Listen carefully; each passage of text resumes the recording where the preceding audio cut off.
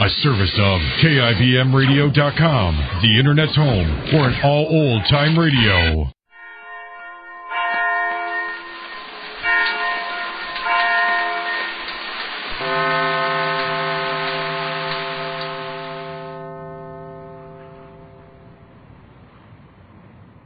Well, Neal Williams, through perseverance and good fortune, has recovered the money Mr. Race lost in the crooked real estate deal engineered by Tom Marsh, though Neal hasn't yet heard from Mr. Race or recovered his job at the newspaper. This episode is in alternate scenes between the Ace's apartment and the office of the managing editor of Neal's newspaper. First to the apartment, early in the morning, where we find Betty at the breakfast table. Listen. Laura, is there any more coffee? Yes, Miss Betty. But, land of goodness, ain't it about time you was getting started for work?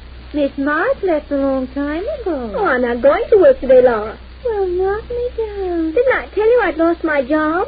Oh, trip me up. Take this here procession off.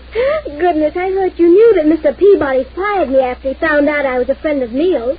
It's about all he could do, after Neal proved that Mr. Peabody and Mr. Marsh were working together on that crooked real estate deal. Gee, that's too bad that happened, ain't it? Too bad? Why, I think it's very lucky. Now Uncle Ace is going to get his money back. Yeah, but you ain't got a job no more. Oh, but Neal's going to get me one. He says he's sure he can find a job for me somewhere on his paper. That is, after they give him his job back. He ain't got it back yet, though, has he? No, but he certainly will as soon as he takes in that dictaphone record and proves he was right about Mr. Marsh being crooked and that... Oh, there's the door. I wonder who it could be at this time in the morning. It's probably the milkman. I'll get it. If you don't mind, Miss Betty, I'll answer. We got the nicest milkman now. Oh, Sue. What's the matter, Laura? Did I disappoint you? I thought she was the milk. What?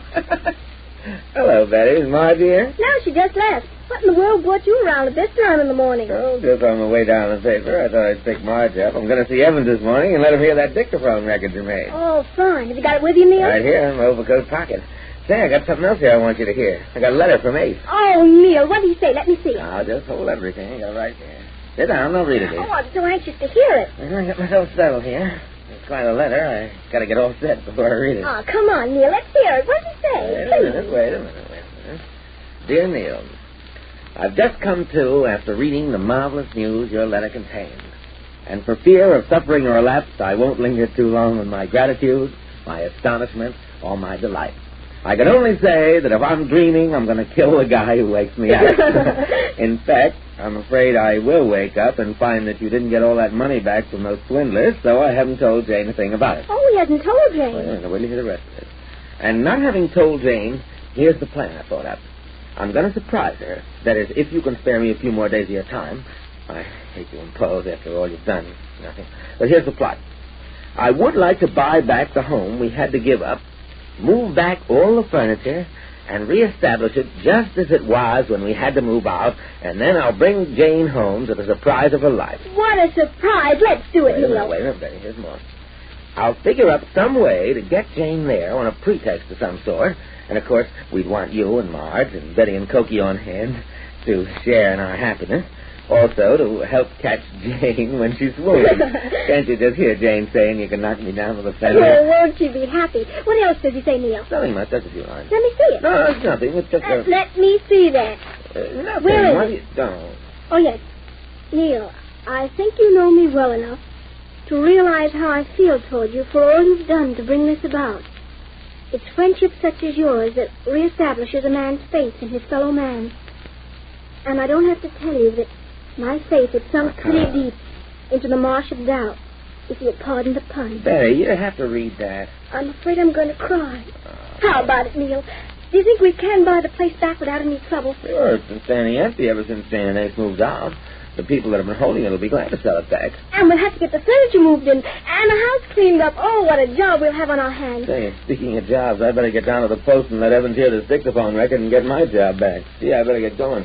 Goodbye, Betty, and listen, maybe you better start Laura packing things. We'll probably be moving tomorrow. All right, Neal. I'll help you get things ready. Mr. Evans speaking. Williams, what's he want? All right, I'll give him a couple of minutes. Send him in.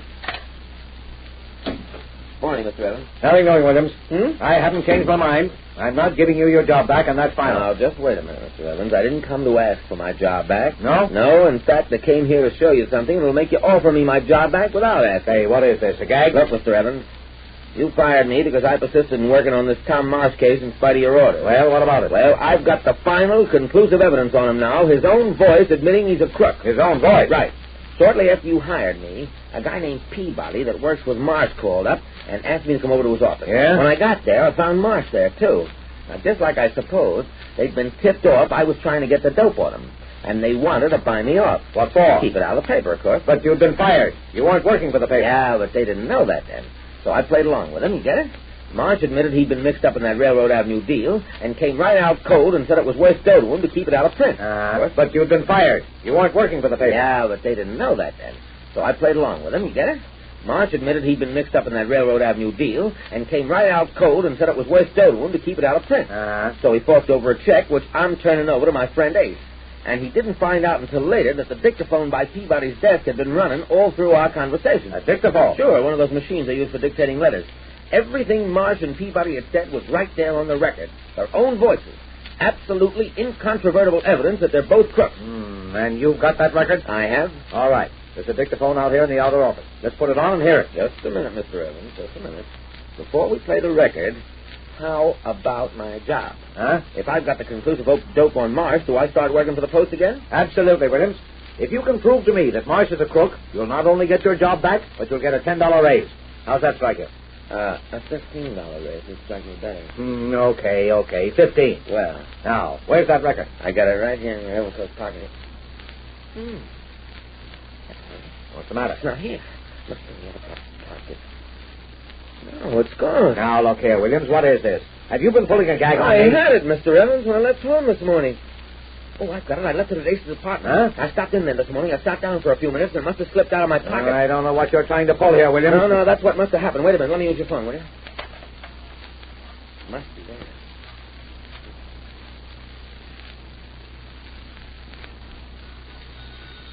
Will you see who that is, Laura? I'm busy packing my things. Yes, ma'am, Miss Betty. Hello? Oh, hello, Mr. Williams. What? Well, just a minute, I'll see. Who is it, Laura? Mr. Williams, I'm going to look on the Davenport for him. Your what? He said he left something here he thinks on the Davenport. Oh, yeah, this must be it, this book. Look, he didn't have a book when he came here this morning. I'll hold it up to the phone for him. Is this it, Mr. Williams? Yeah, Laura, let me have that phone. Hello, Neal. The what? The dictaphone record? Oh, Neal, I know you had it. Wait, I'll see. Just hold the line here. Well, what's the matter, Williams? I guess he's going to look for it. We'll have to hold the line a minute. I hope you have got this dictaphone record. Why, of course I got it. Would I come in here with a story like this? I've had reporters working for me long enough to know some of the gags they try to work to get a job back. Oh, no. Now, if this is Hello? a gag... Oh, I thought there was somebody on the phone. And furthermore, you realize that if there actually is a record like that, it's the only evidence you've got against Marsh. Every other piece of information you've brought in here has been absolutely worthless. Hello? It's... Hello, Laura.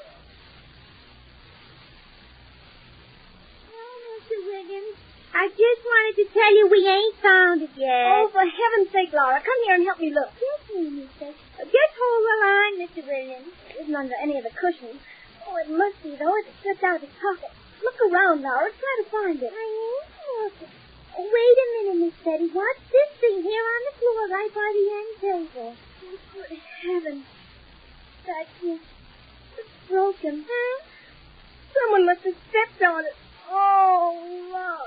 Oh, Miss Betty, you're going to go insane. Here, let me have the phone. Neal, come. Thank you, baby. What did you...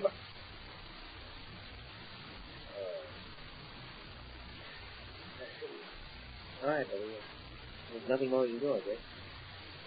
Bye. Well, Williams? It's gone. Busted. What do you mean? The record. Must have slipped out of my overcoat, all right, but it fell on the floor. Somebody stepped on it, and it's broken into 1,000 pieces. Yeah, that's too bad, Williams. I guess that means I haven't got the dope on Marsh after all. Yes, and what's more, you haven't got a job. Yeah, but what... This is my busy morning, Williams. Goodbye. But, Mr. Evans... Now, listen, Williams. I don't want to take any more time talking about this. You haven't got a shred of evidence against Marsh, and you... Oh, wait a minute. That's my phone. Hello. Haven't seen. What? Oh, Well, yes, I'd like to talk to you about it if you can drop over. Yeah? Okay, 3 o'clock. Right. William. Maybe you were right about Marsh after all. You mean you're going to believe my story? That was Tom Marsh on the phone. He said one of our reporters tricked him into saying something he wants to retract, and he wants to talk to me about it. He what? He's coming over here, and something tells me he's going to try to buy me off. You mean? But he's not going to do it, Williams, because when he comes to be here for a witness, and so will a dictaphone. That's it. And, by the way, Williams, did I say I was going to give you a $15 raise? Well, I'm going to take that back. It's going to be $25. And you're going to handle the Tom Marsh investigation. Well, it appears that Neal has received a surprise as pleasant as the one Jane's going to get when she returns and finds her former home refurnished. But we'll learn more of that when next we meet the Easy. Better step on it, Rochester. Yes, sir. It'll be nice to get to the studio before my broadcast starts. Don't worry, boss. We'll have time to spare if the wind don't change.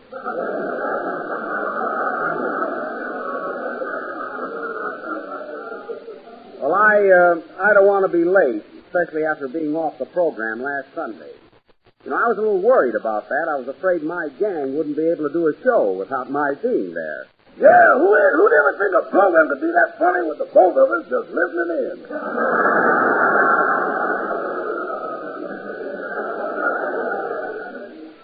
Yes, it did go over pretty well.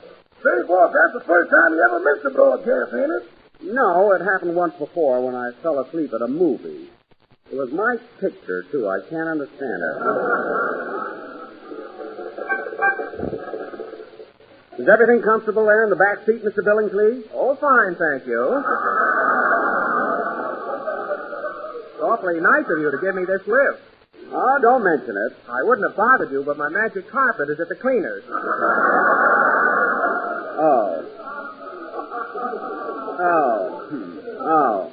I told you, boss, that man's cuckoo. He is not. Rochester, what's the idea of driving on this little side street? We always take Sunset Boulevard to the studio. Well, the policeman told me that on Saturdays, Sundays, and holidays, we got to keep this car off the main drag. Oh, Rochester, you'll say anything to run down my Maxwell. I wouldn't mind it so much, boss, if you'd just fix the springs and the cushions. Never mind. Every time I ride in this thing, I get the Martin Zorro.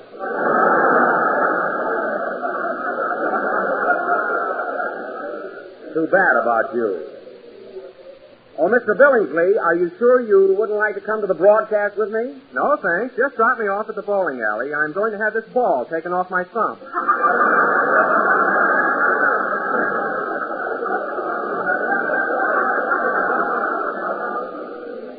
Well, I don't blame you. It must be a nuisance. I'll never eat taffy again while I'm bowling.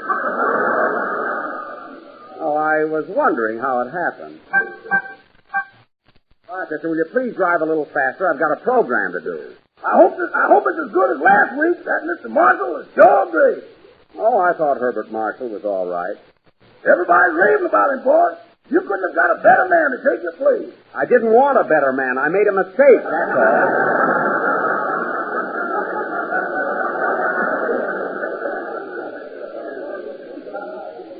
I ought to have my head examined. He's the talk of the town from Central Avenue to the sea. Oh, don't get so poetic. Just drive me to the studio and forget about Herbert Marshall. I sure laughed when he looked at Mr. Harris and said, "Weird fellow, isn't he?" What's funny about that? And another thing, Rochester, you don't have to enjoy him quite so much. Who pays you, Mr. Marshall or me? Lately, it's been Santa Anita.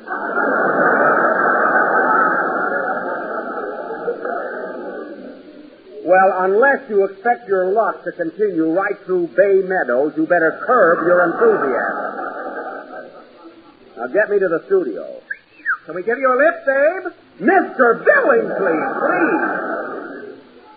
That girl is a total stranger. Drive on, Rochester. He was kind of cute, though. J-E-L-L-O. The Jello program starring Jack Benny with Mary Livingston, Phil Harris, Dennis Day, and yours truly, Don Wilson. The orchestra opens the program with Emporia, Kansas Stomp.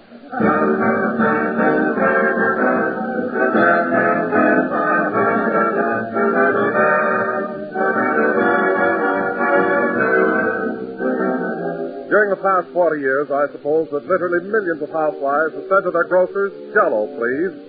But this oft-repeated phrase has recently been revised. Nowadays, housewives all over the country are saying Jello and Jello pudding, too.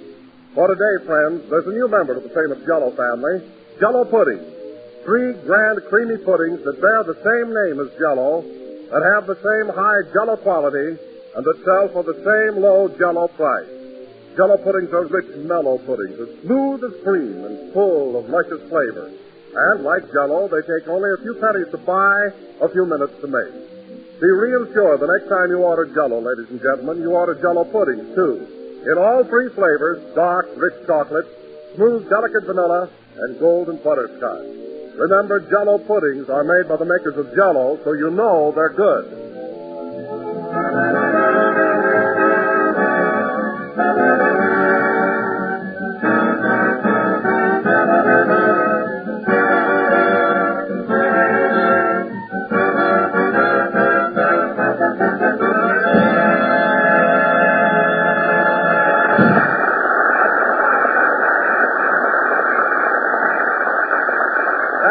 Emporia, Kansas Stomp, played by the orchestra. And now, ladies and gentlemen, after a week's absence from the Jello program, let us welcome back our good old master of ceremonies, Mr. Jack Marshall. What? Or Benny. Jack Benny.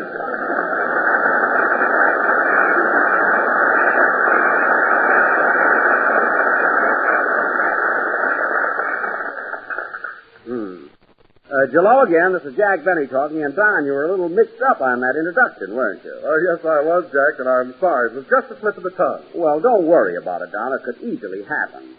After all, you've been with me only 8 years, and I've been away for 1 whole week, so it's only natural that you'd forget my name. Well, Jack, the only excuse I can offer is that since Herbert Marshall was on the show last week and did such a grand job, I subconsciously connected you with him. I see. Well, don't give it another thought, Don. It's a very common mistake. In fact, if I should happen to walk in on our program some Sunday night and call you Harry Von Zell, it'll be Von Zell, believe me.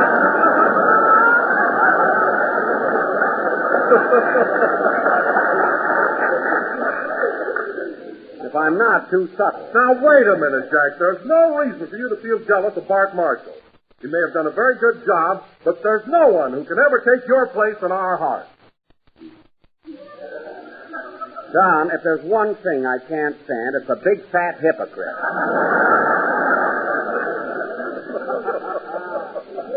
A lot you and the rest of the gang care about me.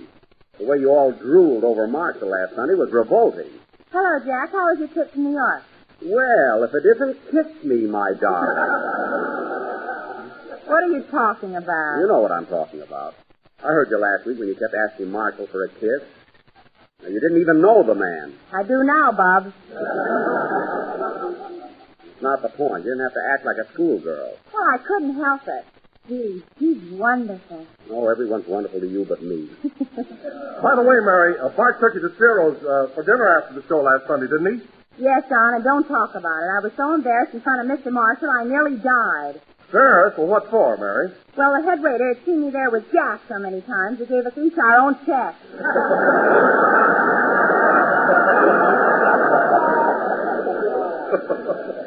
Now, listen, Mary, the only time you ever pay your own check is when you order a la carte. The regular dinner is always on me. And you know it. Gee, Mr. Marshall is such a gentleman. After we left Ciro's, he took me straight to my house, shook hands, and said goodnight. Well, why shouldn't he? He didn't try to put his foot in the door like you used to do. Oh, for crying out loud. No kidding, Mary. Was Jack that kind of a guy? Now, wait a minute. As long as Mary's telling stories about me, let's get it straight. Look, Don, years ago when Mary first came to work for me in New York, it was raining one night, So I said to her, you live way over in Plainfield. Can I take you home? Can I take you home girly? All right, girly. Everybody said it in those days. Anyway, Don. Yes? Anyway, I put on my yellow slickers. With hat to match. It was a set. All the fellas were wearing them.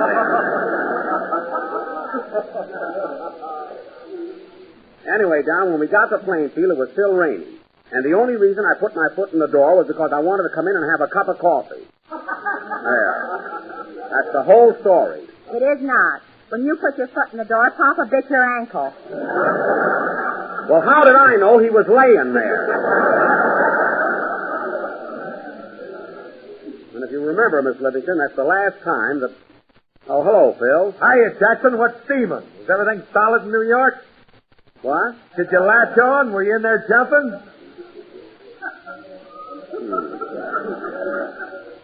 Weird fellow, isn't he?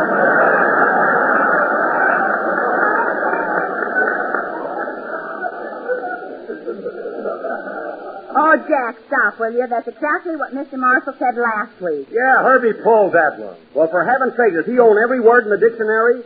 What a fuss you're all making over that guy. Now, wait a minute, Jack. What are you so upset about? It was all your idea. Yes, you asked Mr. Marshall to be on the program. You asked him to take your place. I didn't ask him to get laughs. He's a legitimate actor, and he double-crossed me. That'll never happen again. Well, I'll say one thing about Herbie. He sure got a lot of class. I tell you, Jackson, that guy's suaver than me. He's distinguisher, too. Suaver. And Mr. Marshall thinks... Marshall. That's all I've heard tonight. Well, I guess that's about all the loyalty I can expect from this game.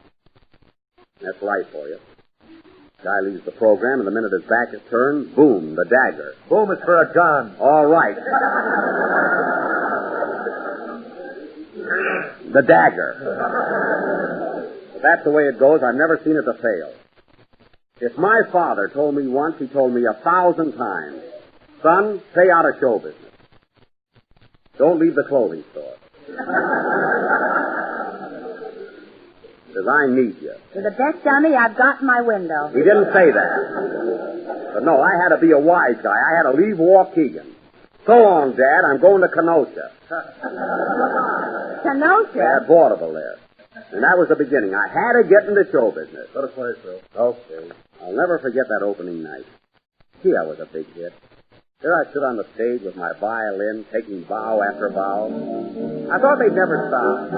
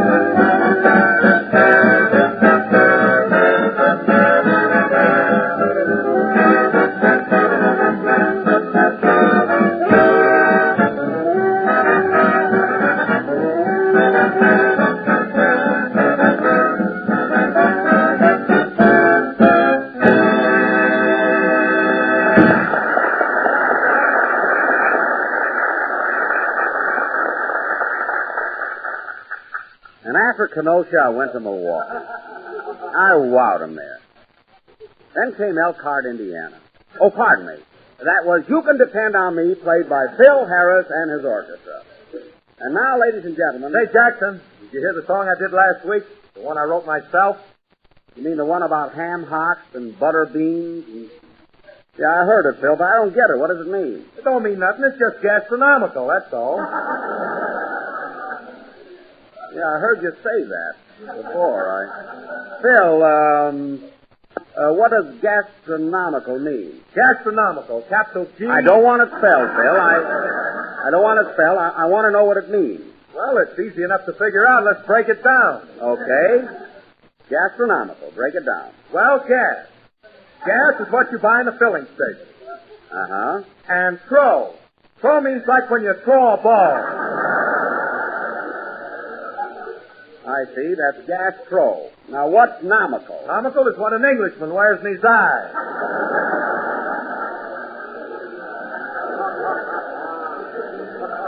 That's monocle, but I'll settle for nomical. So according to your definition, Phil, gastronomical is an Englishman with a monocle in his eye standing in a gas station throwing a ball. Now, what's that got to do with your song? Are you trying to befuddle me? Oh, Phil, I just want to show you that you don't know what you're talking about. Oh, hello, Dennis. Ladies and gentlemen, before Dennis says hello to Jack, let me tell you about Jell-O, America's favorite gelatin dessert. John, the kid's waiting. It's not only gastronomical and easy to make, but comes in 6 delicious flavors: strawberry, raspberry, cherry, orange, lemon, and lime. So look for the big red letters on the box. Okay, now you can sit down. Thank you.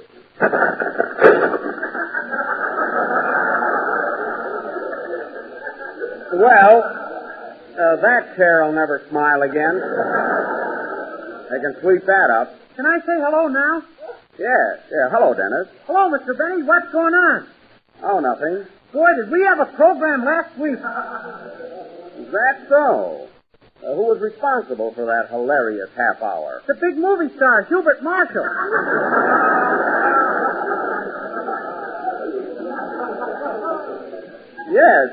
Yes, I know, Dennis. I heard all about it. Are you worried, Buck?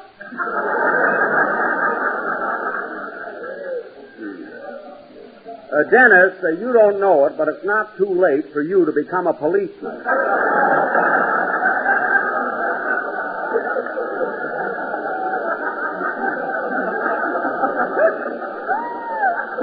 So watch it. Anyway, a lot of people missed me last Sunday. Fred Allen didn't. He said it was the best Jello show he ever heard. Oh, he did, eh? Yes, he said it was the first time our broadcast had any class to it. Well, Allen's a fine one to talk about class.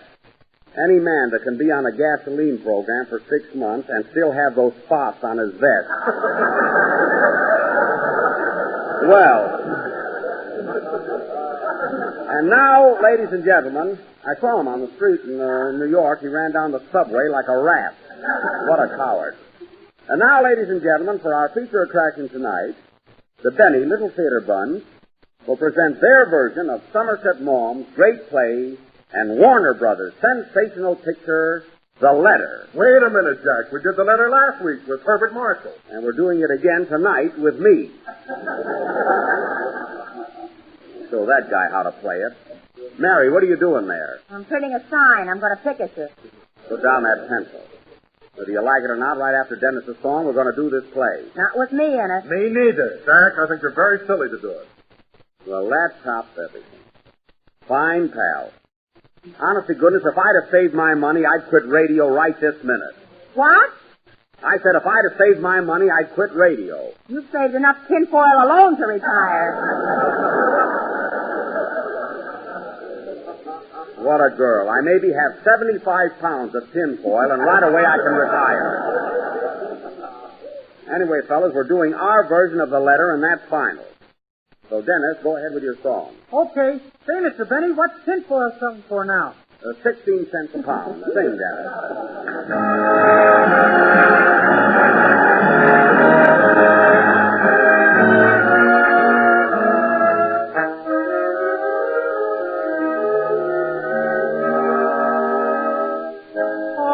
An idea for a sitcom that ought to make me $1 million or two.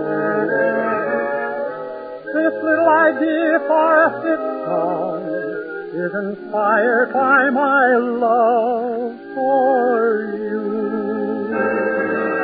You are far too wonderful for any single heart.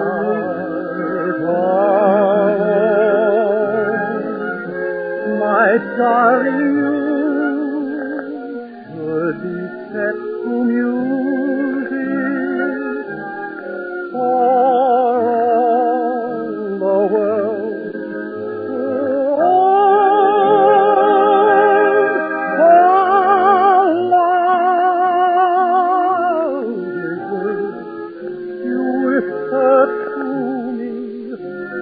written down and played, my darling, you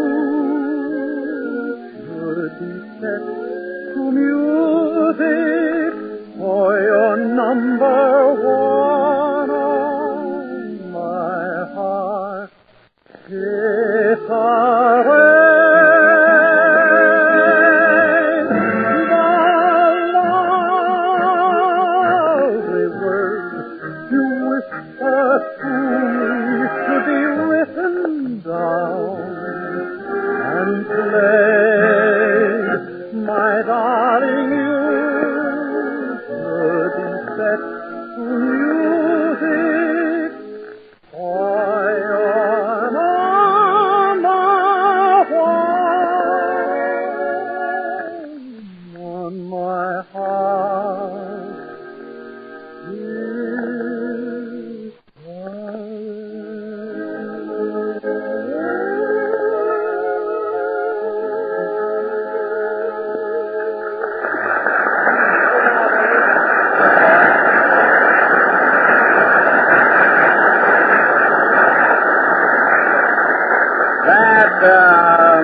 That was You Should Be Set to Music from Crazy with the Heat, sung by Dennis Day. And Dennis, I hate to bring it up right now, but I was out in my backyard this morning, and I noticed that while I was in New York, you did not mow my lawn. I'm sorry, Mr. Benny, but I was pretty busy last week. Well, sorry isn't quite enough, Dennis. You see, a contract is a contract. When you signed your name to that little piece of paper, you agreed to sing and mow for me. So tomorrow morning, I better hear a familiar rattle in my backyard. Well, I'm going to be pretty busy all day tomorrow, too. Dennis, are you going to mow that lawn, or do I have to take you to court? Now, it's up to you, kid. What's it going to be? Okay, but I'm going to run over the petunias. You'll do nothing of the kind. And while we're on the subject, Dennis, next time I wish you'd mow the lawn straight. Don't spell out down with Benny. And now, ladies and gentlemen, for our featured attraction, the letter. Holy smoke, he's going through with it. Yes, Bill. Now, I will play the part portrayed on the screen by H.M. That of Robert Crosby, the rubber planter. And Mary, you're going to be Leslie Crosby, my wife. I won't say kiss me, my darling. Yes, you will. It's here in the script. Now, Don. I won't put any feeling into it. You will, too. I will not. According to my contract, all I have to do is tell jokes and manicure your nails every Friday. That's so. My contract says I have to tell jokes and play music. Phil, your contract says that you tell jokes and play good music. The word good is in there. Don't you remember? We scratched that out. Oh, yes. Your lawyer said it was irrelevant, immaterial, and impossible.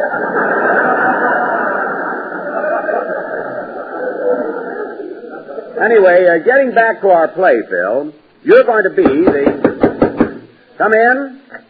Well, look who's here. Gee, it's Mr. Marshall. Hello, everybody.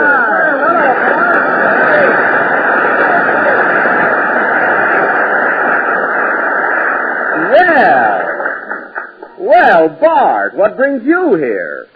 Better have a good reason.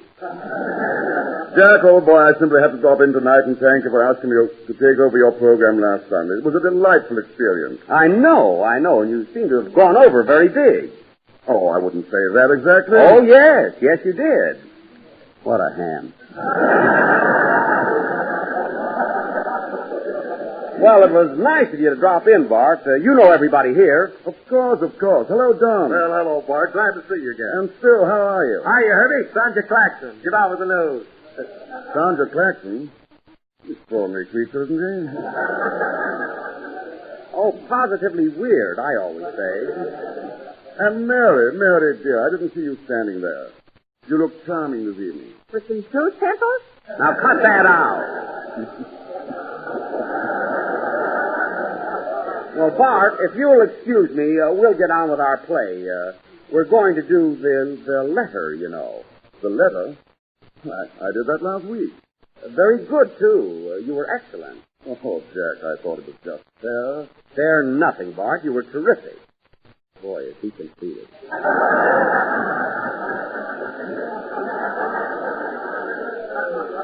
Now, if you don't mind, old boy, we'll go ahead with... Say, Bart, look what I've got on. Why, Mary, are you still wearing that orchid I gave you last Sunday? Yes, and I'm going to wear it till there's nothing left but the tinfoil. Then Jack takes over.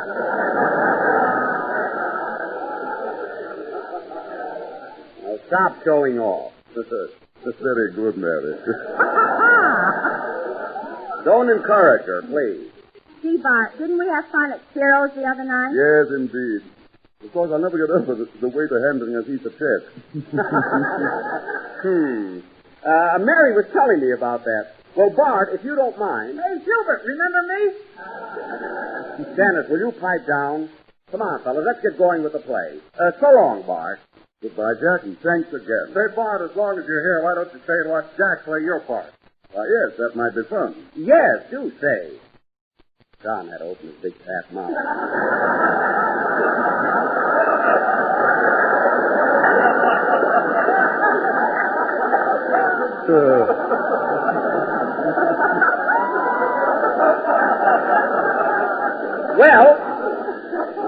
Well, let's go, shall we? Sit down, Bart. Dennis, get Mr. Marshall a chair. Don't bother. I'll stand right here. Okay. Now, the opening scene of the play, the opening scene is the courthouse in Singapore in the Malay Peninsula. I will play the part of Robert Crosby, the rubber plant. That's Robert Planter. Well, he makes me nervous.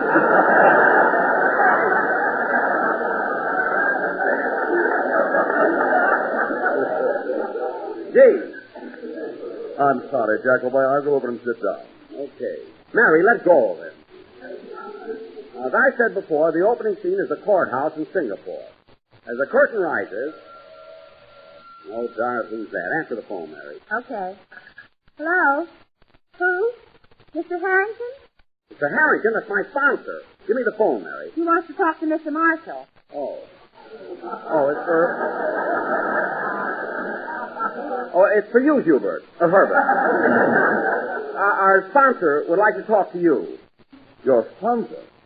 I wonder what he wants. So do I. Answer the phone. Here. Thank you. Hello? Yes, this is Herbert Marshall. Oh, well, thank you very much, Mr. Harrington. That's awfully sweet of you. Yes, I thought it went over fairly well. Sure, for one show. Let us try doing it week after week. What's that, Mr. Harrington?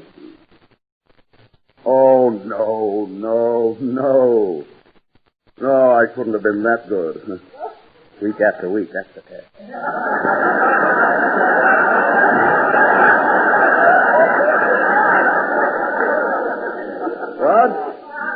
What then? Oh, your wife liked it, too. What does she know? Well, please tell Mrs. Harrington how much I appreciate that. Never did like me. That's what I'm up against. Well, thanks again, Mr. Harrington, and I'm so glad you called. Goodbye. Well, it was nice of my sponsor to call you, Bart. Yes, and he seems to be such a lovely fellow. Oh, he is. You know, Jack, I'd like to have you introduce me to him sometime. I just hope you live that long.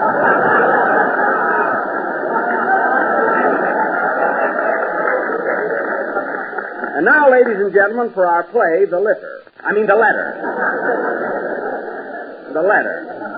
Let's do the letter, off. Mary, we're going to do the letter. Hey, Jack, look at your watch. We haven't got time to do a play. Well, it's not my fault. I started to do it 10 minutes ago. Anyway, we're going through with it. Get your parts, everybody. Now, don't be silly, Jack. They'll take you off the air. They wouldn't dare. Let's go.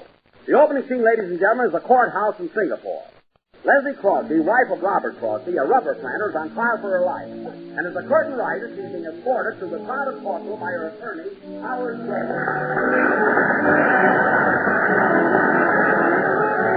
Supposing the next time you give a party, friend, your invitations would be as follows.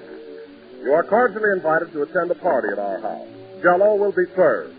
Well, one thing sure, every single guest will be on hand when the happy day arrives. Because Jell-O, ladies and gentlemen, holds an invitation no one can resist. And folks just naturally seem to know that when there's Jell-O for dessert, the party is bound to be a lot of fun and a big success. Jell-O's brilliant glowing colors add a charming touch to the table. make Jell-O the ideal dessert for all festive occasions, and the rich, intriguing flavor of Jell-O is just as delightful as the juicy ripe fruit itself. Better yet, parties that feature Jell-O are easier to give because Jell-O takes only a few minutes to make and a few pennies to buy. So keep plenty of Jell-O on hand for the parties ahead and for regular family desserts. Order all of Jell-O's 6 delicious flavors. And be sure you include strawberry and raspberry Jell-O.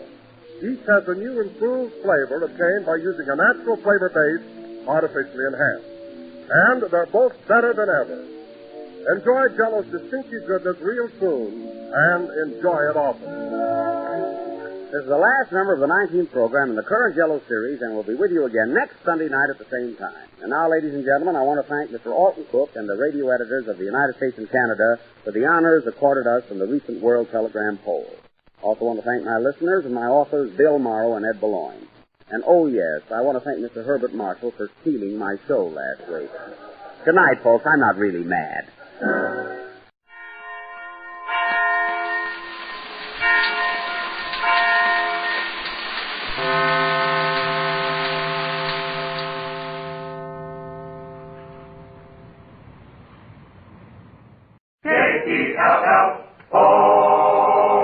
The Jell-O program starring Jack Benny with Mary Livingston, Phil Harris, Dennis Day, and yours truly, Don Wilson. The orchestra opens the program with San Diego Serenade.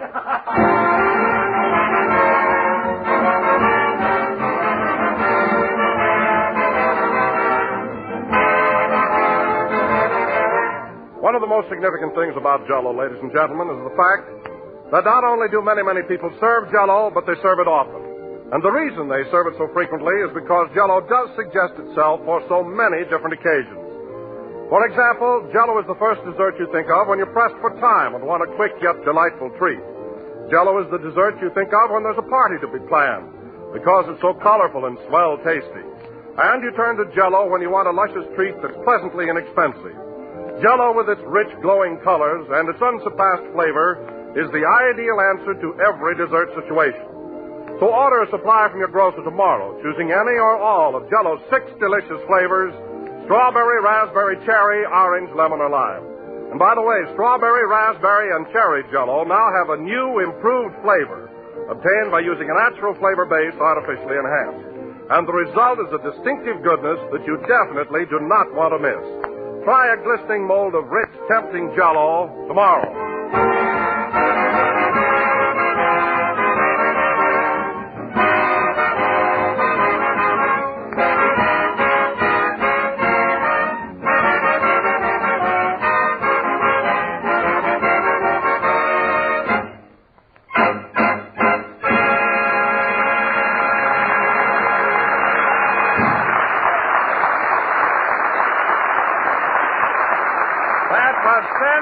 Serenade played by the orchestra.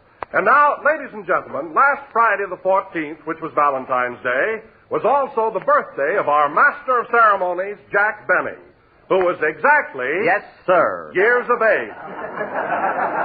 So tonight we would like to reenact the events which occurred at Jack's house Friday evening. It was about 7 p.m., and a little group consisting of Jack, Mr. Billingsley, the boarder, and Mary, who had been dropped by to go to a movie, were seated around the dinner table. Let us eavesdrop, shall we? Oh, boy, there's nothing like eating at home, I always say.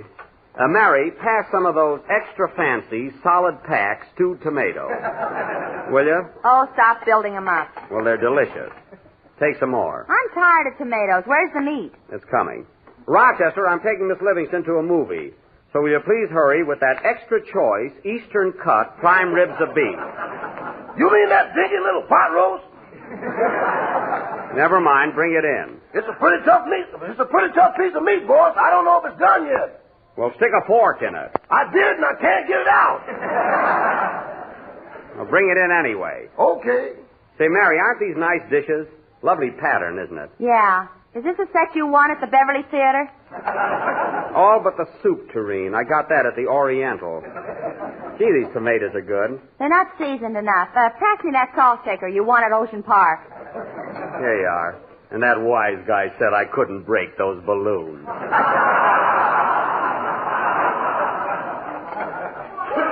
How are you enjoying your dinner, Mr. Billingsley? Just fine, thank you.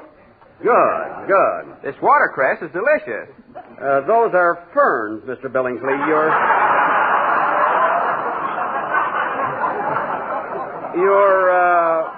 You're eating the centerpiece there. Say, Jack. What? Why is Mr. Billingsley wearing that fife and drum around his neck? That fife and drum? Yeah. Well, that's my fault. I told him we were having Yankee pot roast tonight. Oh, by the way, Mr. Billingsley, Miss Livingston and I are going to see a movie after dinner. Would you care to join us? No, thank you. I'm going to stay home tonight and get stiff.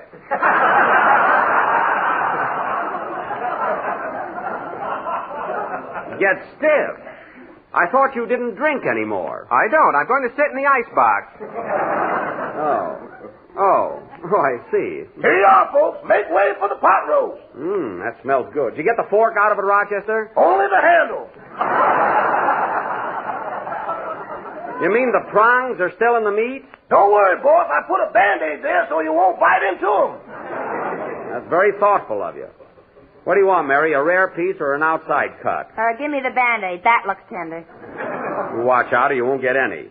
Rochester, hand me the pot roast. Here you are. You think that's... Whoa! Whoa, my finger! The plate's kind of hot, boss. That's a fine time to tell me. Never saw such a careless... Now, where the heck is the pot roast? There it is, up on the chandelier. On the chandelier? Well, I'll be darned. It's dripping on my drum.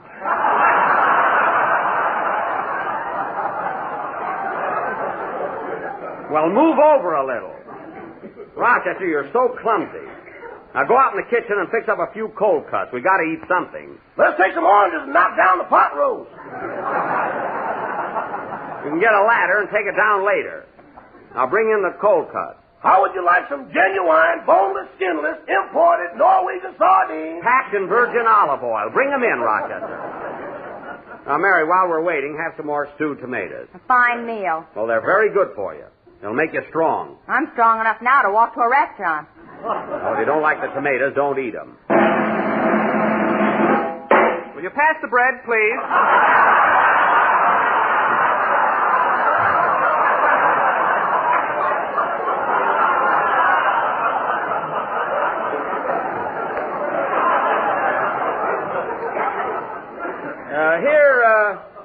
Here you are, Mr. Billingsley. Would you like some butter, too? I've never been there, but I hear it's lovely. Yes. Yeah. What? Gee, that doesn't make any sense at all. Say, Mary, I've got an idea. Why don't we go to the movie and then eat later? Oh, Jack, I don't want to see Love Thy Neighbor again. Getting so now, I can't even laugh at your love scene with Mary Martin. You're not supposed to laugh at that.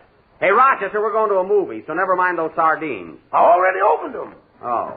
Well, you can eat them. I made some fried chicken for myself.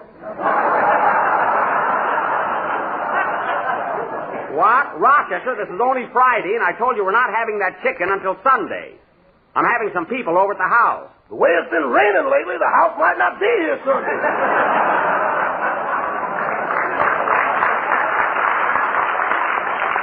Oh, don't be so panicky. It is raining kind of hard, but it's nothing to worry about. Then why did you build an ark?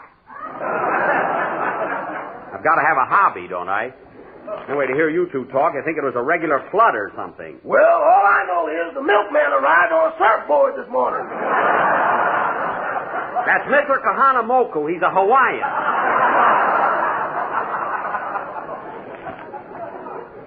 And another thing, I won't stand for anybody running down the California weather. Quiet, or I'll stick my fork in your water wings. You wouldn't dare. Sister. Now, come on, Mary. We're going to the movie. Hey, boss. What is it, Rochester? There's a big crowd of people coming up the front steps. A crowd of people? Open up. Come on, open up in there. What's going on here? You'll find out. Come on in, fellas.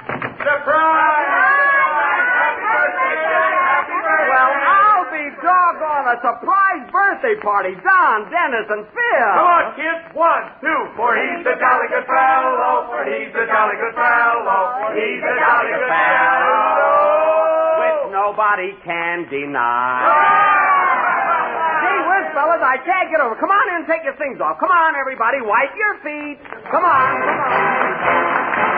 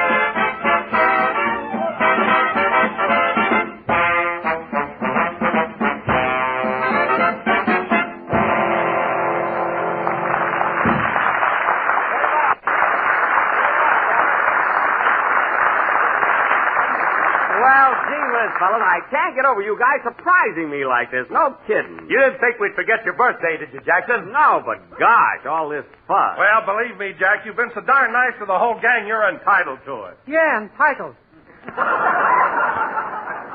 Gee, I don't know what to say. I'm all choked up. This is really the last thing in the world I expected. You know, I was just sitting here getting ready to go to a movie, not even thinking about little me having a birthday party, and then you all barged in. Gee. Look, fellas, I'll just run down and see my picture and be back in 84 minutes. Come back here. Oh, yes, I'm so excited, Mary, I don't know what I'm talking about then. Say, Mr. Benny, what's that up there in the chandelier? A pot roast, Dennis. It's a long story. But don't worry about it, kid. A pot roast on the chandelier, and he tells me not to worry. Forget it, will you? I'll have Rochester take it down a few minutes and make sandwiches. I just sent him to the store to buy some food. Oh. Did you give him any money? Uh-huh. I took $3 out of the sugar bowl. Mary, the sugar bowl is for laundry. You want to buy groceries, you take the money out of the cookie jar. I tried to, and a cobra stuck his head out. That's my East Indian burglar alarm. Say, Don, what's that you're hiding behind your back? Well, Jack, Mary, Dennis, Phil, and myself all chipped in and bought you a birthday present. And believe me, Jack, it comes right from the heart. A present? Doggone you guys. You'll have me bawling in a minute. You give it to me, I'll unwrap it. Hold it, Jackson. A speech goes with this, and I'm going to make it. Well. Mr. Benny, ladies and gentlemen, and members of the Minneapolis Chamber of Commerce. Minneapolis Chamber of Commerce? I copied this out of a book. Forget that part.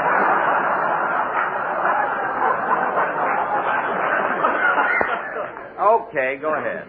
It is with great pride, or make it pride. Yeah, it is make with it great pride and pleasure that I and my fellow colleagues, Holly, go ahead. Yes, present you with this beautiful gift as a token of our loyalty, devotion, and gastronomical appreciation. Here you are, Jackson. Here it is. Gee whiz, fellas, I know it's my birthday, but you shouldn't have gone to all this. Well, for heaven's sake, isn't that beautiful? You like it, Jack? Oh, boy, just what I needed. A bicycle pump.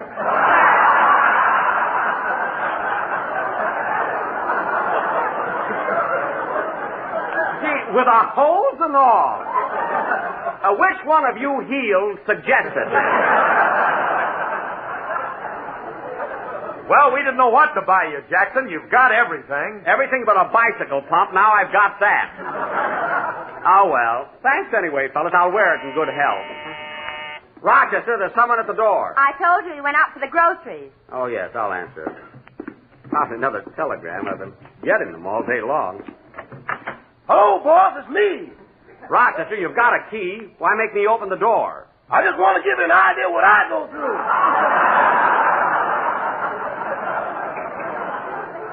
Too bad about you. What'd you bring from the market? Well, I got some limes and lemons and grape juice for the punch. For the punch? Well, what are we going to have to eat? Boss, with the punch I make, people have been known to go for days without eating. Well, we still have to have food. And if you can't find anything in the kitchen, run next door to Mr. Ronald Coleman. This is the day his cook makes popovers. Okay. Say, fellas, we'll have something to eat in a little while. In the meantime, let's play games or something. I'll call up some chorus girls. We'll play post office. That's all we need, chorus girls and no food. Say, I'll tell you what, fellas. How about playing blind man's buff? Oh, that's right. All right, now look it. I'll be the blind man. Who's got a handkerchief? Just take off your glasses and we're all set. Oh, stop, will you? Have you got a handkerchief, Don? Well, I know a better game, Jack. Let's play Jell-O. Oh, fine. How do you play it? Well, I'll take a lot of boxes of Jell-O and hide them all over the house. Uh-huh. And the first one that finds all 6 delicious flavors, strawberry, raspberry, cherry, orange, lemon, and lime, wins a $10 prize. Say, that's a swell game. Yeah. Hey, wait a minute, Don. Who puts up the $10? Well, Jack, it's your house. There'll be no gambling on the premise. Blind man's buff, everybody. Come on. Blindfold me, somebody. Take it easy, Jackson. The last time we played this game, it took us 2 hours to get your head out of the goldfish bowl. Oh, that's right. I know a swell game, Mr. Benny. It's called Clap Hands. What's that? Well, you folks sit down, I'll sing a song, and when it's all over, you all clap hands. A fine game. It's a little dull, isn't it, Dennis? It's better than getting your head caught in a goldfish bowl. Well, maybe you're right. Sit down, everybody. Dennis is going to sing for us. I want to play that game where I can win $10. Well, go on a quiz program and don't bother us. Go ahead, Dennis. Sing something. Rochester, there's someone at the door. Maybe it's me again. Answer that door. Sing, Dennis. He's the laziest person I ever met.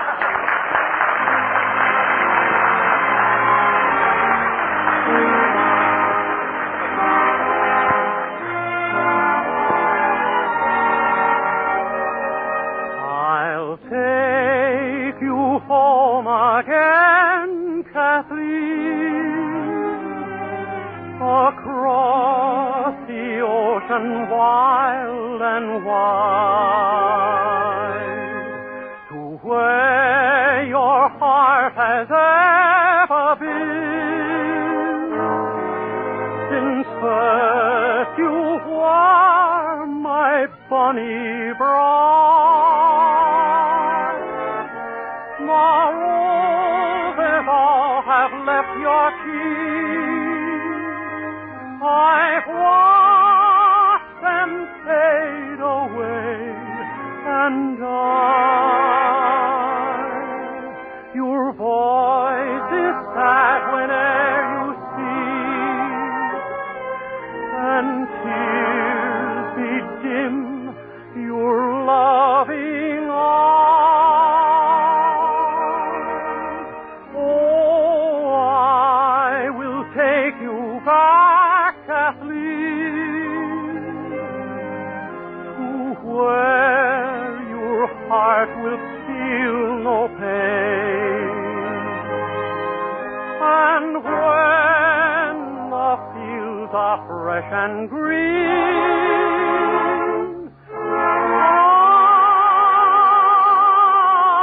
I'll take you to your home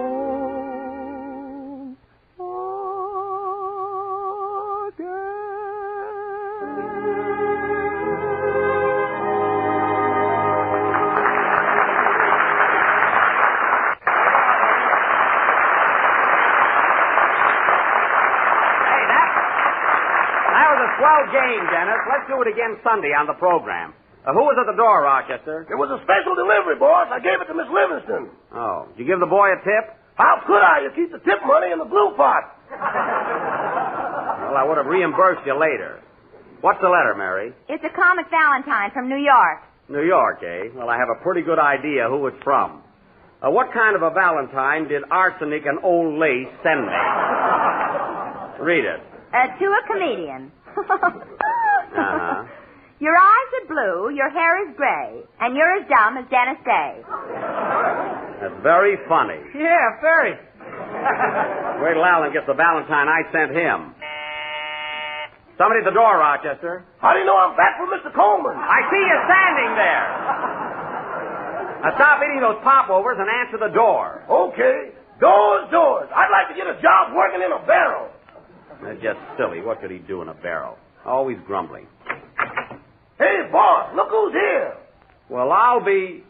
Hey, fellas, look. Hiya, boss. Andy.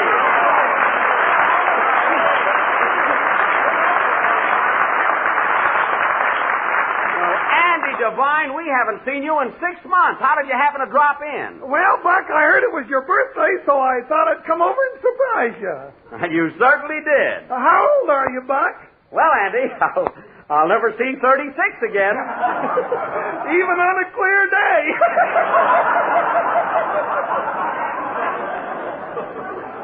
That's very cute, Andy, and where's my present? Your present? Yes. I got 2 of them, Buck.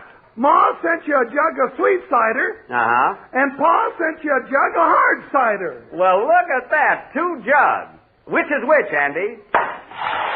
There goes Pa's. Hey, look out. It's spilling all over the floor. Quick, get me a sponge and a pillow. Get away from there, Harris. What's the matter with you? Say, Andy, you're putting on a little weight, aren't you? Yeah, ain't we?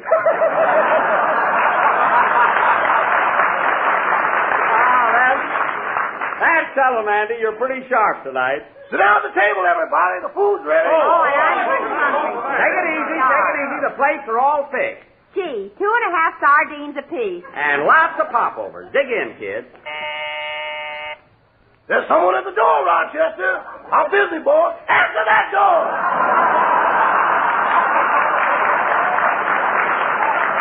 Yes, and be quick about it. Well, Andy, I'm sure glad you dropped in. I had no idea that you'd remember my birthday. As a matter of fact, I didn't know... Good evening. Come right in, Mr. Marshall. Yank! Holy smoke, it's Herbie. Hello, everybody. Happy birthday, Jack. Well, thanks.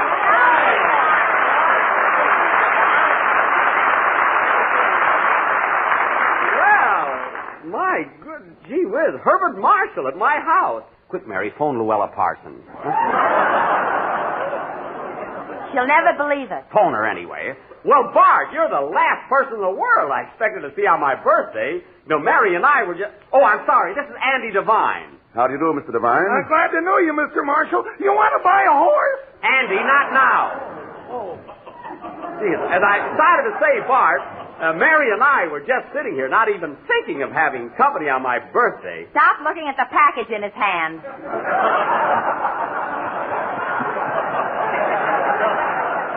I'm not looking at it. Oh, yes, the package. Here you are, Jack.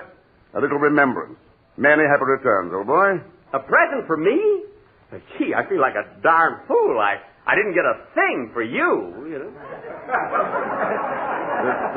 This is your birthday, not Christmas. Oh, yeah. What am I thinking of? Hey, Dennis, get Mr. Marshall a chair. Gee, I'm all thumbs opening this package. Here's a chair for you, Hubert. Thanks, Dennis. Yeah, I can't seem to get this string untied. Stop shaking. Well, I'm so anxious.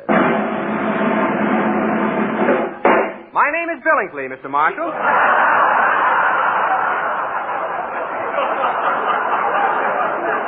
Well, I'm glad to know you, Mr. Billingsley. Mr. Billingsley, sit down, please. Darn this string. Gee, I'm trying to open this present. There, I got it. Well, thanks, Bart. Thanks a million. Hey, fellas, look. Look what he gave me. Look at these beautiful cufflinks. Cufflinks.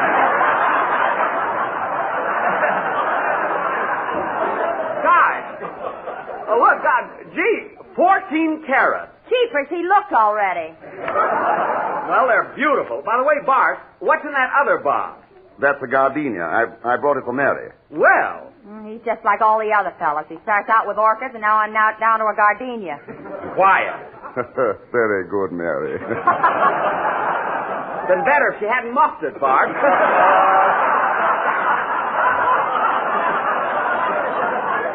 Gee, I can't get over these cufflinks. Thanks again, Bart. Thanks. I'm so glad you like my gift, Jack. You know, Jack, It's hard at the time to mention it, but I rather had the impression that you didn't like me. I didn't like you? Why, Bart, what do you mean? Well, I felt that you resented my taking over your program while you were in New York. I resented me? Listen, fellas, did I ever say one word against this gentleman? Did I? You see, Bart, you're wrong. I regard you as one of my best friends. Oh, you're full of complaints. Mary, smell your gardenia. Well, Bart, won't you join us at the table? Yeah, sit down, Herbie, and have some chow. Thanks, I believe I will. Here's a plate, Bart, all fish. Well, 2.5 sardines and a biscuit. Well, it's not much. I really must apologize. Not at all. This is fun. It's like being shipwrecked.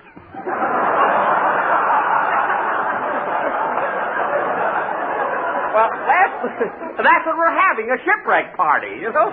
Yes, sir. Won't you have some of this punch, Bart? It's very good. Yes, have a cup, Bart. My, what a beautiful punch bowl. Yes, it is. Ronnie Coleman's, isn't it? Yes, it is. We're very dear friends, you know. Oh, Rochester, bring him Mr. Marshall some tea. Tea. You'd like some tea, wouldn't you, Bart? Yes, thank you. How would you like it, Bart? With lemon or with irradiated, homogenized vitamin D evaporated milk? You can have either one. Well, Jack, I think I'll just have some extra juicy, sun-ripened lemon. Oh, okay. Some tea with lemon, Rochester. Very good, sir. Well, Andy, you never thought you were going to meet Herbert Marshall at my house, did you? Gosh, no, I feel like a darn fool with no shoes on. Well, keep them under the table. Nobody will notice it. Do you like the sardines, Bart? They're delicious. Oh, my goodness. Sardines and you haven't got a finger bowl. Oh, Rochester! Yes, boss! Bring in the finger bowl. We never had any. Well, let's bring in saucer. Bring them in. You'll have one in a minute, Bart. By the way, Jack, what's that hanging up there on the chandelier?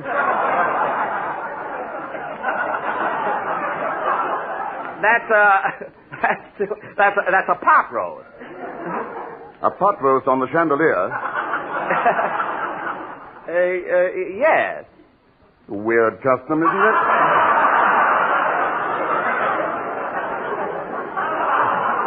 Oh, it's not a custom, it's an accident. You see, Bart, I know it sounds fantastic, but the pot roast bounced up there, you know? Bounced? Yeah. You see, here's exactly what happened. I was just having a quiet little dinner at home, not expecting anybody to drop in, and my man Rochester brought in this hot plate, see? Well, I didn't know it was hot, and I grabbed for it. You see, the pot roast was on the plate, see? And the minute my fingers touched it, I threw it up in the air. Well, that's how it happened. It sounds silly, but that's the whole story.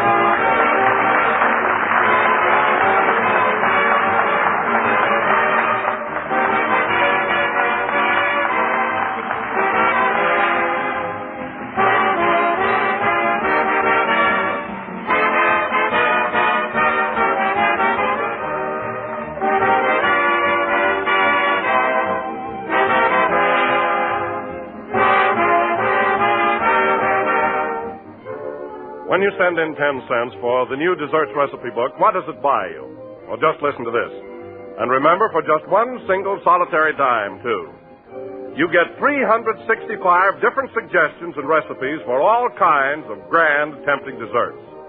That's a new dessert for every day, right straight through the whole year. There are ideas for simple family desserts, special party treats, desserts for holidays, desserts for all occasions, big and small. And they've arranged this big 48-page book in such a clever, original way that you can turn right to the dessert idea you want in 5 seconds or less. The moment you lay eyes on it, you'll say it's the smartest way to design a recipe book that anybody ever thought of. And you'll also say it's the most beautiful book of its kind ever printed. Pictures? Say, you never saw so many lovely paintings and color photographs in your life. But get the book and see for yourself. Place a dime in coin or stamps in an envelope and send your name and address and mail it to Don Wilson, care of General Foods, Battle Creek, Michigan. That's right, just 10 cents, and the address is Don Wilson, care of General Foods, Battle Creek, Michigan. Do it tonight.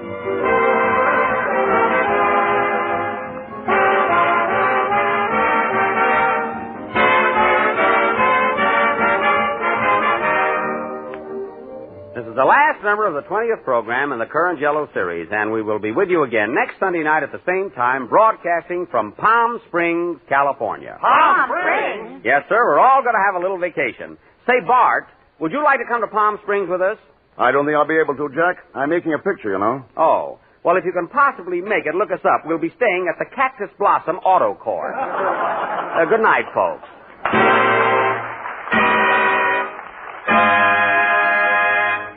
K-E-L-L-O.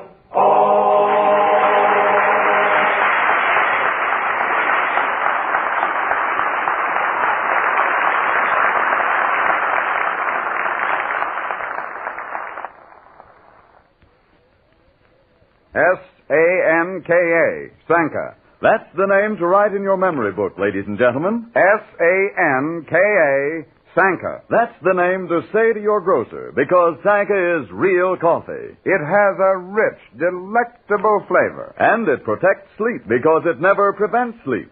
It's had the sleep-disturbing caffeine removed, so anybody can drink delicious Sanka coffee and sleep. Sanka Coffee presents We the People over another network every Tuesday night. This is the National Broadcasting Company.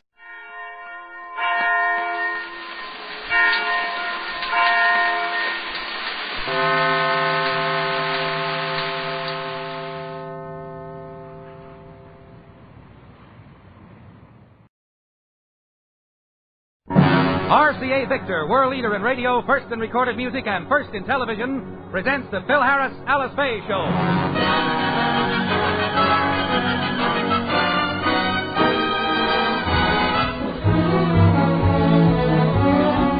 For your enjoyment, here is the Phil Harris, Alice Faye Show, written by Ray Singer and Dick Chevrolet, with Elliot Lewis, Walter Tetley, Robert North, Janine Roos, Ann Whitfield, Walter Sharp and his music, our guest star, Norris Goff, and yours truly, Bill Foreman.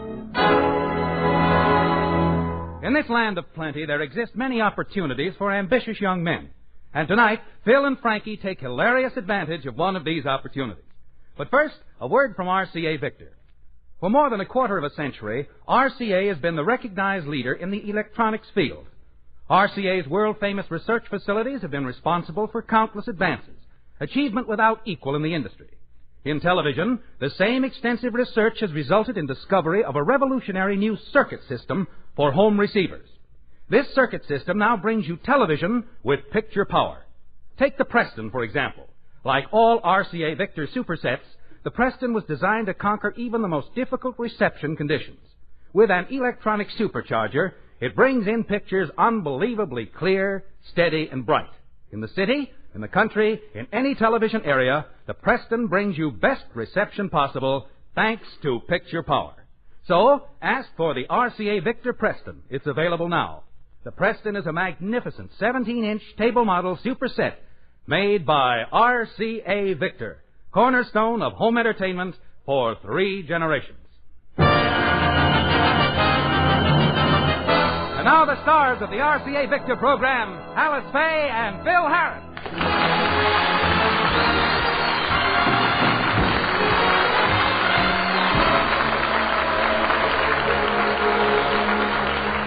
Frankie arrived at the Harris house this morning quite excited.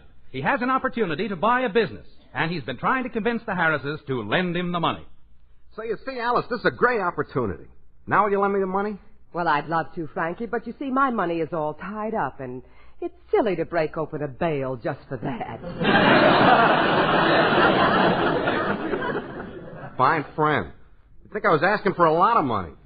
All I want is a lousy $45,000. Well, I don't have to come to you, Alice. I know a man who'll lend me as much as I need. All I have to do to get it from him is to say the word. Curly. Try another word. Am I to understand that you, my pal, are refusing to lend me the dough? Yeah. What's the matter with you, Curly? You know I'm good for the loan. I borrowed money from you before, and I've always given you collateral, and I'm willing to give you collateral again. No, thanks. I got an incinerator full of your collateral. An old guitar pick, a box of Halava, an African nose ring, a cut glass doorknob, and a 1938 telephone book.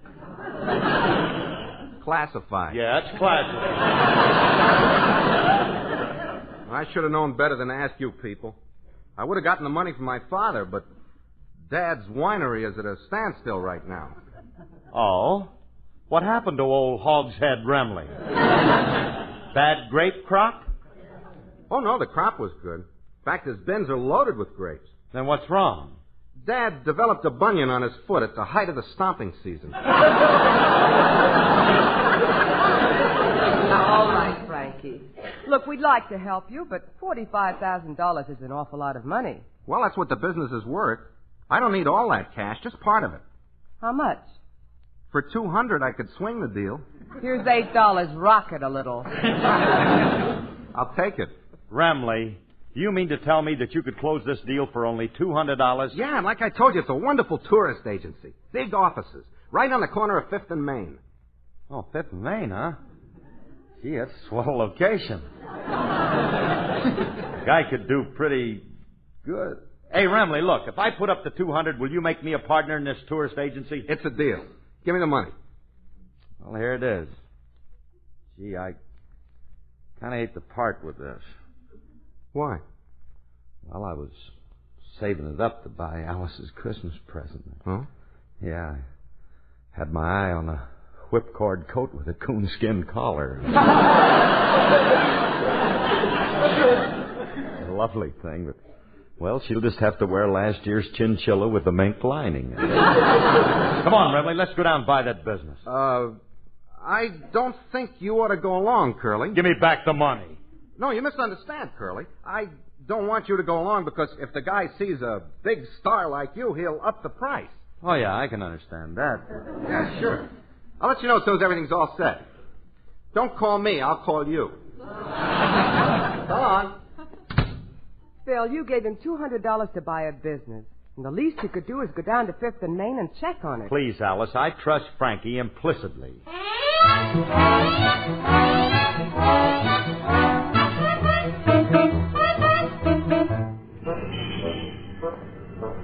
Well, let me see. This is 5th and Main, but I don't see any tourist office here. Frankie says it's right on the corner. All right, folks, step right up. Bus leaving in 5 minutes for a tour of Los Angeles. Bromley. We show you places no other tourists have ever seen in Los Angeles. Famous landmarks like Grant's Tomb, Pikes Peak, the Nantucket Lighthouse, Chicago Stockyard. Pardon me. Don't jostle me, Bud. I know how you pickpockets. Oh, Curly. Hi, pal. What can I do for you? Give me back my $200. Well, it's too late, Curly. I already bought the agency. What agency? Where's the big offices you were talking about? Right here under this umbrella. Is this all you got for $200? Of course not. The office came completely equipped. Step inside. Sit down at your desk. Yeah, thanks. Which orange crate is mine? The one that says Valencia. Mine is naval. Bromley, what kind of a tourist agency did you buy? All you got's an umbrella on the street corner, 2 orange crates, and a camp chair. Curly, I'm not a sucker. We got more than that for our money. Our biggest asset is the bus we got. What bus? The one leaning up against the lamppost. What do you think of it? How'd it get hurt? Gee whiz, how do you expect to do business? Nobody's going to get in a thing like that. That's what you think. Take a look in the bus. It's practically filled. I only have room for a few more passengers. Well, I'll be darned. You got it clear full of... Bromley. What? Them are dummies.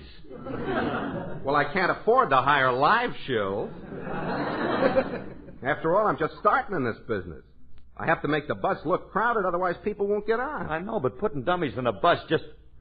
Wait a minute. Bromley, one of them just moved. Oh, her. That's the little old lady who came with the business. She's been waiting 3 days for the tour to start. Look, Frankie.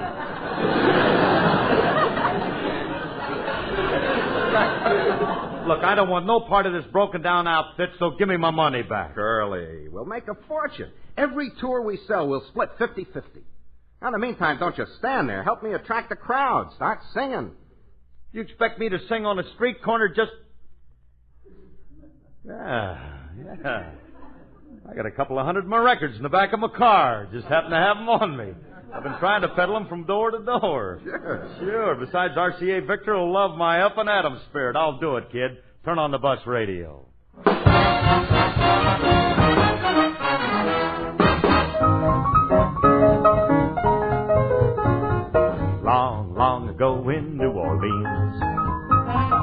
on a little street of dreams. There I heard a crazy band. That was where the blues began. There was Memphis Joe with his hidey-ho moaning on that saxophone. There was Slip-On Slim, you've heard of him, and his laughing slide trombone. Peg Leg Pete playing hot and sweet on the bacon pot can. Dancers swayed as they played, that was how the blues began. There was Dog-Faced Jet with his clarinet hitting high notes up and down. Smoky Moke was there with his slick black hair beating his drums like a clown. While the booga-booga-booga, a big brown jug by a hip cat dressed in jeans. That was how those blues were born in New Orleans. Peg Leg Pete and his violin made of bacon powder tin. Hollers, holler, them folks come in. Dog-Faced Jet and his clarinet, the cutest pair I've ever met. Broke his reader, I'd been there yet. Memphis Joe and that saxophone, Slip-On Slim and his trombone. They tuned up and settled down, then they all went to town. There was Big Nose Tess from the greasy vest weaving in her glass of beer. There was Gambler Jake playing table stakes with a seaboat engineer. Natchez Lil was dressed to kill, singing love songs by the man. As she moaned, them people groaned, that was how torch songs began. Then the cat named Sam in from Alabama started shooting up the floor. Everybody broke through the pistol smoke for the windows and the door, while the roll of a 44 busted up those happy scenes. That was how the blues was born in New Orleans.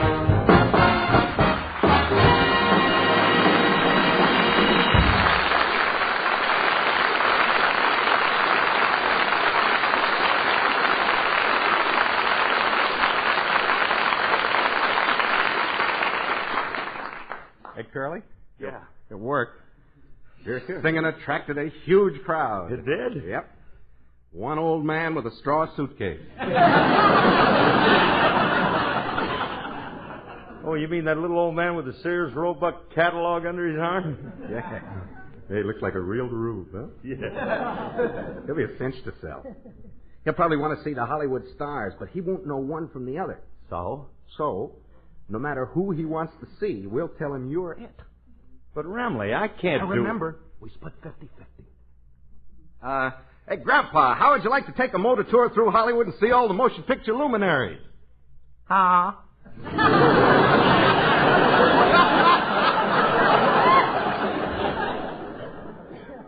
Looks like Dad's going to give us a little trouble over there. Let me handle it.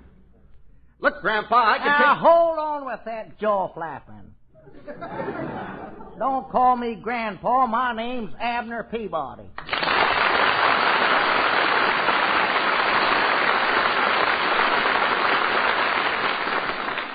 Abner Peabody, huh? Well, that's very Me nice. and Lum Edders runs a Jot 'em Down store in Pine Ridge. Yeah, well, that's peachy. Now, Hey, you remind me of a feller that sold me a carload of fertilizer in Little Rock. well, I was... I'll tell you that Little Rock, now, there is a city. Yeah, true. A nice place to visit, but I wouldn't want to live there. Yeah, well, Them folks, they keep scurrying around like a bunch of field mice in a corn crib. Cut!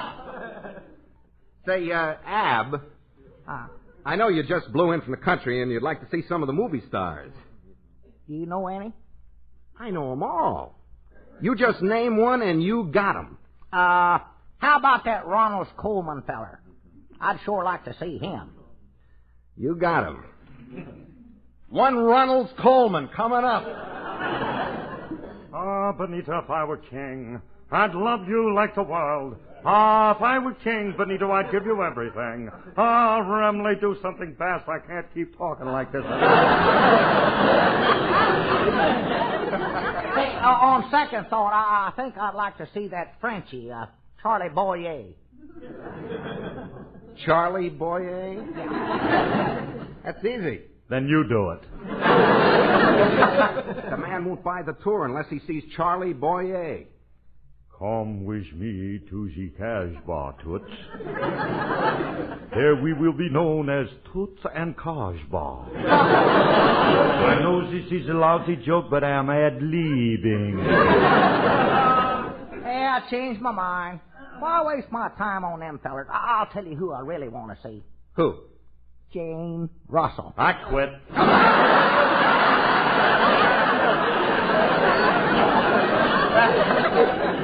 Hey, son, tell me something, will you? What? Who's this old Indian that's doing the impersonations? Who are you calling an old Indian? Now, no offense, White Cloud. Hey, you got a very interesting face. All them lines, you look like a finely furred field. Oh, this is all I need, an old Julius. Look, Pop, I ain't gonna Please, White Cloud. We need him to wampum. Mr. Peabody, I want to talk to you alone. Would you step into my office? Abner? I don't do this for everybody, but I like you. You're my kind of a guy. Well? I'm going to take you on a tour of the movie stars' homes, and I can let you have it for as little as... How much you got on you? Well, I got a $20 bill, but I'll need $6 of that for bus fare back to Pine Ridge. 6 out of 20 leaves 14, and by some strange coincidence, that's the price of the tour. No, can't do it. See, I'm going to be here for 3 days, and if I spend the $14, why, I won't have nothing left to live on. Well, by an even stranger coincidence, this is a 3-day all-expense tour. Food and lodging? And I'll throw in a bottle of dandelion wine.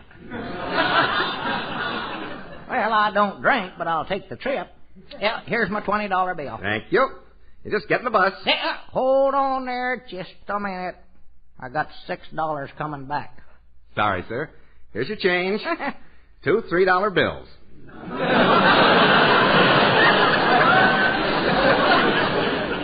Now you just get in the bus and we'll leave soon, huh? Curly. Yeah. Hey, we're all set. I sold him a tour of the movie stars' homes for $14. Good. Let me have my half. Okay. Here you are. Oh, goody. Just what I've always wanted, a $7 bill. They are a collector's item. Bromley, I ain't taking no odd-numbered bills. Now, let me have it in good currency. Very well. Here's 2 4s. Give me $1 change. Will you give him... Now, let's take this guy to the home of some broken-down star and brush him off fast. Okay. I know just which one to take him to, too.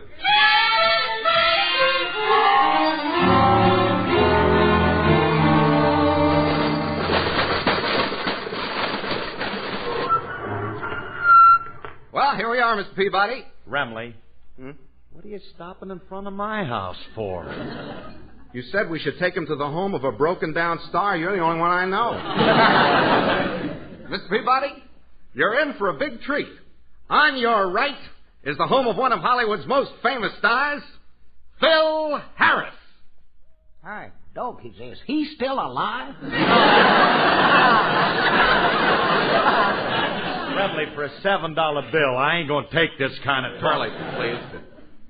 Mr. Peabody, this is also the home of that lovely star, Alice Faye. Well, bless her heart. Bless her little heart. She's my favorite actor. Come on, feller, let's get in their house there and see her. Yeah. Hey, Bromley, we can't go into my house. Alice will kill me. We gotta let him go in or he'll want his money back. Okay, but now look, don't tell Alice he's a tourist, for goodness sakes. Tell her he's some important person who's visiting Hollywood. We gotta fool her. Who should I say? I don't care who you say. Use any big name you happen to think of. Yeah, hurry up, fellers. I rung the bell. Miss Faye ought to be answering the door any minute. Look, Abner, when you meet her, try to... Oh, hello, Frankie. Hello, Alice. I want you to meet a dear friend of mine. Miss Faye, this is Noel Coward.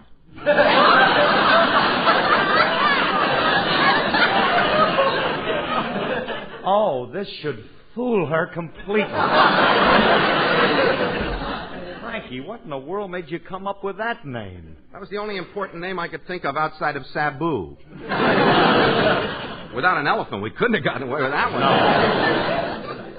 Miss Faye, I don't know what this feller's trying to do, but I ain't no coward. You're not? Why, no. My name's Abner Peabody. Oh, well, I'm glad to know you, Mr. Peabody. Doggies, you sure are pretty. Oh, you think so? Why, you're as pretty as a Rhode Island Red sitting on a warm egg.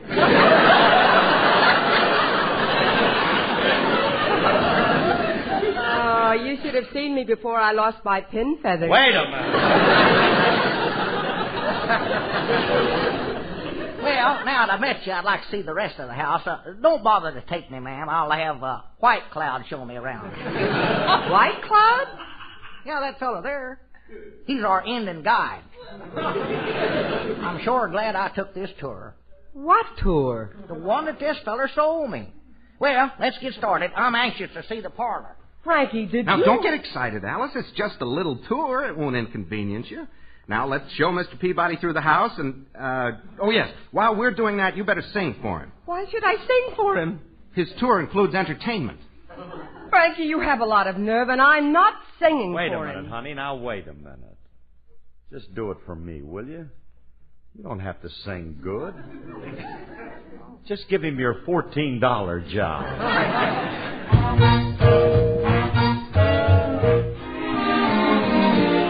Why did I tell you I was going to Shanghai? I want to be with you tonight. Why did I holler I was going to Shanghai? I want to be with you tonight. It was just a little misunderstanding that a kiss on the cheek could patch. I need you so badly, I'd gladly start right over from scratch. Oh, why did I tell you it was bye-bye to Shanghai? I'm even allergic to rice. Why don't you stop me when I talk about Shanghai? It's just a lover's device. Who's gonna kiss me? Who's gonna thrill me? Who's gonna hold me tight? I'm right around the corner in a phone booth, and I wanna be with you tonight. Why did you tell us the lover's lie? We know there ain't no Shanghai guy. Why did you tell us you were going to Shanghai? We want to be with you tonight. Why did you holler you were going to Shanghai? We want to be with you tonight. It was just a little misunderstanding. A kiss on the cheek could pass. We need you so badly, we'd gladly start all over from scratch. Why should I tell you I'm going to Shanghai? We should have stopped you when you talked about Shanghai. It's just a lover's device. Who's gonna kiss me? Who's gonna thrill me? Who's gonna hold me tight? Well, we're right around the corner in a phone booth, and we want to be with you tonight. Who's gonna kiss me? Who's gonna thrill me? Who's gonna hold me tight? Well, if you're right around the corner in a phone booth, I wanna be with you tonight.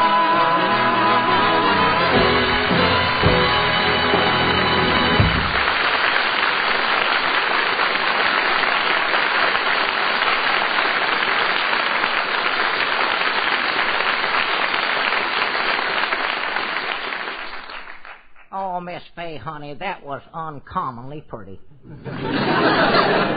Well, thanks. And now that you've seen the house and I've entertained you, you'll have to excuse me. You see, it's time for lunch. It sure is. I know. You know, I'm hungry to bear. Boil my turnips nice and soft. I ain't got my eating teeth with me. Oh, your little woman just packed your talking ones, huh? By the way, Miss Faye, while you're fixing lunch, I'd like to make a few phone calls. Where's your telephone? Oh, it's right over there. Oh, yeah, thank you. After I make my calls, I want to wash up for lunch. Where's your bathroom? Right through that door. Which way do I turn when I get outside?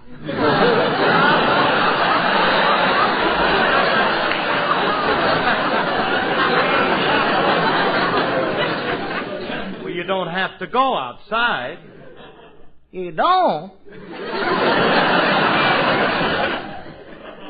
What will they think of next? Frankie, he's going to eat here? Only for 3 days. 3 days? It's our all-expense tour, partner.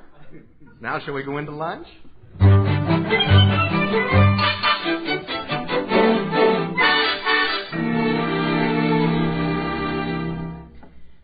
sir, I'll tell you, that's as fine a table of victuals as I ever pulled a chair to. Don't know how you folks can afford to feed me like this for 3 days for only $14. We use tainted food. I'm going to like it here, you know. It'll be real cozy like as soon as them fellers get here. What fellers? Well, I called the station and told them to send over my belongings, and then I called a grocery store and ordered a few provisions and... Provisions? Oh, Phil, this is too much. You've got to get rid of them, but be subtle about it. I know that, but how can I get rid of him without hurting his feelings? How about setting his beard on fire? Rambling.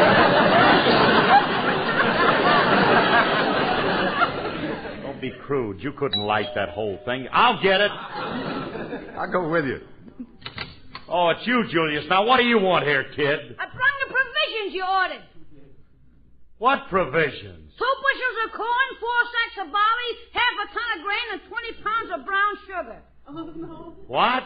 I know you guys will drink anything, but what kind of sour mash you mixing up now?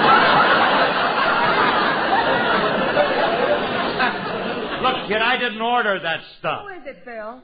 Oh, hello, Julius. Hello, Miss Faye. Hey, you look upset. Oh, I am. Say, Julius, maybe you can help me. I want to get rid of an old man who's hanging around the house. It's about time. Step aside, Miss Faye. I've been wanting to do Stop hitting me on the head with that stale salami. I didn't mean Mr. Harris. I want to get rid of another old man. Another one? What, do you got a stockpile of old men around here? What's going on in here? Oh, well, I see you brought my grain. Who's this, your brewmaster? Where? I'm the feller that ordered this stuff. See, I need it for... Oh, I'll answer it. Yeah, it's more likely for me. Must be the things I had sent up from the station. Express Company. I got some things for Abner Peabody. Hell, that's me. Just send them right in here, son.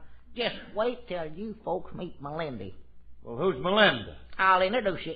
Lindy, come in and say hello to the foe. Get that cow out of my living room. And now, don't get excited, Miss Faye. See, you'll learn to love Melindy. Give 6 quarts a day. By the way, when you milk her tonight, be sure you wear your mittens.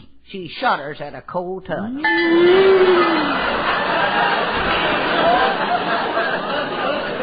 do something.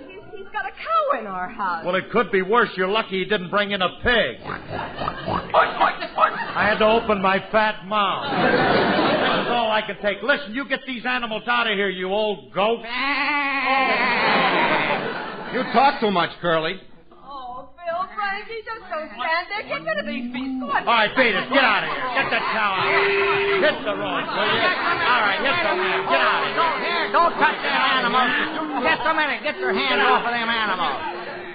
Now, listen here. I brought them for the livestock show. Oh, Phil, what a horrible day. All those animals running wild in the house and... Honey, go to sleep, please. I'm sorry. Please forgive me, will you? Don't try to make up to me. And stop kissing me on the back of my neck. I didn't touch you. That's Melinda.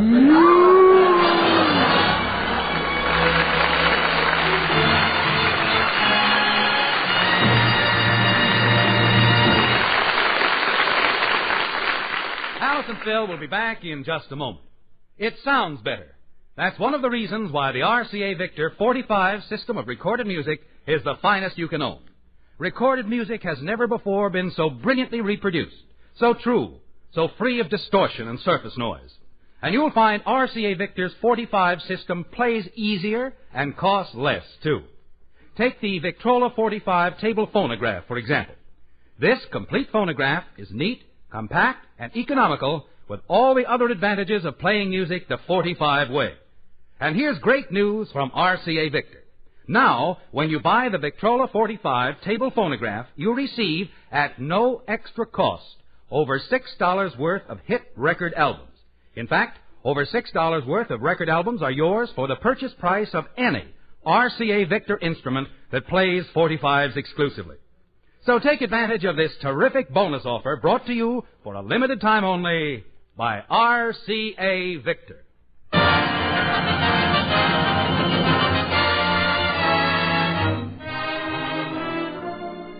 Folks, this is Phil again. The National Safety Council is asking for help from every driver or pedestrian in its campaign to postpone the millionth traffic death to occur in the United States. And unless such help is given, the millionth traffic victim will be killed within a few days of Christmas this year. Don't bring about this tragic event through an accident that you can prevent. Take it easy when you drive.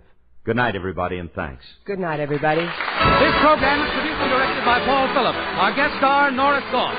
Remember, whether you're buying a television set, a radio, a Victrola phonograph, or record, put your faith in the cornerstone of American home entertainment for 3 generations. RCA Victor, world leader in radio, first in television. Theater Guild on the air, next on NBC.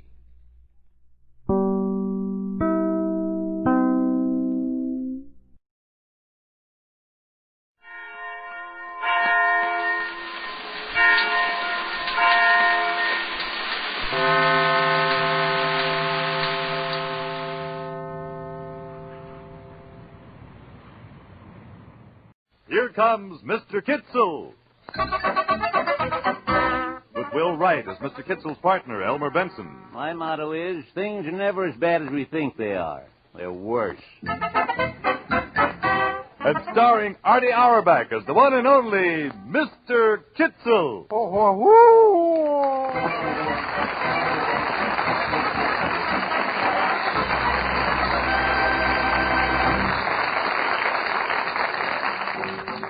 Listen, Mr. Sponsor, to a message short, message short, message short. Listen, Mr. Sponsor, to a message short and an old familiar tune. If you want a program that'll sell your wares, sell your wares, sell your wares. If you want a program that'll sell your wares, then consider Kitzel's Show. Oh, we've got it budgeted so nice and low, nice and low, nice and low. We've got it budgeted so nice and low that you must buy Kitzel's Show. Mr. Kitzel, Mr. Kitzel, he's the answer to your clamor for a fresh new radio show.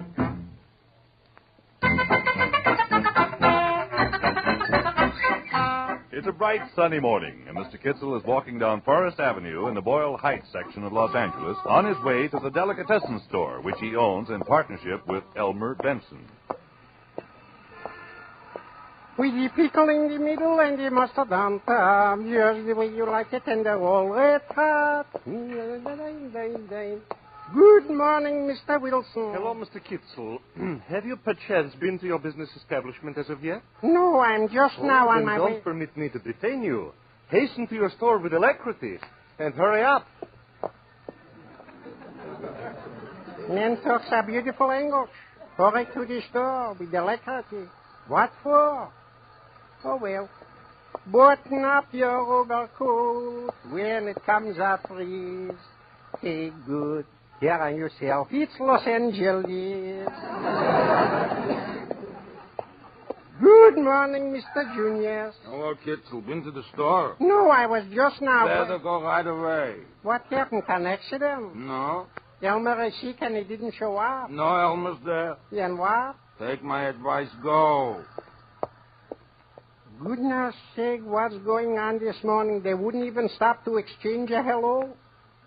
Maybe I better rush to the store. Oh, Mr. Perez, you're just the man I want to see. Oh, buenos dias, Senor Kitzel. Good dias to you, Mr. Perez. Say, tell me something. What's going on this morning by my store? Oh, that... I don't know. That's a statement. Mr. Perez, are you sure you don't know? Well, I know, but I don't know. From you, I wouldn't expect such a statement. From a politician, yes, but not from you. One thing I can tell you. Yes? It is something very unusual. Unusual? What can happen so unusual? Every day is the same. We're selling corned beef, pepper beef, roast beef and cheese, salami, pastrami, and honey from bees, sauerkraut bagels, and a bottle of pop, and the pickle in the middle with the mustard on top. What can happen?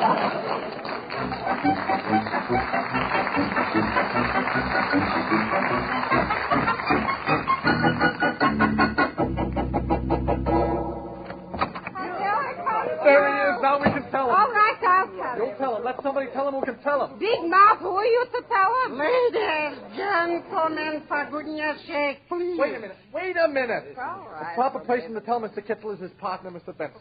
Yeah, go ahead. Go ahead, Elmer. My motto is the shortest distance between 2 points is the way bad news travels. What are you talking about? All right, if you insist. Kitzel, Yeah? it shouldn't happen to a dog, but the Chamber of Commerce of Boyle Heights just named you the friendliest man in the community. Yeah, and to make matters worse, they're going to give you a banquet. That's right. On Saturday night at the community hall, you'll be the guest of honor and have indigestion. Guest of honor? Me, a guest of honor? Yeah. Why? Why? Yeah. When Mr. Kublitz was sick, who stayed up all night watching the fever? Mr. Kitzel. Yeah, and when Sarah Sadenberg needed $200 for an operation, who gave it to her? Mr. Kitzel. When Monahan the cop was going to lose his job, who spoke to the chief and saved it? Who, in short, is the biggest pushover in Boyle Heights? Mr. Kitzel. All right, quiet. So to finish with the bad news, on Saturday night, in addition to getting a tough steak and a wilted salad, you, Mr. Happy Boy, are going to be made honorary mayor of Boyle Heights. And if you accept, you ought to have your head examined.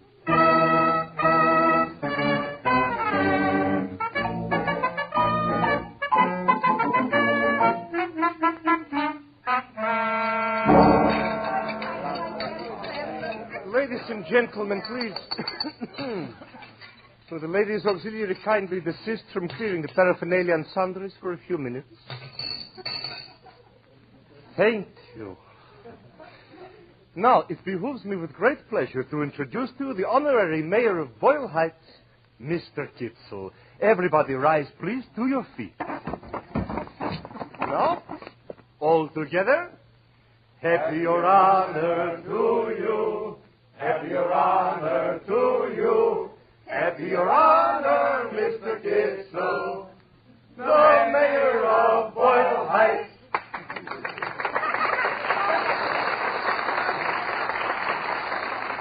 Mr. Benson. Yeah? You neglected to rise up and toast his honor. My feet hurt. Say, Wilson, tell me something. Certainly, Mr. Benson. You have the benefit of my complete edification. Yeah, well, be that as it may, I was wondering, now that Kitzel's the honorary mayor, do you think he could use his influence to get me a plain piece of boiled beef instead of this tough steak? No favors later, Benson. He's required now to make his speech. All right, Your Honor. Quiet and silence, everybody. His Honor is going to favor us with a few words. Don't forget, Kitzel. Begin by including everybody in. Everybody going to be... His Honor, Mayor Kitzel.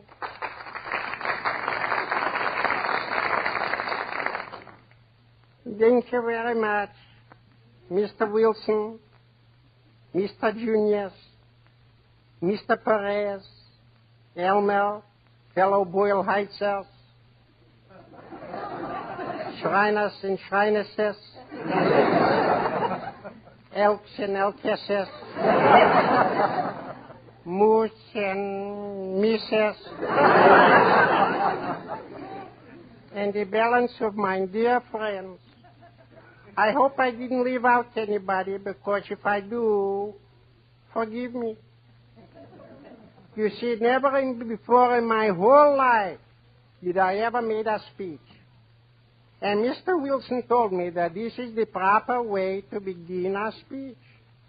He also said I should say a few words. A few words. How can I possibly going to say in a few words what your friendship means to me? What this honor you have given me means to me? I couldn't begin to tell you in a few words. And I don't think I could even tell you if I used many words, including the big ones that Mr. Wilson uses. All I can say, believe me, is thank you from the bottom of my heart, and I can assure you that for Boyle Heights, I'm going to do everything I can do. More than that, I couldn't do, but everything I can do, I'm going to do. You can do something for me right now. What's that, Elmer? Get me a plain piece of boiled beef.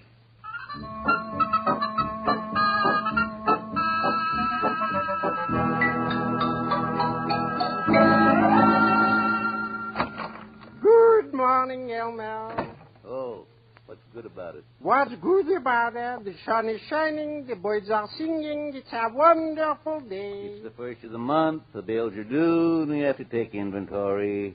Oh, my goodness, you're so cynical. I'm practical. There's a difference. Why, certainly there is. The trouble to you, Kitzel, is you're a dreamer. You're too trusting. You need some down-to-earth Yankee judgment. Yankee judgment? Me? Well, you need something for balance.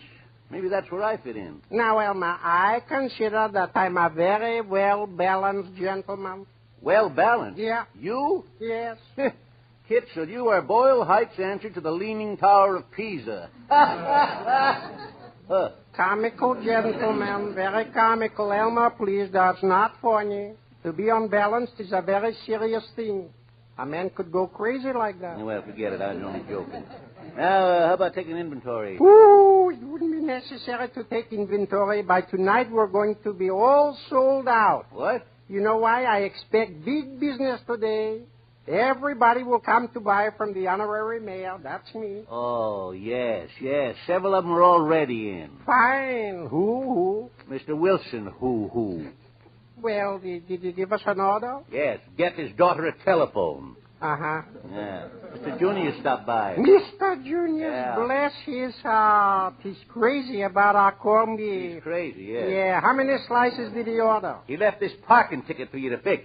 Oh. Yeah. Gimme. Well, there you are. There was Mr. Feinbaum, Joe Crane, and Mrs. Worms. They told me to tell you how wonderful it is to have an honorary mayor. Now they know just who to come to for favors. Well, now, actually, as honorary mayor, I would like to do something for the whole community. Oh. Not just for individuals, something that's going to benefit everybody. I know just the thing. What? Resign. Happy boy, one joke a morning is enough. Who's joking? There must be something I can do for the community from Boyle Heights. Elmer, I got it. What? Come here and look out of this window. What's the matter? See over there, Mrs. Halstead is crossing the street. I don't consider that a news item. No, it's not a news item, but you see how she avoids the middle of the street? Oh, Kitzel, it's almost noon. We ought to be taking inventory. Do you know why she avoids the middle of the street? Oh, she's not a chicken, so she doesn't want to cross the road. Ha, ha, ha.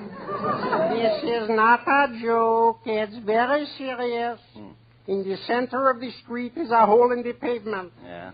And last week I saw Mrs. Blotz almost turn her ankle. So what? Well, it's a menace, a danger, and it got to be fixed. For your information, that hole is still left over from the WPA. It's not your problem. I don't care who left it over. I'm going to remove it. That's my business as honorary mayor. Will you listen to me just once? That hole is the problem of the street maintenance department of the city of Los Angeles. Now let them worry about it. Elmer, it's a wonderful suggestion. Yeah, I'm glad you agree with me. I certainly do. I'm going right down to the city hall and tell them to fix it. Oh, for heaven's sake, don't start anything. It can only lead to trouble. Trouble. By you is always trouble. What trouble can come from having fixed a hole in our pavement? What trouble? Yeah, what trouble? What trouble came the time you gave the Merchants Association a picnic? Was it my fault poison ivy wasn't seasoned? No. And the time you bought boxing gloves for the boys' club. Well, I didn't know two of the boys had a grudge against each other. Well, by now you should have learned a lesson. Stop doing people favors. This is not people. This is for the whole community. Oh, you... A hole in the pavement of our beautiful business district is not right. Well, And as honorary mayor, I will go down to the maintenance department and ask them to fix that hole. You know what hole you should get fixed? Which one? The one in your head. In my head, a hole. Could be.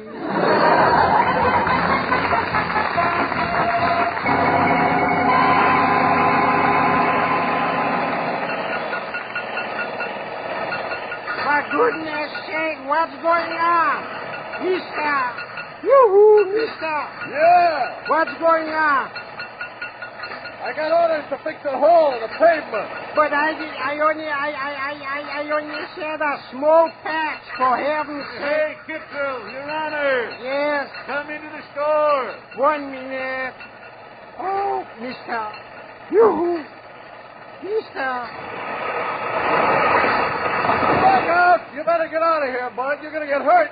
But you mustn't tear up your hole. Kitzel, come into the store. All right, I'm coming. For goodness sake, who would think to fix a tiny patch in the pavement they would tear up? There he is. Now we can ask him. All right, I'll ask him. You'll ask him. Let somebody ask him who can ask him. Big mouth, who are you to ask him? Gentlemen, ladies, please, one at a time. All right, Wilson, you ask him. Mr. Kitzel. Yes? As a committee of the Merchants Association, we have convened to inquire if it is true and factual that you are responsible for the entire main business street being torn up, blocked off, and inaccessible. Is it? Well, I don't understand what you're talking about. It's a beautiful angle.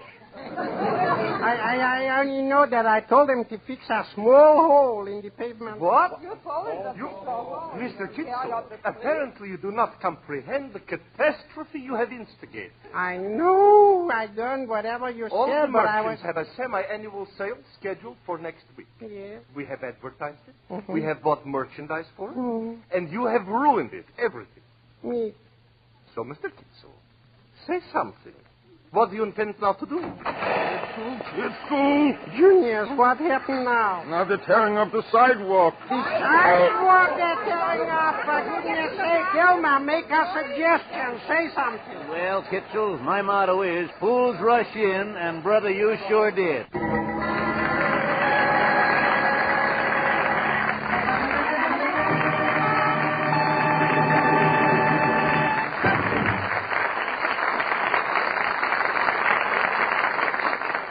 We'll return in a moment with part two of Here Comes Mr. Kitzel. Between the acts of a radio show, it's customary to tell the listening audience a few facts about the sponsor and the product. In other words, the sales message comes here. Well, we don't have a sales message yet, except this one, addressed to our prospective sponsors and their advertising agency representatives. We hope you'll take the following points into consideration when you consider spending your advertising dollars on a radio program. Here Comes Mr. Kitzel stars a comedian who has proven his ability and popularity as one of the leading characters on the Jack Benny program for the past 10 years. Public acceptance of dialect comedy has already been demonstrated by the success of such shows as The Goldbergs and Life with Luigi. Here Comes Mr. Kitzel is practical for television also, should you decide to convert the program to that medium. And finally, Here Comes Mr. Kitzel is budgeted sensibly. You can afford it. It will justify its budget with a consistently high rating. So now, as we proceed with the second half of the show, bear those points in mind. And for additional information, consult your advertising agency or contact R&A Productions by telephoning Sunset 33666 in Los Angeles. If you're out of town, R&A Productions will gladly pay the long-distance charges. And now, here again comes... Mr. Kitzel! Mr. Kitzel! You're so lovable in trouble, we must hear part two of your show.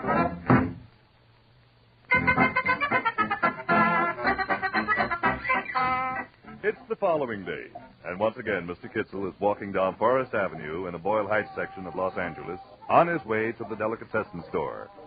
Did I say walking? Well, stumbling and picking his way would be a better description, for the street and sidewalk is a shambles. All around him, the noise of the drills and shovels add to the confusion. However, as he reaches the store, he gets an idea, and he hastens to tell his partner, Elmer Benson, about it. Elmer, I got to talk to you. I got to do something about that situation. Don't you think you've done enough? Well, I mean about getting the street fixed quicker. Quicker than what? 2 weeks. 2 weeks? Yes, the man in charge of the workhouse said 2 weeks. In 2 weeks, everybody will be bankrupt. But he said that if I talk to the head man at City Hall, they might put on a night crew with a day crew, and by working 24 hours a day, the street time could be finished in half. Oh, please, Kitzel, don't talk to anybody else. My motto is, let bad enough be good enough. But I couldn't do anything now to make it any worse. Yeah, I ought to agree with that, but knowing you, I'm not so sure. Elmer, I'll go down to the City Hall right away.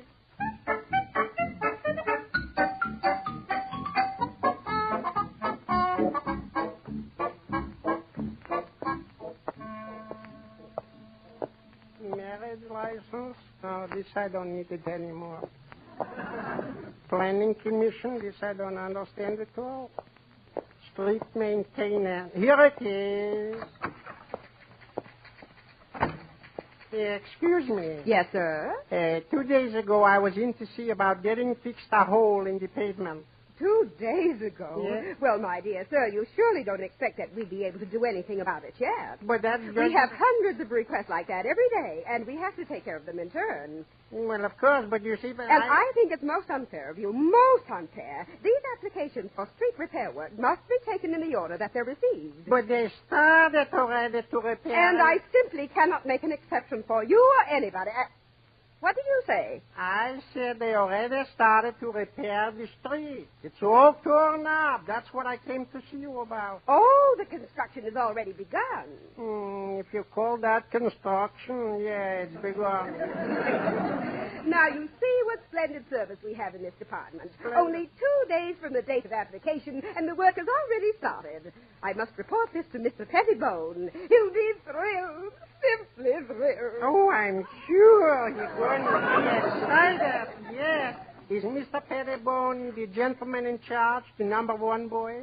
Mr. Pettibone is our supervisor, yes. Excuse me, I forgot to take off my hat. Tell me, would it be possible for me, please, to talk to him a few words? Speak to Mr. Pettibone? What for? Well, I wanted to ask his permission that they should put on a night crew, that the street should be repaired sooner. Sooner? Yes. Night crew? Yes. My good man, don't you realize that you're getting the fastest service that has ever come to my attention? But it's a business. There are other people in this town who pay taxes, and they're entitled to their share of service. I know, but the only time we ever put our workmen on a 24-hour shift is for extreme emergency. This is an emergency. All the business on the block has stopped because the street has all torn up in pieces. Every place you look, pieces, yes, I small see. pieces. Well, I can't promise anything, but I'll take the application. Perhaps we have another crew available in your neighborhood. What's the address, please? The 2700 block on Forest Avenue. Well, now, I have a map of the city right here. Now, let me see. Forest. F-O-R-S. You must be mistaken, sir. There is no Forest Avenue. No Forest Avenue? So the men are tearing up a street that's not there? Are you absolutely sure they're tearing up the street? Well, I was. Up until now, I was. Well, we can take an application purely on supposition. Would you mind, please, looking again and see if you can't possibly force in someplace, Forest Avenue? Now, my good man, I know my city maps and lists. And if I say there is no Forest Avenue, then you can be sure there is no Forest Avenue. Well, I wouldn't want to argue. Tell me, please, in this case, where is located my delicatessen? Now, how should I know? I'm sure if you don't know where your own store is located, it's not my job to find it for you. Well, you know, when I left, I'm positive it was on Forest Avenue. I think. But if you say there's no such street, then it's got to be someplace else. Oh, my. If it's someplace else, then everybody on the block is lost.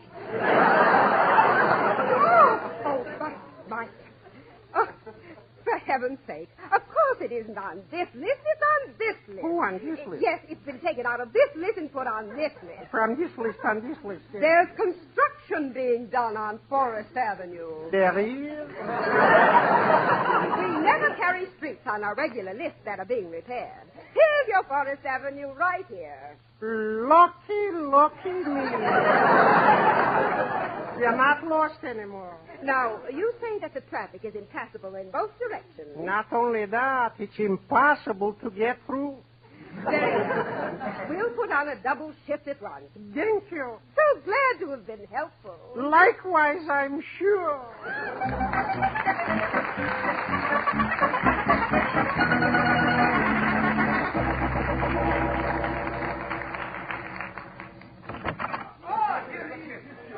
There he is. Now we can tell him. All right, I'll tell Who him. are you to tell him? Let somebody tell him who can tell him. Big mouth, who are you to tell him? Now, again with the big mouth. No use to anybody get excited. Everything is going to be taken care of. Of course it is. Everything is wonderful. Everything is fine. We are all going into the movies. What's playing? No. As actors. Now, Elmer, you tell. Go ahead, Mr. Yeah, well, Kitzel, for some reason I don't understand, it looks like everything is going to turn out all right. While you were downtown at City Hall, Consolidated Artists Picture Company called. Yeah, that's right, you see. And they require a torn-up street for scenes in their new picture. Yes, and they found out about Forest Avenue being repaired, and they got permission to use it. Furthermore, Kitzel, yes? They will employ all the businessmen on the block as extras at $25 a day. $25 a day for acting? That's right. For heaven's sake, I must have a heart-to-heart talk with Mr. Benny. He's being underpaid. Anyway, as usual, my dear Kitzel, your efforts in behalf of Boyle Heights bring us greater prosperity. Oh, thank you so much, Mr. Wilson. But you know, one thing I don't understand. What's that? How are they going to make a picture with all the noise of the drills and the shovels and the steamrollers? That's all arranged, Kitzel. They'll shoot the picture at night after the workmen leave. Oh. Kitzel, what's the matter? Well, you see, I just now came from City Hall, and beginning tonight, they're going to put on a night shift so the street will be repaired quicker. What? You arranged it? Well, I spoke to them. All by yourself? It was very difficult. For a while, the lady couldn't even find the street. Oh. Forest Avenue was completely lost. Oh, so you found it for her. Well, I knew it couldn't go very far away. Mr. Kitzel, you mean to say that they're going to be working on the street 24 hours a day? That's precisely what the lady promised me. So it will not be possible to make a moving picture at night? Oh, it could be possible if they're going to make a silent movie. It could be. Oh, this is the end, Kitzel. The absolute end. No, not if I know Kitzel. Well, happy boy, what are you going to do now? Only one thing left to do. Back to City Hall.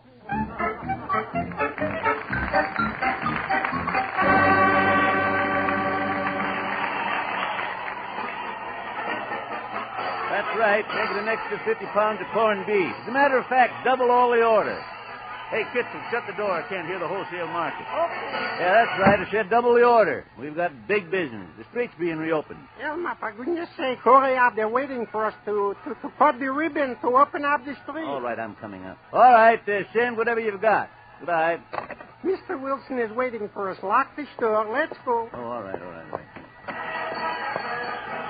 Oh, my. Isn't that a wonderful occasion? Yeah. Look at those crowds, those beautiful people. Yeah. The street is so wonderful. Yeah. Elmer. I know that look on your face. Huh? Something is troubling you, I can tell. Well, I'd just like to know one thing. How did you arrange for them to temporarily stop working on the street so the picture could be made? Oh, it was nothing at all. Nothing at all. The lady at the City Hall was very cooperative. What lady? The one who keeps the lists of all the streets in Los Angeles. So, what did she do? When I told her what happened and explained the whole situation... Yeah?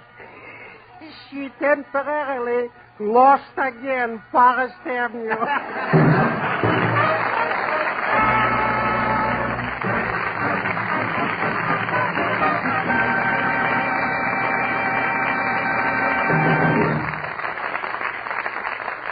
For full and complete information regarding this program, consult your advertising agency or telephone R&A Productions, Sunset 33666 in Los Angeles.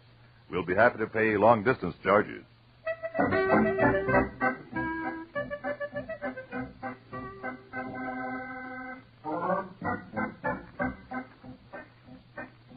Just another second now before you go, before you go, before you go. Just another second now before you go, and the same familiar tune. Budgeted tonight and low to sell your wares. Sell your wares. Sell your wares. Budgeted tonight and low to sell your wares that you must buy Kitzel Show. Mr. Kitzel, Mr. Kitzel, won't you say a final word to us before we leave you tonight? Good night, everybody. Here comes Mr. Kitzel stars Artie Auerbach and is written, produced, and directed by Ralph Rose. Will Wright plays Elmer. Music was by Del Castillo. The singing group is the Starlighters. Del Charbot speaking. This audition was produced through the facilities and courtesy of CBS, the Columbia Broadcasting System.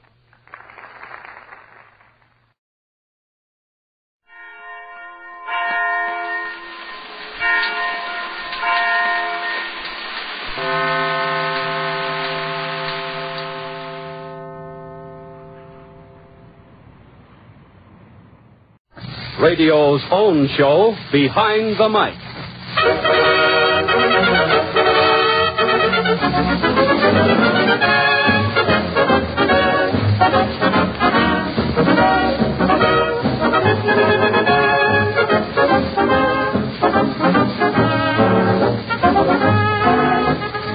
Radio, with a switch of a dial, radio brings you tragedy, comedy, entertainment, information, education, a whole world at your command. But there are stories behind radio, stories behind your favorite programs and favorite personalities and radio people you never hear of. Stories as amusing, dramatic, and as interesting as any make-believe stories you hear on the air. And that's what we give you. The human interest, the glamour, the tragedy, the comedy, and information that are Behind the Mic.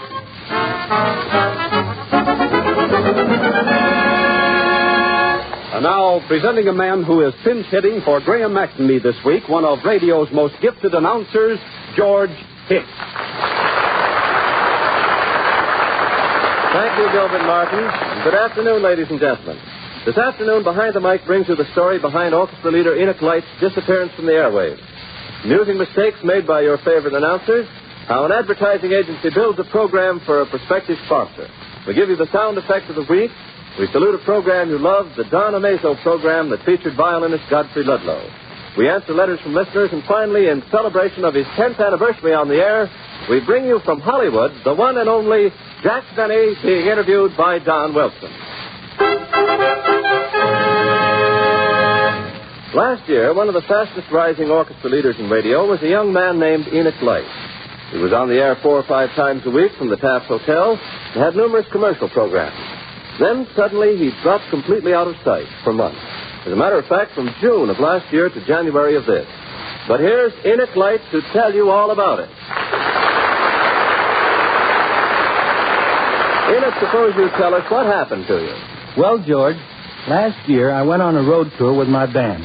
And we played at the University of Michigan prom, the Carnegie Tech dance, a couple of dates in Boston, and then we went up to Old Orchard, Maine to open up the pier.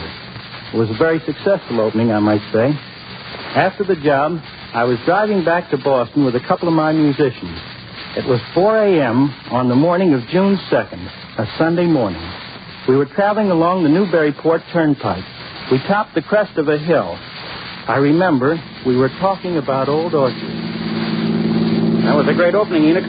Yes, it was. They seemed to like us all right. I hope we do as well on our next date. As a matter of fact... Hey, what's this guy trying to do? He's on the wrong side of the road. Pull over to the other side. I am. Look out, he's going to hit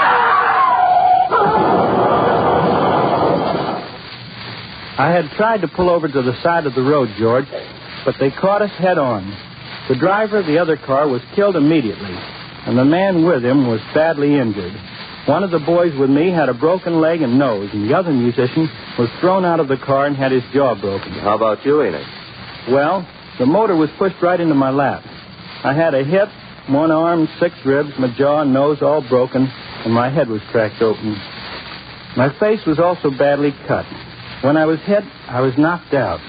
I regained consciousness about 4:30 a.m., shortly after the accident. This fellow looks to be in pretty bad way. Say, what happened? Well, you were in an accident, buddy. Yeah? I remember. How are the other fellas? Well, they've been taken to the hospital in private cars. We're waiting for an ambulance to take you there. Oh. Oh, just take it easy, Buzzy. Just lie still. I felt that I was going to die. I wasn't afraid, just kind of curious. They took me to the Anna Jakes Hospital in Newburyport. I was given an antitetanus injection, and they removed 36 pieces of glass from my face and body. I was semi-conscious for about 2 weeks. The doctors didn't think I was going to live, but I fooled them. I was in the hospital for months. Eventually, they moved me to my home in Danbury, Connecticut. It took me to January of this year to completely recover. How about your band? Well, of course, it broke up. They were all good men, and they all found jobs within 2 weeks after my accident. When I felt okay, I started putting a band together again. 6 of the old boys, including Art Lombardi and Fowler Hayes, who'd been in the accident with me, came back and formed the nucleus. I added 5 others. We've been playing various college dances and weekend dates. And now I'm just waiting till I get the right spot with a radio wire. You feel you can get right back there all over again, huh? Yes, I do, George. I think that 3 or 4 more weeks on the road, and then a spot with a radio wire will put me over further than I was before. That accident was a terrible experience, Enoch. Yes, George, it was pretty bad. But it's a funny thing. That experience has helped me. How? Well, I always worried a lot. Too much, I guess. But when I was in that hospital, I saw so many people who really had things to worry about. Injuries and all kinds of sickness. And I myself was so near death that by comparison, all the worries I have about work and success seem so small and unimportant. Besides, I feel that if I could come through such an experience as I did and be all right today, that everything's going to be all right from now on. I'm not trying to be a Pollyanna, George. I really mean it. Well, Enoch, you're making a grand comeback, and to prove it, Song Hits Magazine has just awarded your band a plaque as the Orchestra of the Month. And here's wishing you the best of luck. You deserve it. Thank you, George.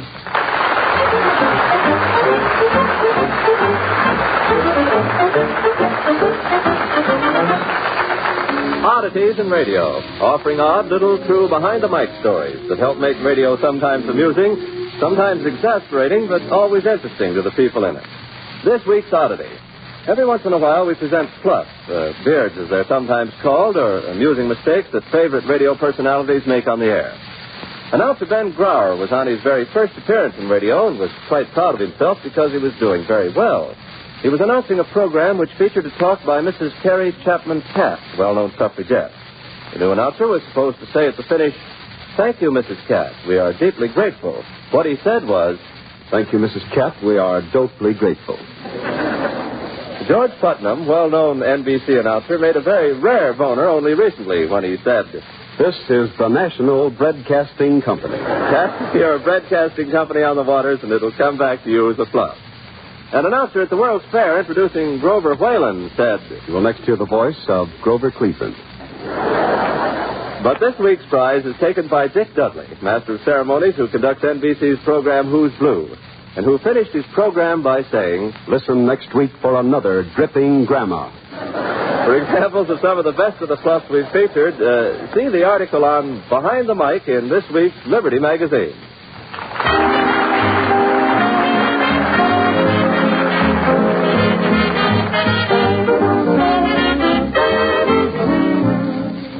A few weeks ago, Behind the Mic showed how a program was originated and prepared for sale to a network for use as a sustaining feature. Well, this afternoon we're going to show you how an advertising agency originates and prepares a program for sale to a prospective sponsor. Here's a man who can tell you all about that. A member of the radio department of one of the biggest advertising agencies, J. Sterling Getchell. Our guest is Stuart Ludlam. Well, Stu, how does an advertising agency go about preparing a program for a prospective client? Suppose we take an actual experience of an agency preparing such a program. Last summer it was for a bread account. Let's call it White Flour Bread. That wasn't the name, but it'll do. We'll change the name of the program, too, but the actual details are accurate. Well, what's the first thing you do to prepare a program? This was a campaign to extend from July through September, when bread sales are at their height. You see, strangely enough, it has been found best by advertisers to plug their products most when their sales are highest, so that people will buy their products instead of someone else's. After all, every sponsored radio program has a prime purpose, and that's to sell the product advertised. Now, the first thing to do in figuring out a radio program is to find out from the client what are the problems to be met in selling his product. We discovered that since this was a bread, the program couldn't cover the entire country. We had to concentrate our efforts where the client had his bakeries and distributed his bread. That's right. Why advertise in places where people can't buy your product? So we decided to buy time on individual stations, mostly stations connected with the large network. Various executives and myself got together to discuss where we'd go from there. Well, fellas, the problem now is what sort of audience are we going to try to appeal to? Well, how about a kid show? Kids eat a lot of bread, and they're very loyal to the programs they like. You must remember, Pete, this is a summer program. And the time for a kids' program is generally between 5 and 7. We'll have daylight saving time, and the kids will be out playing. So you're not going to reach your audience. If you have a kids' program after 7 o'clock, when the whole family's home, they'll probably want to listen to something else. Well, how about a program for the whole family? The cities in which we have to advertise White Flour Bread are so scattered we can't buy a network show. We'll have to put it on by records. You know, transcriptions. Yeah, sure. If we do a show for the whole family, we'll have too much heavy competition from the big network shows, which are also built for the whole family. We're competing with shows like Benny's. Well, I think the person to appeal to is the one who buys the bread. Yes, the woman of the house. You mean we should present a daytime serial? Maybe you're right. Well, was that what you offered the client? No, we didn't, George. You see, one of the men in the advertising agency traveled from city to city, actually rode the bakery delivery trucks, and called on the grocers. When he came back from his trip, he had additional information that changed our plans. You know, one of the most important things I found out on my trip was how important it is to get bread placed on the top of the bread rack in grocery stores. Why? Well, I watch the women buy, and they almost invariably reach for the bread on the top of the rack. They feel it, and if it's fresh, then they buy it. I think that it's important that we try to get the grocers to put our bread on the top of the bread rack. Oh, could a program help to do that? Yes, it could, if we'll try to have a program that reaches not only the women, but the grocers as well. How can we do that, Stu? For one thing, I don't think we can use the daytime serial as we planned, because they primarily appeal to women. Do most grocers have radios in their stores, Joe? Yes, practically every one of them has. And they're generally tuned into news or music programs. Well, then I think we should present a musical program. That will appeal to both the women and the grocers. And the best time to put it on the air would be either in the morning or in the early afternoon, when the women listen. We'll go on every day, and we'll tell the truck drivers to tune the grocer's radio to our station when he makes his daily deliveries. You know, if we din the name of White Flour Bread into the grocer's ear long enough, he might put our bread on top of the rack and might even recommend it. Well, Stuart, have you any musical program in mind? I've been investigating as many possible programs as I could. I think I've got something here that'll fit the picture, especially since we haven't too much money to spend. And this will be inexpensive. What is it? There's a fellow who has a program of dance records. He's on a small station. He introduces the recordings and comments on them. Although he's on a small station, he's so popular and such a good salesman that he generally draws more listeners to his station than the big ones with whom he's in competition. Now, if he can do that, I think he's the right program for us. Sounds like a good idea. Let's get busy on it right away. And then, George, we, and by we, I mean the head of the agency, the account executive, and the whole radio department, presented this program to our prospective client. We gave him the reasons why we thought it would be good for him, and we sold him the program for presentation on the air. It did a darn good job, too, as we believed it would. Thank you, Stuart Ludlam, for that interesting information and for giving what is undoubtedly, for the first time on the air, a legitimate picture of how an advertising agency goes about presenting a program to a prospective sponsor.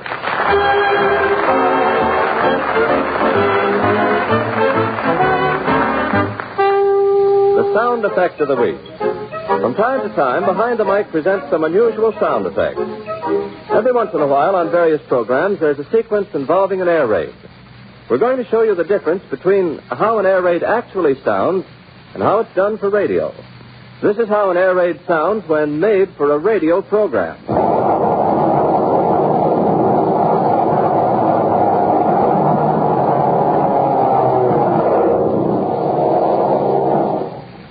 This is done by playing 3 records on 3 different turntables.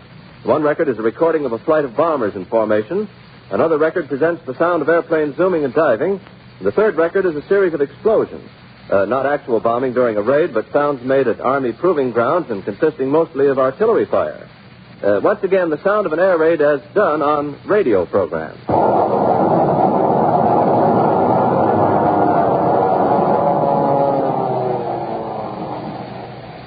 Now, the following record was made during an actual air raid.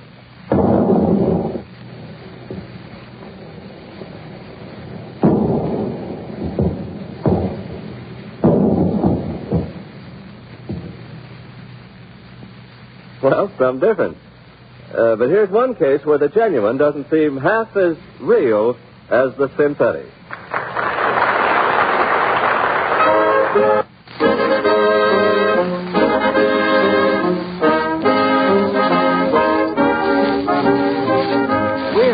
Believe that radio has a tradition of which it can well be proud.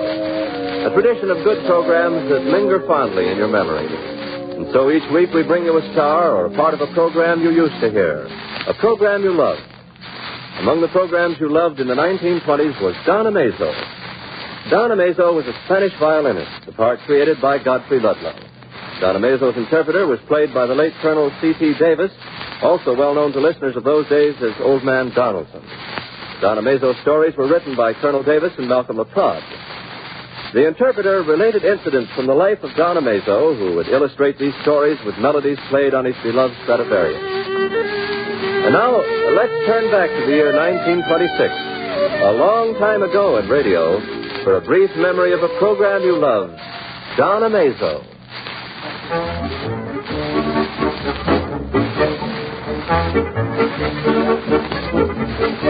I have often told you of Don Amazo's boyhood days in the old city of Granada, and how he used to slip away from home to visit the gypsies of the Albertine Hills. The gypsies liked young Don Amazo and taught him to play many of their old tribal melodies.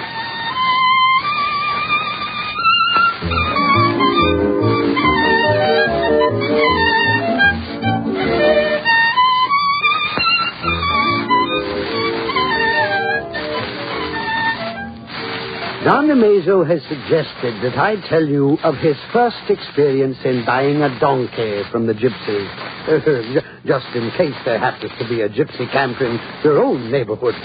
Now, this particular donkey belonged to the king of the gypsies, and His Majesty assured Don Amazo that the animal was unique in all the world.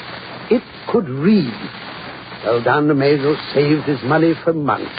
And at last the bargain was concluded. He hurried home with his donkey and placed a book instead of a bunch of carrots before the astonished animal. Not a brain, not even a snort. Don Amazo hurried back to the Gypsy King. See here, you've lied to me. This donkey can't read a word. I held a book before his eyes, and he said nothing. Of course not. Of course not, said the Gypsy King. But you told me he could read. Oh, that he can, said the gypsy. But I forgot to tell you, the donkey cannot talk.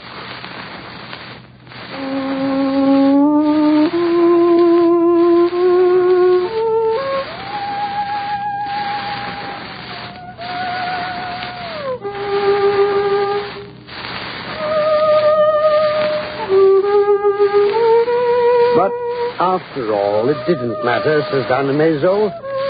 I had to have some good excuse for going to the Gypsy King's hut, and buying a donkey served very well. The real reason Don Amazo went so often to the Albertine Hills? Well, I think a pair of flashing black eyes and lips like rosebuds, but that's another story. Perhaps Don Amazo will permit me to tell it to you someday.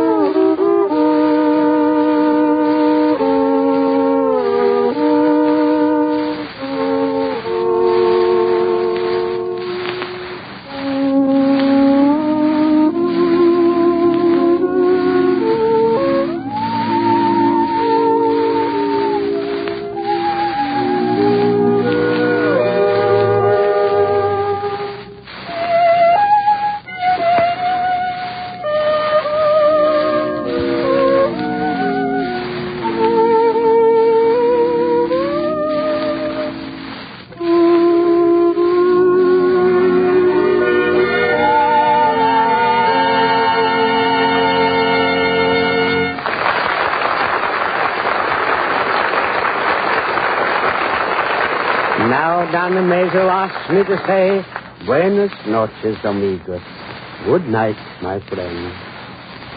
Thank you, Godfrey Ludlow. It's a real pleasure to hear Esquilita played again as only you can play it. That Donna Meso was a program. And many thanks to Malcolm LaPrade, co-author of Donna Meso, who supplied us with the material you heard.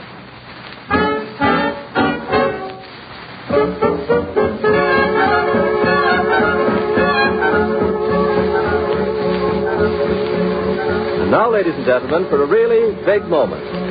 May 9th marks the 10th year of regular appearances on the air for a comedian who is unique in the history of radio, Jack Benny. As a matter of fact, Jack will be honored on this anniversary at a gala banquet this Friday night.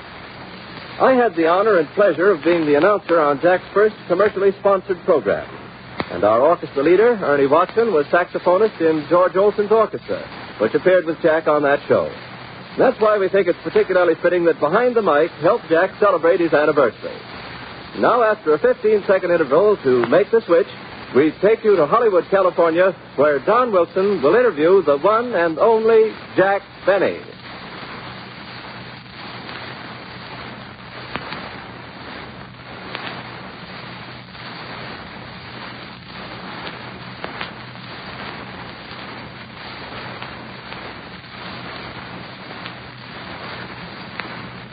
Thank you, George Hicks, and good afternoon, ladies and gentlemen. As George has already told you, Jack Benny will be honored on his 10th anniversary in radio at the gala banquet this coming Friday night, May 9th, at the Biltmore Bowl of the Biltmore Hotel here in Los Angeles. Gee, I'm nervous already. Since Jack is one of the very few radio stars who can point to such a record of achievement, it is only fitting that he should appear on today's broadcast of Behind the Mic. Both Jack and I have just left rehearsal for today's Jell-O program, and while the cast continues across the hall, we've come over here to this little studio to take part in Behind the Mic for a few moments so that Jack can answer some questions about his career in radio, and I'll try to put myself in the role of a typical Jack Benny fan. First, Jack, here's a question that especially fits the occasion.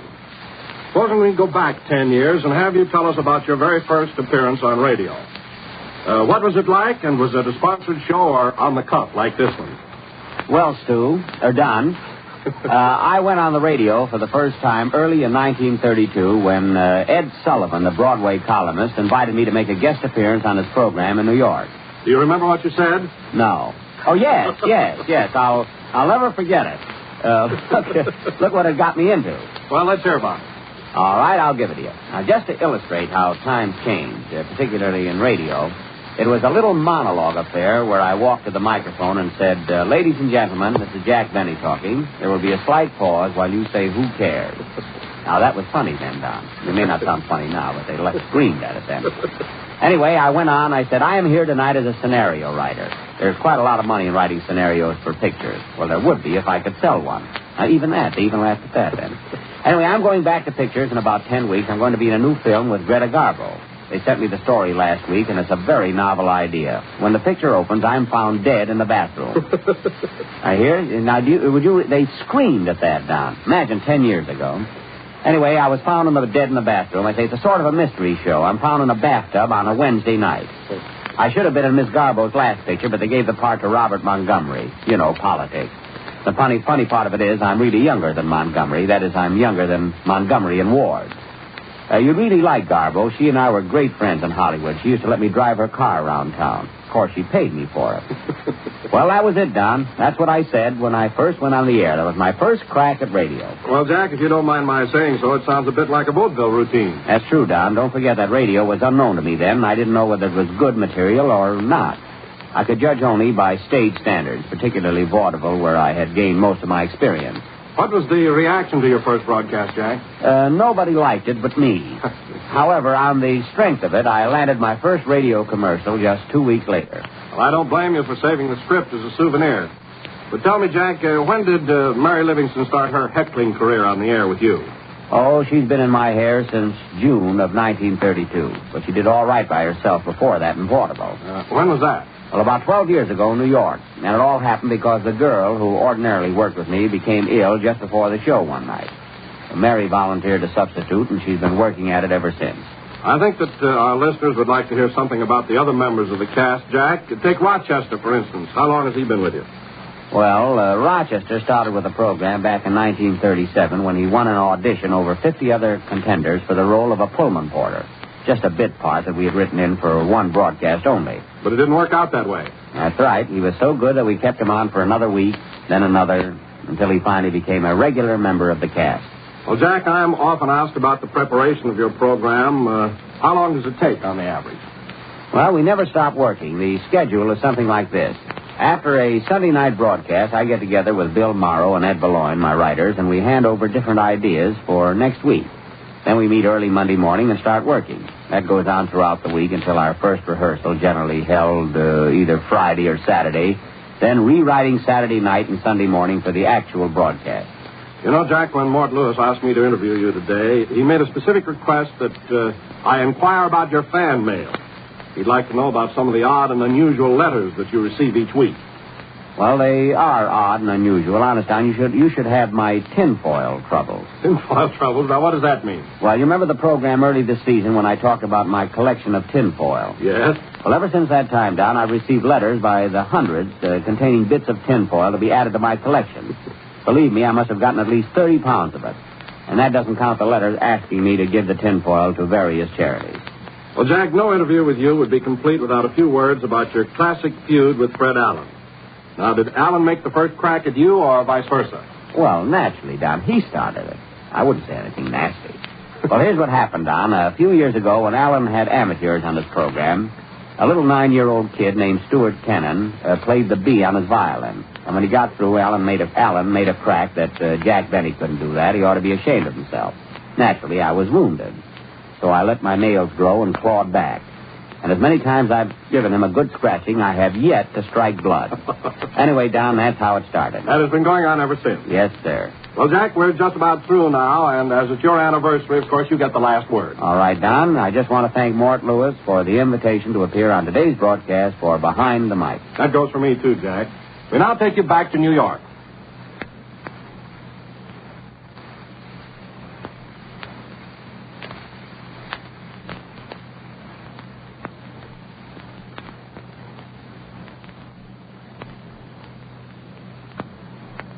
Thank you, Jack Benny and Don Wilson. May you both have many more radio anniversaries.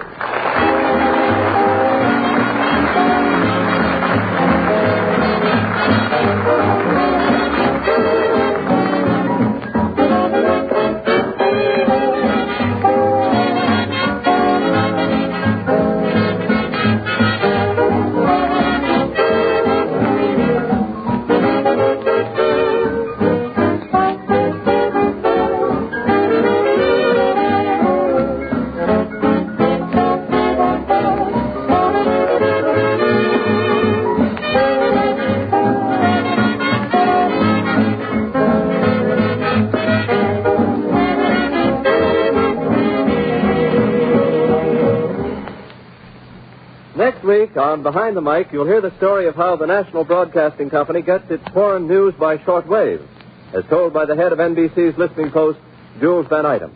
We salute another program you loved, and we bring you more of the comedy and the tragedy and the glamour that are Behind the Mic. This is George Hicks saying good afternoon.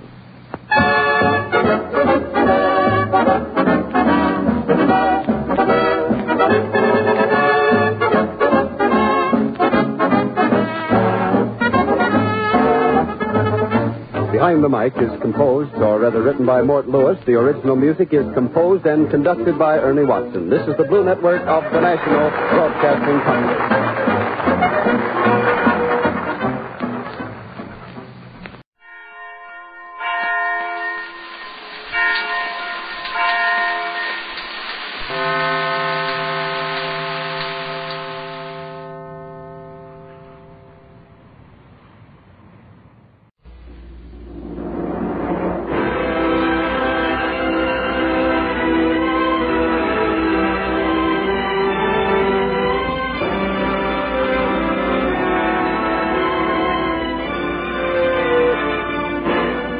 Gentlemen, Dennis Day.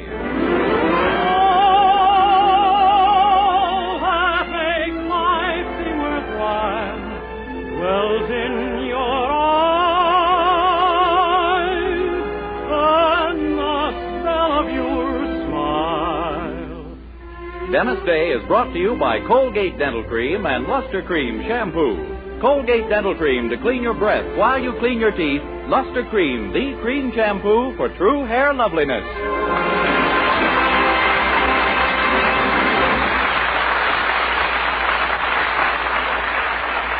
The Dennis Day Show with Barbara Eiler, B. Benadera, Dink Trout, John Brown, Charles Dant in the orchestra, and yours truly, Vern Smith, is written by Frank Galen and stars our popular young singer in A Day in the Life of Dennis Day. Here's Dennis singing, Who Put That Gleam in Your Eye? Who put that dream in your eye? And who put that song in your side? Who makes you thrill through and through? Who is that lucky guy I wish I knew? Please tell me who put that spring in your wall? And who put that lilt in your talk? Your kiss could put me wise and make me realize that I put that dream in your eyes.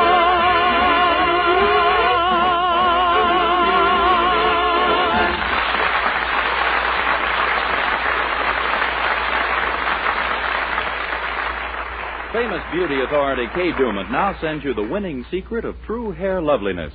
Your hair can be your most captivating charm with one touch of magic, Luster Cream Shampoo. Yes, whether your hair is honey blonde or raven black, sunny brown or fiery red, it's your natural hair appeal that men love. And more women of all ages are discovering that Luster Cream Shampoo brings out the fullest natural glory of their hair. Not a soap, not a liquid. Luster Cream Shampoo is an amazing new dainty cream that whips up luxurious lather like magic in hard or soft water, sweeps dullness away, and in its place leaves hair heavenly soft, shining, obedient. Out of her wealth of cosmetic lore, Kay Dumont blended lanolin with special secret ingredients to achieve this almost magic new cream that offers your hair a stunning new sheen and finish. Try that economical dollar jar of Luster Cream Shampoo now at all cosmetic counters. Also 30-cent and 55-cent sizes. Thrill to all those admiring looks coming your way when you begin using Luster Cream, the cream shampoo for true hair loveliness.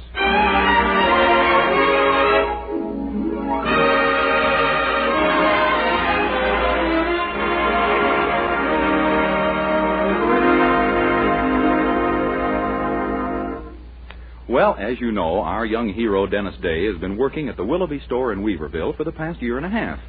Of course, his job isn't a very good one. The hours are long, the work is hard, and about the only thing you can say for it is that Mr. Willoughby doesn't pay him what he's worth, which is a break for Dennis.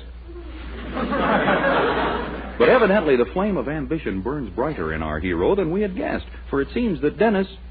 Well, let's look in at the Anderson living room where he's been telling his girlfriend Mildred some rather startling news. Oh, Dennis, it's just marvelous. Another job in your spare time. Yeah. But how did you happen to pick the insurance business to go into? Well, it's the best business there is. I figured it out. More people do it than anything. Do what? Die. Well, that's true. But do you know anything about insurance? Oh, I've been studying it for weeks. Believe me, I've been using my brain. Well, why didn't you tell me about it before? Oh, I didn't want to worry you. Oh, I see. Gosh, I sure hope I can make a success of this. If I do, I'll feel free to speak to your mother. Why, darling, you mean about me? About anything. I'll just feel free to speak to her. Oh. Well, you'll make a success of it, Dennis. I know you will. Sure, why not? I'm getting to know people here now, and they're getting to know me, too, and... Say, that may be why not. Dennis, you're not losing your self-confidence again, are you? When you're me, it's no trick at all. Well, you've got to change then. And now, what have you done about getting prospects to sell insurance to? Well, I've left little pamphlets around here and at the store. Pamphlets? Yeah, the firm puts them out. People read them and start thinking about insurance, and then I come along and... Oh, good morning, Mr. Anderson. Good morning, my son.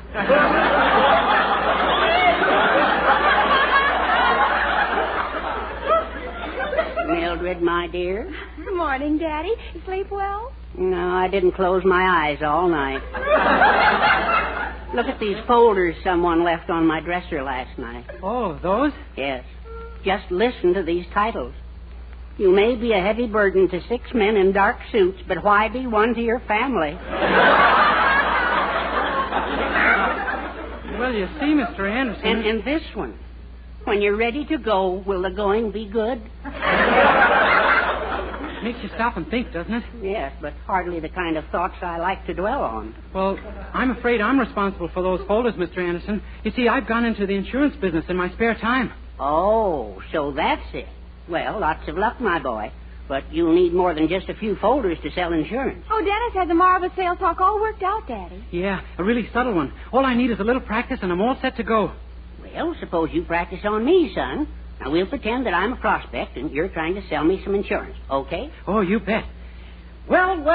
Good morning, sir. How are you feeling this lovely morning? Fine, thank you. Really? You look horrible. What? If you last 2 more months, I'm the king of Siam. Dennis, is that what you call subtle? You have to make some conversation first. Pass the time of day with the man. Oh, I see. Now, let's try it again. How do you do, young man? How do you do, sir? Well, here it is, 9 o'clock in the morning. It is? Yep. Wonder how many people died last night.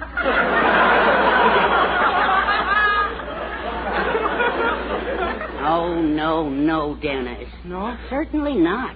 You can't talk about things like that. Well, I got to introduce the subject, don't I? I got to let him know that if he passes away tonight, his widow should be happy as a lark tomorrow. Son, I wish you all the luck in the world in your new business, and I doubt it from the bottom of my heart. And now, if you'll excuse me, I have my housework to do. Good day, kid. Gosh, I didn't make any headway with even pretending, and I thought he might really buy some insurance from me, too. Dennis, you know Daddy couldn't buy anything even if he wanted to. Why, as soon as he gets his money every week, Mother's got it. Gee, you mean she goes through his... Now I'm being silly. She's got them on.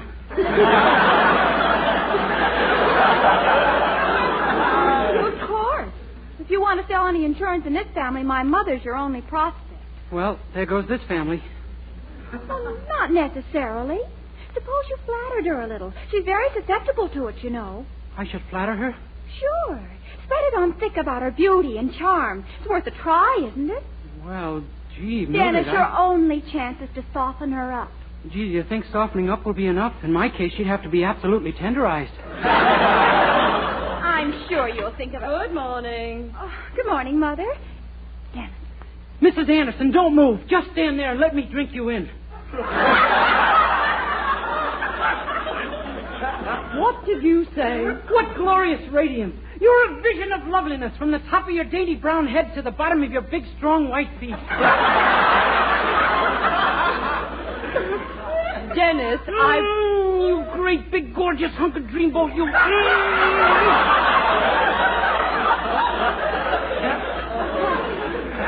Why, Dennis, you really think I'm attractive?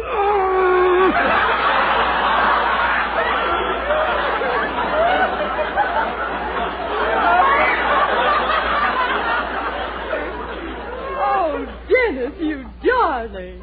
Still, I've often thought I should be painted and perhaps photographed. Do you agree? Oh, yes, ma'am. You'd photograph fine if you were painted.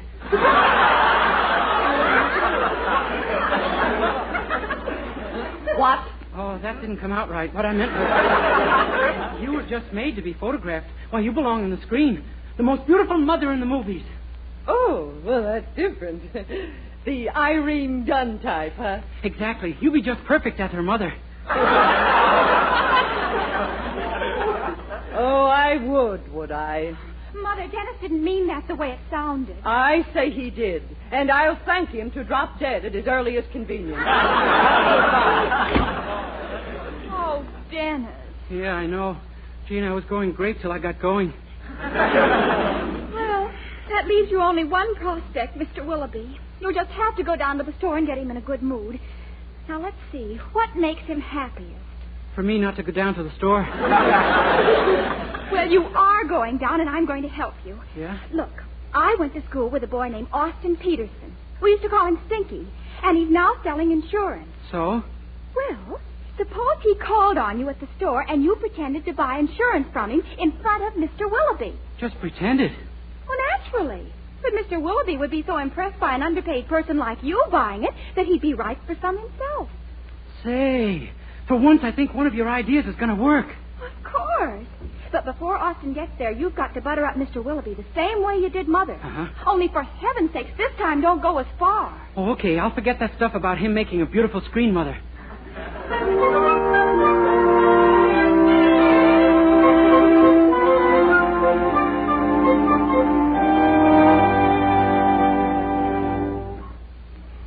Gee, you really think I can sell this Dennis Day some insurance, Uncle Homer? Just as sure as your name is Richard Willoughby, my boy. He's been leaving insurance folders all over the store, so I know he's interested. Gosh, I don't know. Nothing ever happened with any of my other prospects. All your other prospects got away because they outsmarted you. This time you're evenly matched. Gee, imagine. Yes, I know. It's hard to. What's more, I'm going to help you. I'm going to flatter the lad for you so he's in a mood to buy. Flatter him? Well, sure. That's the way. Oh, here he comes. Quick, duck out of sight for a couple of minutes. Okay. Dennis, my dear, dear son, good morning. Mr. Willoughby, don't move. Just stand there and let me drink you in. Say, Dennis, you're the grandest, loveliest boy I've ever known. And you're the finest, sweetest man, Mr. Willoughby. I don't know anyone I'd rather mop a floor for. Dennis, I don't know anyone I'd rather have mop it. You've given me a magnificent floor to work on, Mr. Willoughby. Knees like yours deserve the best, Dennis. You're good, Mr. Willoughby. You're fine. You're considerate. You're loyal. You're sweet. You're sincere. You're pure. You're wholesome. Oh, I'm sorry. I forgot to wait for my turn. That's quite all right. I'd forgive you anything, Dennis. And I love you, Mr. Willoughby. Pardon me. Mr. Day? Yes? How do you do? I happen to be an insurance man, and I... Oh, the fellow... how are you, Stinky? Beg pardon? I said, how are you, Stinky? Well, I guess the customer's always right. Fine, thanks. Good. What can I do for you, old man? Oh, stick around, Mr. Willoughby. Well, I was wondering if you'd be interested in a life insurance policy. Sure, I'll take it. It's a wonder... Huh? Sign me up for $1,000. You talked me into it. What did I say? I'd like to remember it. It wasn't so much what you said, it was the way I listened. Oh, thank you very much, sir. And goodbye. Oh, just a minute. I understand your firm also carries accident insurance. Yes, sir. Well, suppose I got laid up because of an accident and lost 2 weeks' pay. Gee, that's right. And what about the doctor's bills I'd be running up? Yeah. And who's going to pay my room rent while I'm in bed? Yeah. Accident insurance is great. I think I ought to take some. Really? I'd be a fool not to if what you say is true. Gee. You're a real high-pressure customer. Now, Stinky, are there any types of insurance you've forgotten? Oh, I imagine there must be some I haven't mentioned. Put me down for $100 worth of each. If I'd known it was going to be like this, I'd have sold tickets. Gosh, I certainly do thank you, Mr. Day. Would you mind signing right here? Oh, not at all, Sonny. There you are. Gee, you sure were right about Mr. Day, Uncle Homer. His premiums will come to at least $100. Oh, sure. I'm a great believer in Uncle Homer? Why, yes. Richard here is my nephew. You mean he isn't Stinky? Well, that, of course, is open to debate. But I mean, Mildred Anderson didn't send him down here? Mildred Anderson? Who's Mildred Anderson? Oh, she's the girl who perfected the revolting development.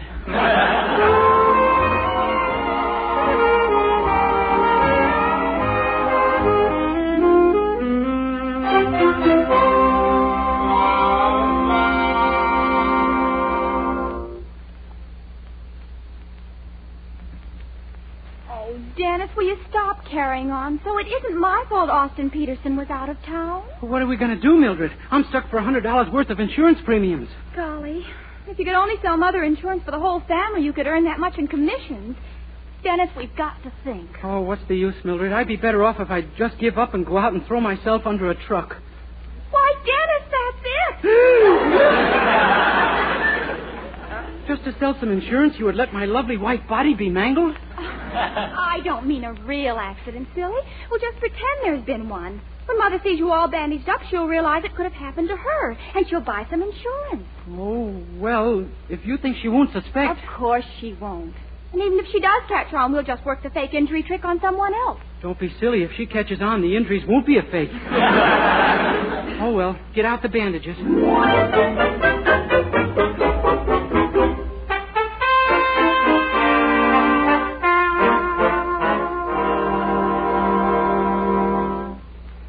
That does it. You look perfect, Dennis. Don't you think we've overdone it a little? Shouldn't there be a little hole I could talk out of? Oh. Well, here, I'll push some of it aside. There. Oh, Mildred. Oh, golly, we just got through in time. There she is. Oh. In here, Mother. Quick, lie down on the couch, Dennis. Mildred, I just wanted to... Good heavens, who's that? Oh, Mother. Mother, it's Dennis. He's been hurt. Hurt? Badly? Oh, Dennis. Speak to me. How did it happen? I was crossing a street when suddenly a 20-ton truck came bearing down on me at 80 miles an hour and hit me head on. Yes, ma'am. My face is all scratched. Your face is scratched. Oh, it's much worse than that, Mother. He's delirious. He doesn't know what he's saying. Oh, my. Is the pain dreadful, Dennis? Terrible. And no insurance at all. Oh, dear, to be seriously injured in a strange town so far from your home. Yeah, with no insurance. How much you must wish that you had your mother here at a time like this. I'll say, and a few dollars worth of insurance. You see, Mother, he has no insurance. Yes, I was beginning to suspect it. Yeah, Mrs. Anderson, and you ought to buy some right away. A thing like this could happen to someone you care about. Well, Mildred, do you realize that when that boy is delirious, he makes sense? I'm going to buy all the insurance I can as fast... Now, who can that be? I'll answer it. Yes? How do you do? Is Mr. Day in? I brought over the insurance policies he bought this morning. Insurance policies? Mildred, I feel a cold wind blowing on me. Dennis, this gentleman dropped in to bring you your insurance policies. Gosh, Mr. Day, is that you? And you're injured. Oh, that's awful. The company gives us demerits when they have to pay off so soon. No, I'm not really injured, Richard. Your company won't have to pay me. I wouldn't count on it, Richard. Huh? Dennis, this time you've gone too far. This time I'm Dennis Day, come back here and fight like a man.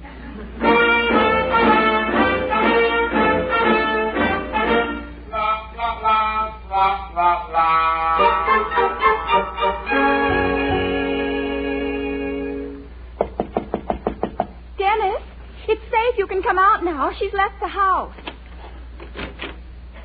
Well, goodbye, Mildred. It was nice knowing you. Dennis, wait. All we've got to do is think this thing out. That's what I'm going to do, Mildred. Sit down in China somewhere and think it out. Goodbye.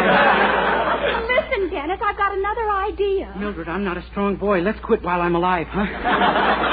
But all you have to do is go down to the office of the insurance company you bought the policies from. And just tell them I don't want the policies? No, tell them you want a dozen more. Girl, I knew it would happen. You've blown your whistle. Dennis, wait. When you ask for more insurance, they'll wonder why. They won't be alone. Well, suppose you convinced them that you'd had reversals and were about to commit suicide. Wouldn't they cancel all the policies you bought this morning? Well, it's possible, I suppose. Possible nothing. It's a certainty. I'll go with you and wait for you. Surely you can make them believe you're desperate enough for suicide, can't you? Why not? All I got to do is be myself.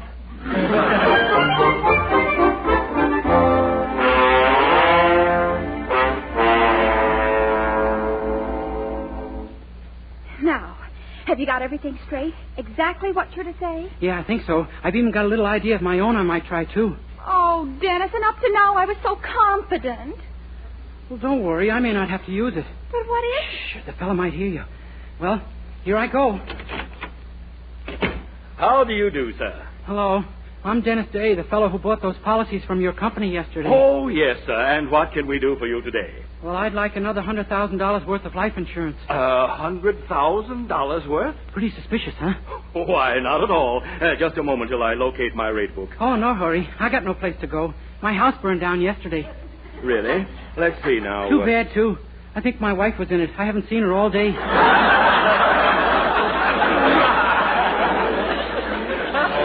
This is the annuity book. Yeah, that's the way it's been going lately. Yesterday, little Eloise got to playing with my razor.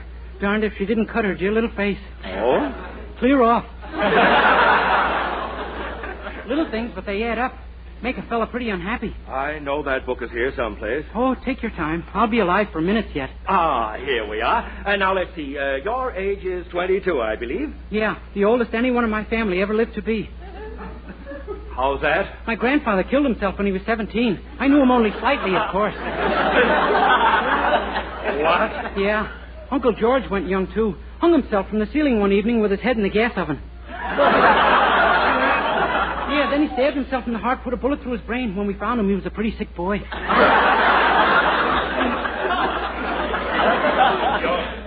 Your whole family were suicides? Starting to wake up, huh? But surely you're not that sort of a person. Oh, no? Well, see this? A gun. Mr. Day, put that down. I'm going to blow out my brains right after you give me that $100,000 policy. After? Mr. Day, that isn't ethical. But I can't leave my little ones with just these small policies I bought yesterday. Here, give me those policies. Hey! There.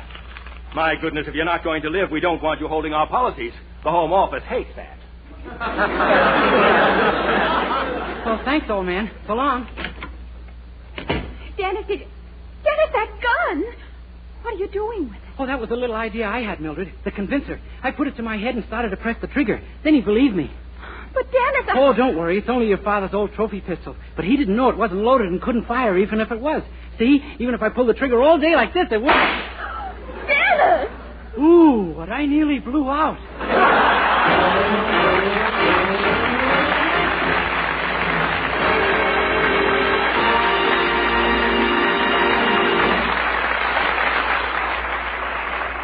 Dennis Day will be back in just a moment with a song. But first, here's a fact worth knowing. Colgate Dental Cream cleans your breath while it cleans your teeth. And that's important, as our Colgate players now demonstrate. Our curtain goes up on a scene in a room of a college dormitory, where we find a college boy with trouble. Gosh, this is some letter I got from Gracie today. All she says is no, no, no. Well, maybe the gal means no, Shorty. Well, then how come all the love stuff she used to write? Decode that for me, hotshot. Okay. The way I figured, Gracie's signaling you to see your dentist. And here's what Shorty found out. Scientific tests prove that in 7 out of 10 cases, Colgate Dental Cream instantly stops unpleasing breath that originates in the mouth. And Colgate's safe polishing agent brings out the natural sparkle of your teeth, cleans them thoroughly and safely. Yes, Colgate Dental Cream cleans your breath while it cleans your teeth. And Colgate Dental Cream is famous for its wonderful wake-up flavor, too. Nationwide tests of leading toothpastes prove that Colgate's is preferred for flavor over other brands tested. So to clean your teeth thoroughly and safely, for a wake-up flavor everyone enjoys, use Colgate Dental Cream. Remember, Colgate Dental Cream cleans your breath while it cleans your teeth. With Charles Dant and the orchestra, here's Dennis singing Cole Porter's Begin the Begin. When they begin the begin, it brings back the sound of music so tender. It brings back a night of tropical splendor. It brings back a memory evergreen. I'm with you once more under the stars, and down by the shore an orchestra's playing, and even the pond seemed to be swaying. When they begin the begin, to live it again is past all endeavor. except when that tune clutches my heart. And there we are, swearing to love forever, and promising never to part. What moments divine, what rapture serene, till clouds came along to disperse the joys we had tasted. And now when I hear people curse the chance that was wasted, I know but too well what they mean. Sort of let them begin the begin. Let the love that was once a fire remain an ember. Let it sleep like the dead desire I only remember. When they begin the begin. Oh, yes, let them begin to begin. Make them play till the stars that were there before return above you. Till you whisper to me once more, darling, I love you. Suddenly know what heaven we're in when they begin the begin. When they begin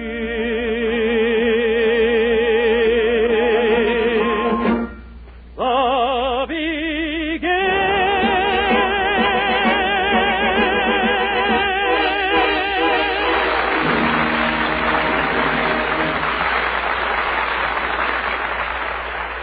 Friends, this winter the people of Europe face widespread starvation, and this situation concerns every American, not only for humanitarian reasons, but to protect our own freedom. For if hunger brings on a collapse of the effort to build free governments abroad, our own security will be seriously threatened. So we can help protect the peace we fought so hard to win by sending Europe enough food now. But to do this, every American must cooperate with our government, and here's how.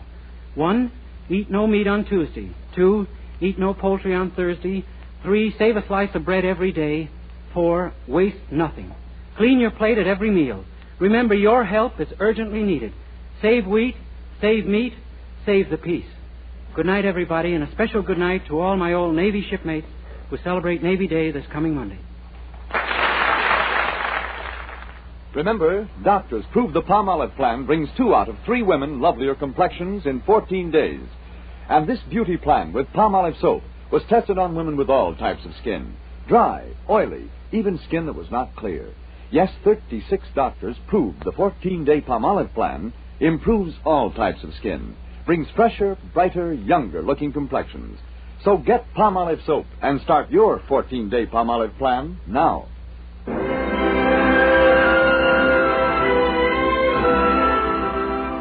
This is Vern Smith reminding you that an interesting story of Dennis Day is appearing in the current issue of Movie Star Parade, now on sale.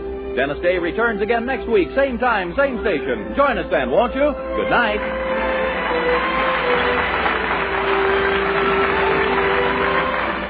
This is NBC, the national broadcasting company.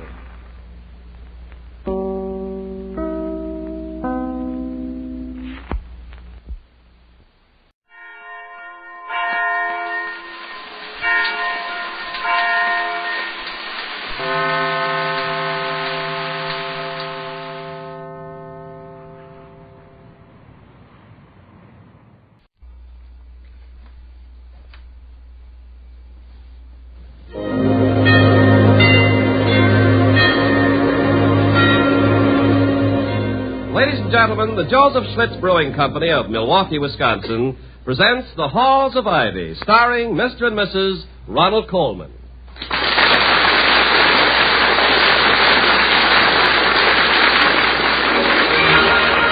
I was curious. I tasted it.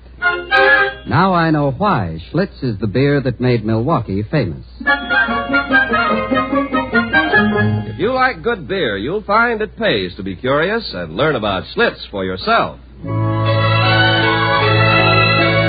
now, the Halls of Ivy. We love the halls of ivy that surround us here today, and we will not forget though we be far, far away. Welcome again to Ivy.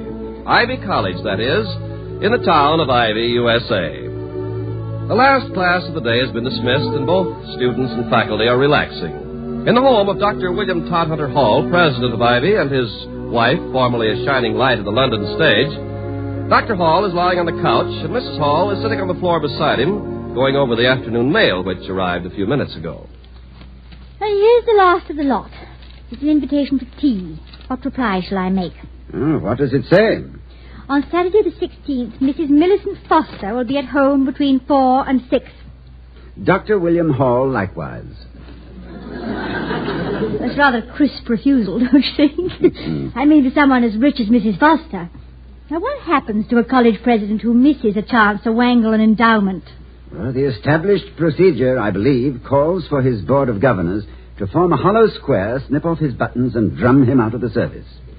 Well, unless, of course, he can prove it was not his fault. If he can do that, then the board naturally takes that into consideration. I see. What do they do then? Well, then they, form a hollow square, snip off his buttons, and drum him out of the service. And he and his wife are never... Just rub my back a little. Dear. No, a bit to the left. That's it. And he and his wife are never again seen in academic circles. They become flotsam and jetsam on the stream of life. You know, I think you ought to accept Mrs. Foster's invitation. She's apt to be very receptive to your ideas about building Ivy. Well, why should she be? I've never even met her. Have you forgotten what that magazine article said about you last week? Toddy, your cheesecake. Oh, Victoria, now. What was that line? No ineffectual intellectual he. Oh, Victoria. And that caption beneath the photograph. Sexy prexy. Now, Victoria, please. The tone of that article was entirely incommensurate. The article contained a great deal of truth. But the tone of that article was entirely... Toddy, face it. You're an attractive human being. The tone of that... Well, anyway, it's nice to have you think so. Well, I'm sure I'm not the only one. Girls must always have found you attractive. And tell me that before you met me, you never dilly-dallied. Dillied, perhaps, Victoria, but I never dallied. I think we might bring this discussion of my personal charms to a close by accepting Mrs. Foster's invitation to tea. There. One moment while I note it down. There. No hollow square for you. Your regimental buttons are quite safe. Well, as far as we know. However, I think... Oh, answer the phone, will you, Victoria? Certainly, if I can find it. Oh, this happens every time. That phone is never twice in the same place. Now, Toddy, it'll turn up sooner or later. Your sight for one moment and off it scampers on a frolic of its own. It's not under the coffee table. Never mind, Victoria. I see it. Where? On the telephone table, of all places. Dr. Hall speaking. Oh, yes. Good afternoon, Mr. Merriweather. This is an unexpected With whom? Oh, I've never met him, but of course his reputation... Oh, yes, by all means, do. Goodbye. Mr. Merriweather, he's on his way over. Oh, good. I adore Mr. Merriweather. I wish all the members of the Board of Governors were like him. Did I tell you what he said to me last time he visited? As he was leaving, he pinched my cheek, looked deeply into my eye, sighed an enormous sigh, and said, "Gad, ma'am, what I wouldn't give to be 70 again." Chester Bromley is with him. Chester Bromley. I don't think I know him. Well, he's perhaps the greatest authority on Shakespeare since Kittredge of Harvard, and one of the finest pedagogues this country has ever produced. I wonder what Merriweather has on his mind. Do you suppose the board is displeased about something? Oh, no point fretting, Toddy. Think about something else. Tell me more about Dr. Bromley. He's the best kind of academician. He has real love for his subject and What is even more admirable, he can communicate his enthusiasm and fire to his students. He may want to reopen the whole matter of breakage in the physics lab. Dr. Bromley? No, dear, Mr. Merriweather, he can't seem to understand that with the increased emphasis on the sciences, expenses are bound to mount. I wish we could have him here at Ivy permanently. Mr. Merriweather? No, darling, Dr. Bromley. He's unearthed more truth about his subject matter than any other researcher in the field. I don't suppose you know there's no foundation whatsoever to the story that he was horsewhipped for poaching deer when a boy. Dr. Bromley or Mr. Merriweather? William Shakespeare. He's on third. Who's on third? Who's on first? I could use a cup of tea. It's very confusing, the whole thing. Philip! You know, it's only recently that Bromley has received the recognition he deserves. Most of his life he taught at third-rate schools throughout the country. Not until Oxford invited him to lecture did the academic world realize what a great man he really is. Did you call, Mum? Yes, before for tea. Yes, Mum. One moment, Penny. Toddy, did you know Penny was born and bred in Shakespeare's hometown? Really? Stratford-on-Avon? Oh, you must know quite a good deal about him. Oh, yes. Couldn't help but learn what we'd been raised there. I could tell you ever so many things. But go ahead. I'm very interested. Well, for one thing, he was English.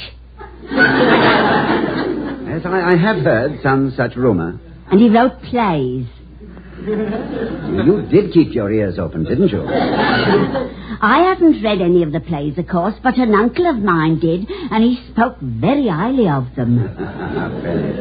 Penny, Shakespeare was one of the greatest masters of the English language who ever lived. Well, I can understand you're being impressed by that, being a Yank. But I've been speaking the English language all my life. You certainly have. And, let me see. Oh, yes, he's dead. Oh, that's too bad. Well, thank you very much, Penny. Oh, don't mention it, sir, any time at all. Oh, excuse me, sir, the door. I'm sorry, dear. I'm afraid Penny didn't help much. No, I wouldn't say that she had made my regimental buttons any more secure, but it was a good try, Vicky. Dolly, quick, before Dr. Bromley comes in, tell me more about him so I can talk to him. Well, one of the things he did was to clear up the mystery of the second-best bed. The second-best bed? Yes, you see, Shakespeare was quite wealthy when he died, and yet, in his will, he left his wife only his second-best bed. Scholars speculated for years about that. Yeah, I bet the neighbors did, too. Yes, Penny? Mr. Merriweather, sir. Oh, thank you, Penny. Good afternoon, Mr. Merriweather. Hello, Hall. Good to see you again. More than good to see you, ma'am. Oh, thank you, Mr. Merriweather. You're looking very fit. Feeling very fit. Winked at a pretty girl this morning. She winked right back. Thing like that's a tonic to a man my age. Well, isn't Dr. Bromley with you? Oh, he'll be here later. He's inspecting the library. I couldn't wait to have a business appointment a little later. Dr. Hall, I have good news. I've got Bromley on the verge of joining our faculty. No. Yes. I was introduced to him. Remembered that opening in the English department and decided he was the one to fill it. Oh, that's wonderful. How in the world did you manage? I've heard he's turned down scores of offers. Well, simply reasoned with the man. Look here, I said, and so on and so on and so on. Yes, he answered, but what about this and that? Well, it's all very good, I said, but it carries no weight whatsoever when you take such and such into consideration. And that clinched it. Yes, I can see where it would. It's a very potent argument. Anyway, I persuaded him to visit Ivy for a few hours, and all you have to do is wind up the deal. But I still don't understand. Surely some of the positions he's rejected carry much larger salaries than anything we can offer. Well, he mentioned that, but he added it was no criterion. He seems to place all the weight on the fact that not one of the college presidents with whom he's spoken since his return from Oxford could answer a very simple question. Not one. It's shocking, don't you think? Oh, I should be very interested in knowing what the question is. What was it again? Oh, yes. What was William Shakespeare like personally? Just tell him that and he's ours. Oh, Mr. Merriweather, let me assure you that is not a simple question. I've no idea why Dr. Bromley would accept or reject a post on such a fantastic basis, but no one has ever answered that question to anyone else's satisfaction. We have no way of knowing what Shakespeare thought or felt about anything. Oh, I don't agree. Now, what about that line in, I forget which play, where, what's his name, says,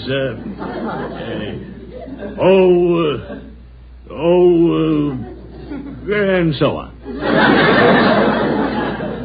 Yes, well, that line notwithstanding, one cannot deduce the bard's personality from his work any more than one can tell what sort of a man Henry Ford was by examining a Model T. Well, I'm stunned by what you tell me, Hall. I'm only a layman, but even I know something about him. He was an excellent businessman, shrewd market manipulator. Well, now, from which of his plays did you get that information, Mr. Merriweather?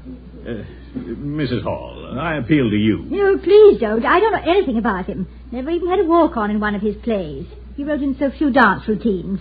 I don't know what to say. Why, I've already telegraphed the other members of the board we'd signed up Bromley. Wasn't that a trifle hasty, Mr. Merriweather? Well, I suppose it was, but I've always had such confidence in your ability.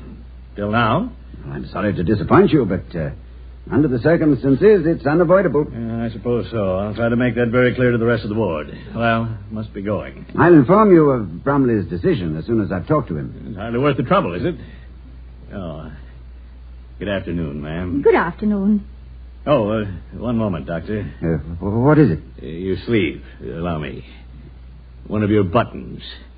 Hanging by a thread. Good day.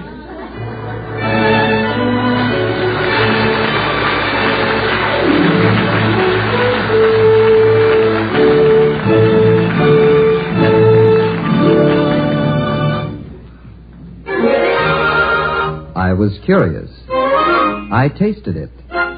Now I know why Schlitz is the beer that made Milwaukee famous. We'll return to the halls of Ivy, starring Mr. and Mrs. Ronald Coleman, in just a moment. But first, let's hear the story of a lonely traveler and how he made an acquaintance who turned out to be the mutual friend of a club car full of strangers. Well, I was traveling alone, and I came into the club car late. The earlier arrivals had already formed the quick, fleeting friendships of travel. The sales manager from Omaha and the newspaper man from St. Louis were playing canasta like lifelong buddies. The founder man from Michigan was talking politics with a department store buyer from Pittsburgh. And so it was all over the car. Being a research man who works alone a lot, I don't find it too easy to meet people. So I was feeling like the odd man at a family dinner party when the waiter asked me, "What will you have, sir?" Well, while I'd been studying my traveling companions, I'd noticed how many of them had bottles of Schlitz beer in front of them. I'd noticed, too, how inviting the beer looked in the glass and the satisfied look on the faces of those who were drinking it. Honestly, they could have been in a Schlitz magazine ad. So I said, "Schlitz, please." I figured a beer must be something special to have that many close friends in one club car.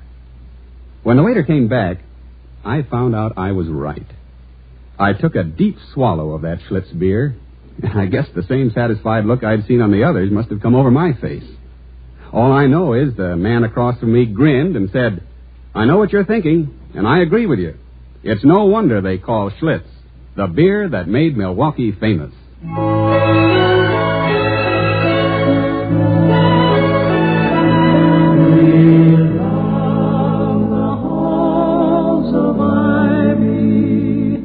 That surround us here today.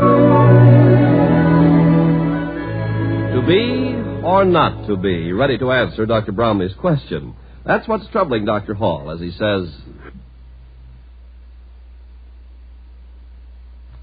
Oh, the devil should I know what Shakespeare is like personally. Merriweather has no reason to expect I should. If at my age I must be a quiz kid, at least let the questions be some... Yes, what is it, Penny? Nothing, sir. I've only brought the tea.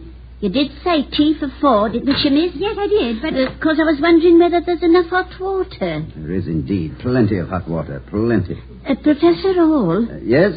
Regarding what we was talking about before, Shakespeare, I've remembered something else. They referred to him as the Bird of Avon. They may shortly refer to me as the dead pigeon of Ivy. Thank you, Penny. That'll be all. Yes, sir. Would you like some tea now, Toddy? Oh, I think we'd better wait for Bromley. Oh, he's certainly taking his time about it, isn't he? Well, after all, life around a college is always leisurely. Yes, it is. Are you ever sorry you married into such a life? Don't you sometimes find it boring? Toddy, let me tell you something. Before we met, I'd been proposed to by a big game hunter, a test pilot, and a chemist doing research in high explosives. And frankly, compared to the pickles in which you find yourself, I suspect any of them would have been good and dull. I don't think I'm in such a bad predicament this time, Victoria. It's only that it may be one of the straws piling up to the one that breaks the camel's back. I never know when the members of the board may start sharpening their snippers and licking their chops with eagerness. You're getting very careless with your similes, Toddy. Or are they metaphors? Metaphors. Dear. Oh, but that little touch about licking their chops, masterly, I call that. Oh, it's nothing really. It just came to me. Well, I say there's little to worry about. Let them fire you if they like. A less cavalier approach to the matter, Vicky, if you don't mind. No, I mean it. Let them. I know who'd regret it first. Oh, so do I. It's a buyer's market in college presidents. I have no desire to glut it. But over and above that, sentimental though it may sound, I love Ivy. And I'm very keen on my job. My father went to Ivy. His father went to Ivy. My great-grandfather went to Harvard. Really? And sent his son to Ivy? Well, you know how it is. A man always wants his children to have the good things in life he himself has missed. The devil is Bromley. Have you any idea what you'll say to him when he does arrive? About Shakespeare, I mean. Oh, I shall have to answer his question in some fashion if he asks it. Of course, I've always had a conception of Shakespeare. I've thought of him as someone who was very happy in his work, extremely interested in people, and a man who might have dedicated his life to a cause worthy of his efforts. Is it so very important that Ivy get this Professor Bromley? I mean, is it worth all this fuss? If he were just another run-of-the-class professor, my dear, I'd say no. But this man is one of the torchbearers of learning, one of the inspired teachers, a man with a gift of communication.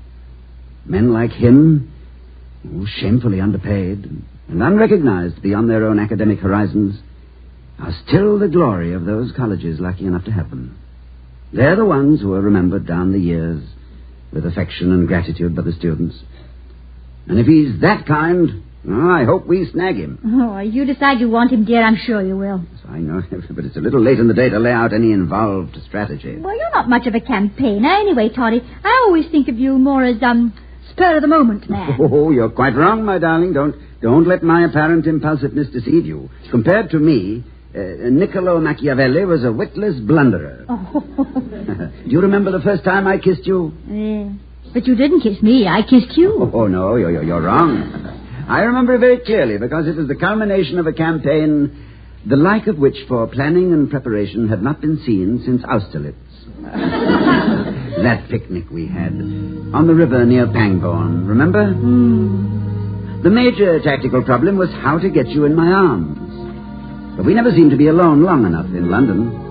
So I invited you to a picnic. And no sooner had we gotten out of the car and strolled down to the river through a herd of cows to feed the swans. Did you remember to bring the crumbs for the swans? 3 bags full. Now, it's rather rocky here. Be careful. Oh, well, I'm careful. Oh, dear. What happened? Twist your ankle? Yes, afraid I have a bit. See if you can stand on it. Yeah. No, I can't. Well, sit down here on this stump. Oh, I have a show to do tonight. I'd better have a doctor take a look at it as soon as possible. Would you mind terribly if we went back to town? You mean right now? Yes. Oh, no. No, of course I don't mind. Well, let me lean on you. I'll hop. No, don't be silly. I'll carry you. Like this. Don't you think I'll be too heavy? Not in the least. Do you think I'm a weakling? Oh, no. This is delightful. You're sure I'm not too heavy? I can feel your heart beating. Not because you're too heavy, believe me. I've never been this close to you before. What's that scent you're wearing? It's wonderfully heady. Just me. I never heard of it. Oh, you mean it's you? Yes. Don't you want me to put me down and take a breather? No, you're light as a feather, really. Yes, I'm enjoying this enormously. Funny, I never noticed that spray of freckles across your nose. Do you like it? The freckles or the nose? Oh, a combination. Yeah, very much. And the face that goes with it. There's nice coloring all over it. I think your coloring's getting a trifle high. You'd better put me... You know, it's only a few steps more to the car. You sound very relieved. But I'm not. I would like this to go on forever. May not get a chance to hold you again. You may not live to do it unless you put me down. Professor Hall. Oh, please, put me down. Very well, if you prefer. There. And for heaven's sake, sit down beside me. Thank you. Believe me, I will. Professor Hall, you're a knight in shining armor, but you don't have to kill yourself to prove it. I'm sorry. Forgive me. I wish you could see your face. It is funny, way things worked out. I plan a picnic, and it's over in 5 minutes. I attempt gallantry and lose my wind. And just as you were about to kiss me, weren't you? Now, I'm offered a kiss and can't catch my breath. Never mind, Professor Hall. I'll wait. I'll wait until the cows come home. Ah, what a lovely sound. I'm surprised no one has written a symphony around the cowbell. That isn't a cowbell, Toddy. That's the doorbell. Well, why should a cow ring a ring? Oh, the doorbell. Yes. I must have been daydreaming again and didn't quite finish it. You owe me a kiss. I do, sir? You were speaking to me, Penny. Oh, excuse me. Dr. Bromley to see you, sir. Oh, yes. Won't you come in, Doctor? Thank you. How do you do? Victoria. May I introduce Dr. Bromley? Dr. Bromley, my wife. How do you do, Mrs. Hall? So nice of you to call. Penny, the gentleman's coat and hat. No, please. I have a taxi waiting outside. I can only spend a few minutes. Oh, that's too bad. I had hoped you might stay longer. Much longer. Several years, perhaps? Yes. I don't mind telling you it would be quite a feather in Ivy's cap to have you on the faculty. Thank you. And I don't mind telling you I agree wholeheartedly. I trust I don't appear immodest. It's only that I've recently acquired a fair idea of my own worth. You see, the past few months I've received 53 offers to decorate some school's bonnet. Oh, it'd be foolish to pretend ignorance of the fact that you're greatly in demand. Only recently. For 31 years of my career, the shoe was on the other foot. Dr. Hall, you know the tons of application papers an unknown professor fills out in 31 years of job hunting? State name, age, degrees, colleges, previous positions, salary, academic honors, administrative abilities. Well, we can't expect to be taken on when they don't know anything about us. Oh, that's very true. I appreciate that. But you can't expect me not to enjoy the turning of the tables now that I've acquired the stature that permits me to ask the questions. Yes, I'm beginning to understand. What was Shakespeare like personally, eh? Mr. Merriweather told you that, did he? Well, can you answer it? Tell Dr. Bromley what you've always said, William. That Shakespeare was a man who felt he'd never received the honors due to one who stood at the top of his profession. This colored his entire life. Victoria, How in the world did you know? Dr. Hall, that's precisely the conclusion I've reached after half a lifetime of intense study. How in the world did you know? You mean... Why... It's obvious. You take my breath away. I should like to discuss this matter further with you. How about letting me stay for dinner tonight? Oh, but of course. Please stay. Just let me go outside and dismiss my taxi. I'll be right back. Don't go away. Excuse me, Toddy. I want to tell Penny there'll be 3 for dinner. No, wait, Victoria. How the devil did you know the answer? What do you know about Shakespeare? All I know about Shakespeare, Toddy, is that Sir Laurence Olivier did a lovely job with Hamlet. Yes, I know. But you see, I do know a little about people. When I heard Mr. Merriweather describe him as a businessman, which Mr. Merriweather is, and you describe him as a man who loved his work, which you do, it occurred to me that Dr. Bromley might also see him as a man very like himself. That's all. Excuse me, I simply must tell you. No, 1 minute, Vicky. I want you to say all that again. Yeah, well, later, Toddy. Why don't you phone and see if you can reach Mr. Merriweather with the good news? I will. I'll be back with you in a few minutes. Hello, Mr. Merriweather. It's Dr. Hall. I wanted you to know that through your initiative and Mrs. Hall's great knowledge of the classics, Dr. Bromley has decided to join our faculty. Yes, I'm extremely gratified. Anything I have done is, as my students would say, strictly off the cuff. Which reminds me, Mr. Merriweather, remember that loose button on my cuff? I fixed it.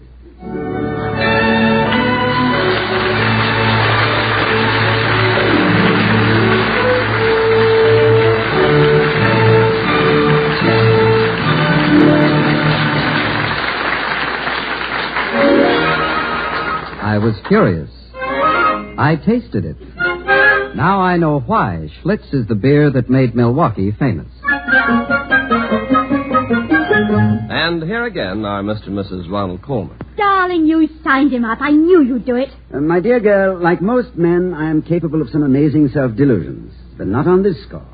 I know who gave Bromley the answer which convinced him that Ivy was his spiritual home. Isn't it awful the way I keep butting in?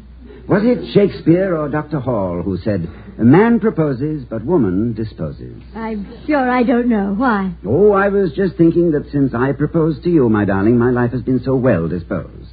Well, thank you, dear. Not at all, darling. Good night, everyone. Good night.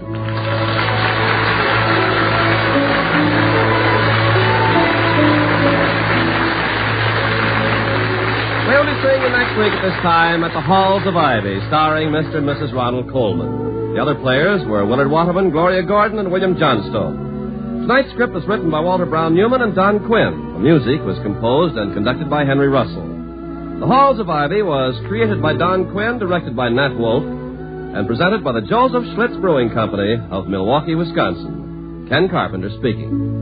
Oh, we love the halls of ivy that surround us here today, and we will not forget, though we be far, far away.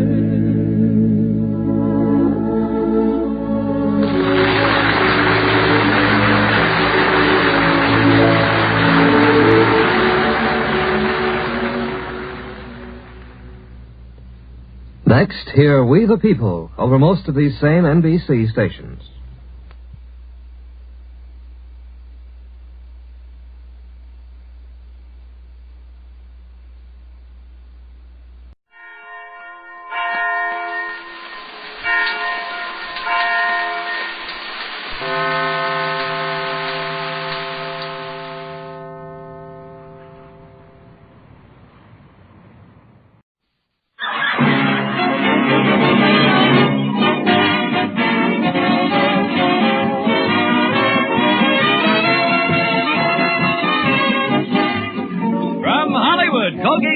Presents the Mel Blanc Show, written by Mac Benoff with Mary Jane Croft, Joe Kearns, Hans Conried, Alan Reed, the Sportsman, Victor Miller and his orchestra, and starring the creator of the voice of Bugs Bunny.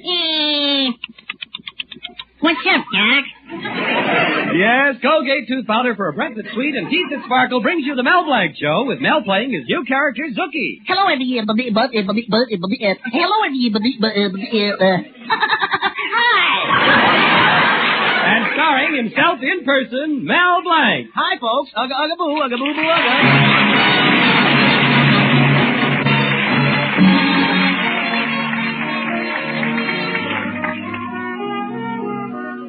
Well, here it is, the first day of April, All Fool's Day. All over the country, people of dignity drop their cloak of respectability and declare open season for silliness. And the people in Mel Blanc's little town are no exception, especially Mel Blanc himself. Anyway, let's sneak into his fix-it shop and listen. Shh, he's on the phone. Is that you, Henry? I have a phone call for you from Dr. Rooster. Just a minute, I'll put him on.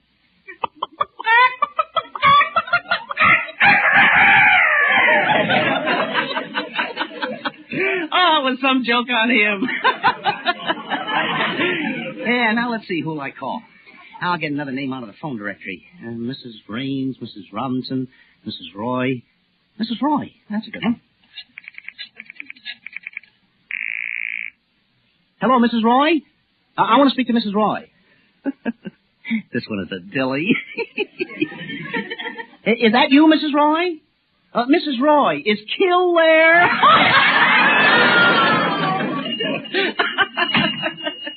what are you laughing at? Oh, Betty, it's April Fool's Day, and I'm having fun on the telephone. Just watch this. Here's a Richie name in the phone book.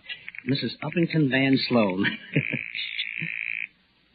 Hello? Hello? Are you the lady that washes? I beg your pardon. I said, are you the lady that washes? Of course not. Oh, you dirty thing! You better be careful now. One of your jokes is liable to backfire. Oh, Betty, that's never happened to me, except once last year. Then I only spent 2 days in the hospital. What happened? Well, don't you remember last April Fool I disguised my voice? I woke up your father... I woke up your father at 4 a.m. and said on the phone, "You're a big fat jerk and a moron. Guess who this is?" Yeah, well, how did you get in the hospital? He guessed. Oh, I don't know. I can never pull a joke on your father. Well, don't try it this year, Mel, especially since Father's beginning to like you so much. I'm not so sure about that. Oh, no, Father likes you very much. Last night when you were over the house, I heard him asking in the kitchen for a little bite. Yeah, and his teeth marks are still on my arm. Let me see. Who else can I play a joke on? Well, not with me around. I'll see you later. Bye. Oh, Betty, your slipper showing. Oh, where? On your clothesline. April! Fool. Oh, now I'm alone. I can pull the biggest one of them all. And this year he won't catch me. I'm going to call Betty's father. Hello? London calling. Mr. Colby. London? Yes, this is Mr. Colby. This is Smythe Twombly, the lawyer, calling. Mr. Colby, it is my duty to inform you that your uncle, Sir Percival Colby, has just been buried. Buried? Had to. Dead, you know. Well, but I haven't got an Uncle Percival. And furthermore, he left you his entire fortune. Oh, yes, dear Uncle Percy, yes. How much did he leave? Well, it's a matter of £2 million, 30 guineas, 5 shillings, 2 pence, and a jacket. We'll mail you the check in a fortnight. A fortnight? In fact, we'll send the check airmail. It may take only 3 nights. Well, cheerio. Oh, I'm rich. What a terrific rib. Oh, gee. I forgot to say April Fool. Hey, what if he takes me seriously? Oh, no, he couldn't be that stupid. Hello, Val. Well, Professor Potchnick, my favorite music teacher. Have I been having fun today? Why all of a sudden today? Well, don't you know it's April the 1st? All Fool's Day. Oh, pardon me. Happy birthday, man. Professor, don't you get it? April Fool is when you play jokes on people. Oh, please, don't remind me. Last year I played a joke on my wife, Sonia. I made believe I was out of town. I called up the house and I said, "Hello, Sonia, this is Joe. Your husband's out of town. This is my chance. Joe needs you. Joe wants to come right over." Was I embarrassed? Well, how come? Joe answered the phone. So I divorced her and she married Joe. And this poor Joe got troubles. Why? Now when he's calling up, I'm answering the phone. Say, are you going to get married again, Professor? Yes, but with someone in my own profession.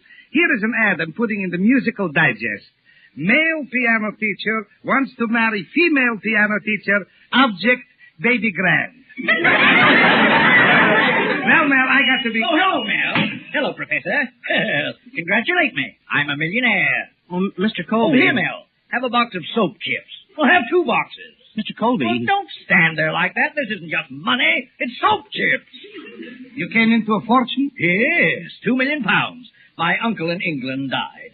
Well, I'm giving away my supermarket, and I'm going to build another one. I'll build the biggest in the world. In fact, it'll be so big, people will think it's a drugstore. Mr. Colby, I think there's something you ought to know. Oh, not now, Mel. I've given away half my supermarket, and I came down here to give you anything you want. Now, what do you need?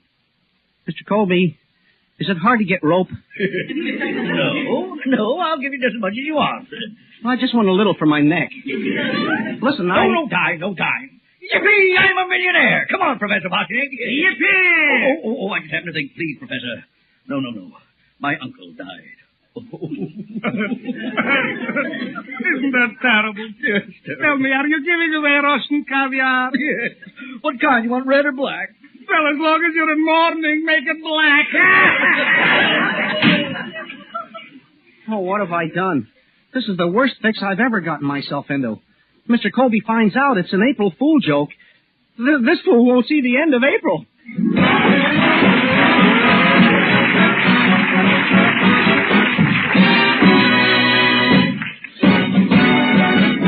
Use Colgate tooth powder, keep smiling just right. Use it each morning and use it each night. It cleans your teeth, makes breath so sweet.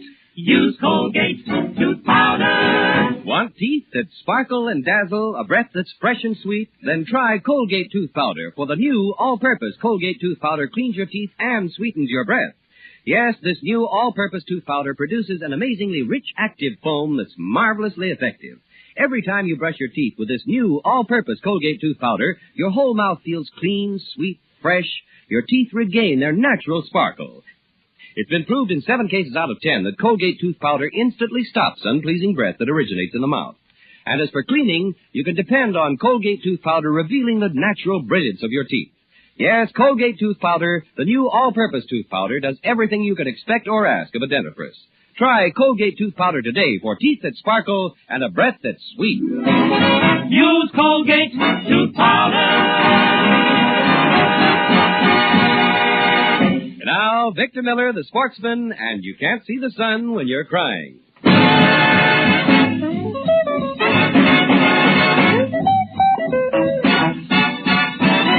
You can't see the sun when you're crying.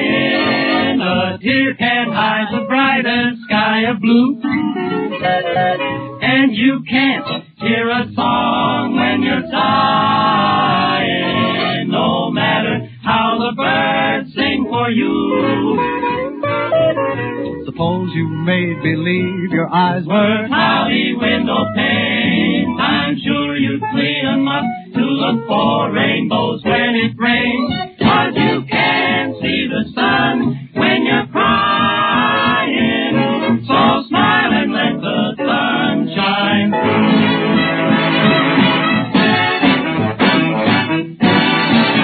Oh, dry those tears, 'cause you can't see the sun when you're crying.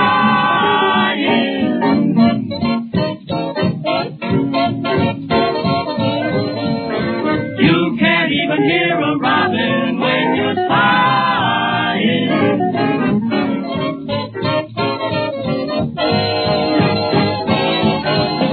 Just supposing you made believe your eyes were cloudy window panes. You'd clean 'em up to see rainbows when it rains. 'Cause you can't see the sun when you're crying. So smile and let the sun, smile and let the sun shine through.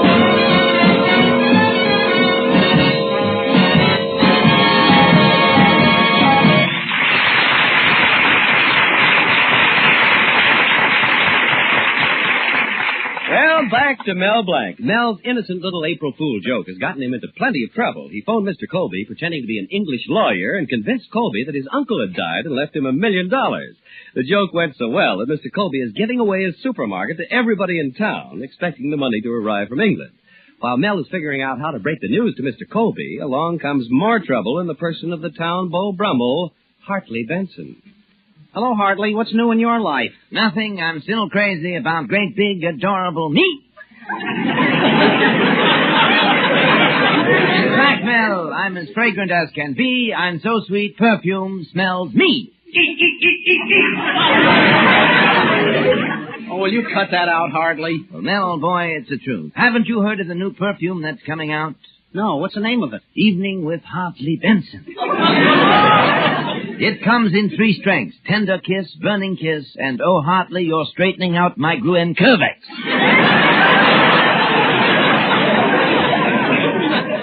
I received the first test bottle of it just last week. Well, how was it? Well, I sprayed myself with half the bottle because I had a date with a gorgeous, glamorous blonde. Well, what happened? Nothing. I smelled so good that I stayed home and danced with myself. I tell you, Mel, I was the loveliest couple on the floor.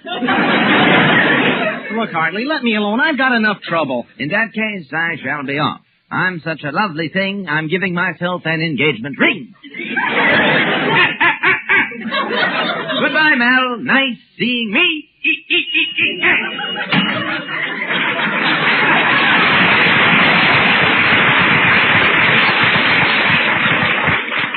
What a character.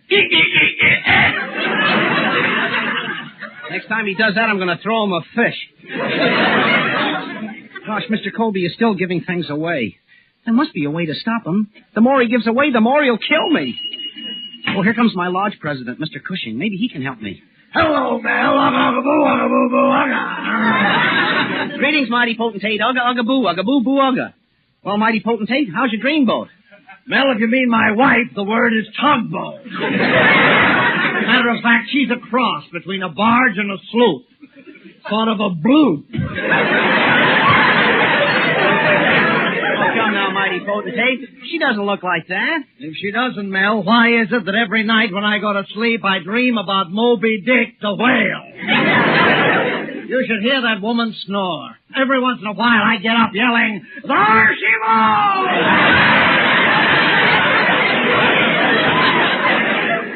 Mel, you should see her open her mouth when she snores. Jonah could walk in standing up. What a woman.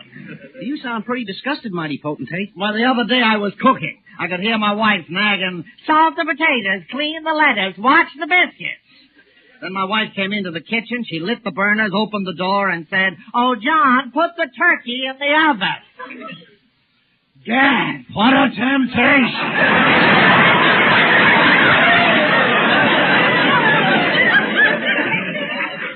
I don't know why I'm telling you all this. It's just that I got no one to talk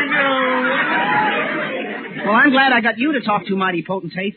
I played a joke on Mr. Colby, and now he's giving everything away in his supermarket. He is. My wife's shopping there right now. Maybe somebody will take her. Oh, wait a minute. Let me finish. The reason he's giving everything away is because I fooled him into thinking he had inherited a fortune. Now, how can I get out of it? Well, let me think.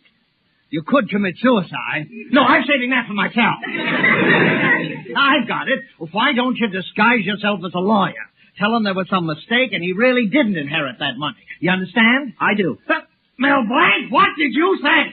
I do. Mel, never use those two horrible words in my presence. Well, I hope I helped you out.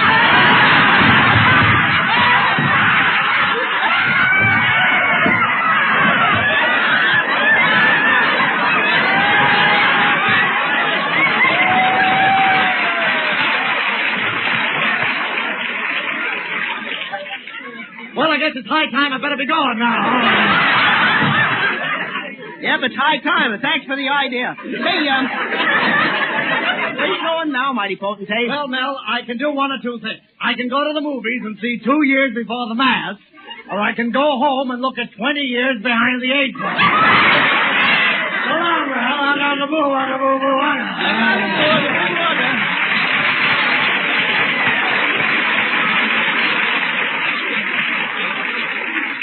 Well, at last I've got a way to get out of my troubles. I'll be an English lawyer, and I'll have Zuki tell Mr. Colby I'm coming over tonight. Oh, Zuki!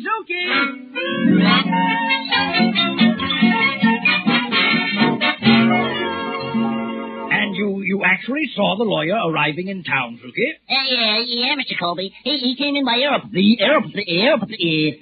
came in by automobile.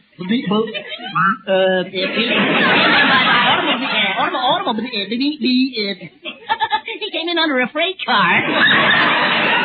Oh, that's a funny one. I thought so, too. Well, he'd probably come with the money. Oh, here, have a smoke, Rookie. It's a quarter cigar. Oh, gee, it's wonderful. Who smoked the other 3 quarters? Oh, here, I'll light it for you. There we are. Colby, a millionaire. Gee, It's like a Corona. It's a Havana smudge pot.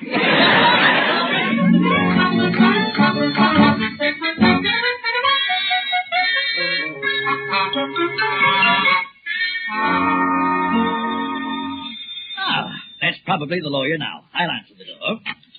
Oh, good evening. I am Smythe Twombly of Thentwhistle and all that sort of rot. I'm looking for Mr. Colby and all that sort of rot. Well, won't you come inside? I'm Mr. Colby. Well, how are you, old bean? Oh, tip-top, old man, and you? Sen, old breath. Sen. I always thought Englishmen said pip-pip. Frankly, old boy, I've had a very tiresome journey. I'm too poop to pip. Smythe Twombly, tell me, where in London does your firm have its office? Number 10 Downing Street. But Atlee lives there. We're putting on new help all the time. Nice fellow, Clem. Clem? Oh, then I suppose you know Winnie. Who? Winnie. All right. Now about the money. Oh, yes, the money. When do I get it?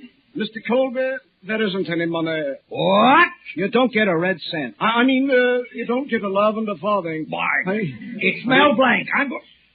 I get it, Mel. Oh, it's an April Fool joke. You're trying to make me think I'm not getting the money, aren't you? You're not. Mr. Colby, now don't get excited, but it was me who called you up in the first place. What? You're not getting a penny. I can't believe it. I can't believe it. Come now, you're not trying. Mel Blanc, I'm going to break every bone in your body. Mr. Colby, please, I didn't mean it. Don't break my bones. Yeah, you're right. I'm going to take this gun and shoot you instead. Shoot me? Oh, Mr. Colby, please. Break my bones. Nope. I'm going to shoot you. Oh, here, start on my arm. Go ahead, snap it in half. Enjoy yourself. Go ahead. It's no use. I'm going to shoot you with this 45. Mr. Colby, couldn't you wait until the 47s come out? Nothing doing. Stand still, you idiot. I'm going to shoot you right in the brain. It'll take 20 or 30 shots, but I'll find it.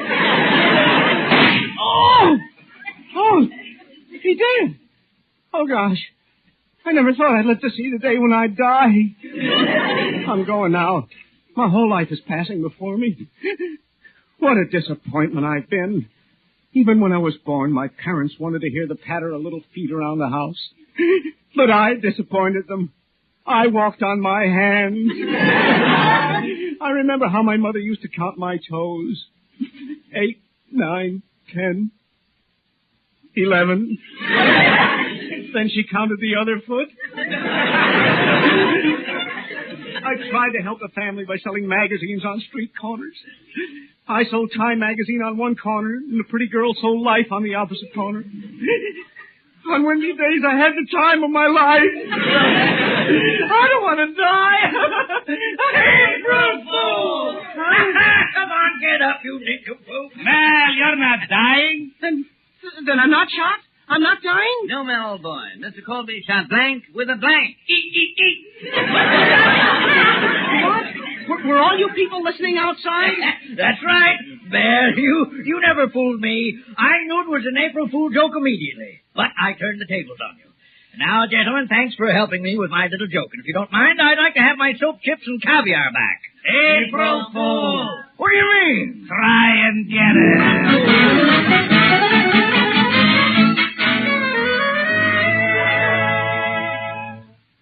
Gosh, Mel, how long do you think you'll be able to hide out in your fix-it shop? Until your father calms down, Betty. Gosh, what a day this has been. Oh, somebody wants me to fix something. I'll answer the phone, Betty. Hello, Mel's Fix-It Shop. If it's on the blank, bring it to blank.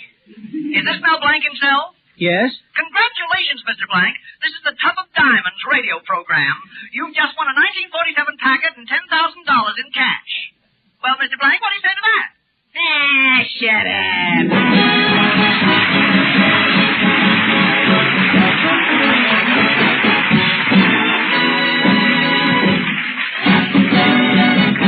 Use Colgate tooth powder, keep smiling just right. Use it each morning and use each night. It cleans your teeth, makes breath so sweet. Use Colgate tooth powder. Fresh and lively and very pleasant to taste is Colgate tooth powder, the all-purpose tooth powder. As soon as the brush touches your teeth, Colgate tooth powder makes rich, active foam that cleans and freshens every corner of your mouth. Makes your breath sweeter. Yes, indeed. In 7 cases out of 10, it's been proved that Colgate tooth powder instantly stops unpleasing breath that originates in the mouth. And oh, what a wonderful cleansing job Colgate tooth powder does. Leaves your teeth with that pearly smooth feeling, reveals their natural brilliance. So for teeth that sparkle and a breath that's sweet, try Colgate tooth powder, the all-purpose tooth powder. Use Colgate tooth powder.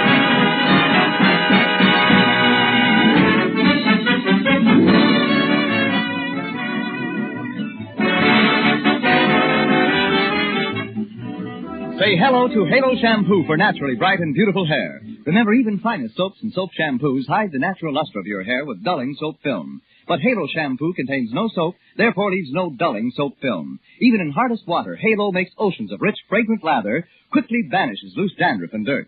Halo needs no lemon or vinegar rinse. Say hello to Halo and goodbye to dulling soap film. Get Halo Shampoo at any cosmetic counter.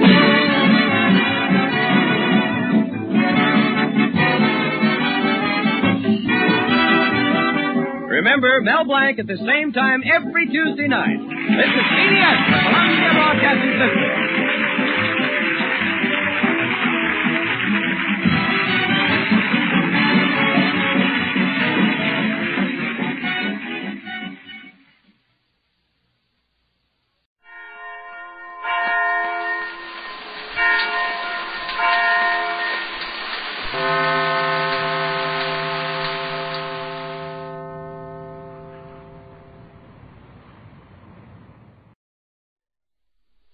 Radio's brilliant baritone, the Salopatiker singers, the Songsmiths, and as our guest artist tonight, the brilliant star of so many Broadway successes, Miss Norma Terry. Put these all together, and you have an hour of smiles, started auspiciously by Lenny Hayton and his Itana Troubadours, plus the Salopatiker singers. The number, Over Somebody Else's Shoulder.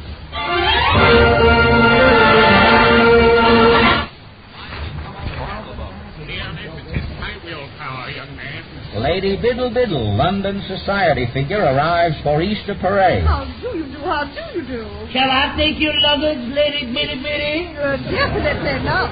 I shall carry my own luggage. My ancestors were Scotch, you know. What are you most anxious to see here in America, Lady Beebe? Easter morning on the White House lawn. They tell me you Americans lay eggs in the grass, so I say... Harvard returns Handsome Dan, Bulldog mascot, to Yale. Tidwell Flunk, Yale senior, welcomes Handsome Dan. Harvard is guilty of dog-napping, my friends. We knew that Handsome Dan wouldn't stay in Harvard after he'd had a taste of Yale. Some colleges are going to the dogs, but with Yale, it's vice versa. Got a cigarette? How about you, Handsome Dan? Which is your favorite college? The Blase News presents the newsreel scoop of the year. The holders of the winning sweepstakes tickets. Mrs. Bedelia Flush, scrubwoman, wins $200,000. Folks, I'm going to keep right on scrubbing. All I want is a new bucket and a kind word. Miss Samantha Prune, spinster, third prize, $100,000. I don't know what I'll do with the money. At my age, money ain't much help. I'm too old to have any fun, and I'm too tired to go places. Oh, dear.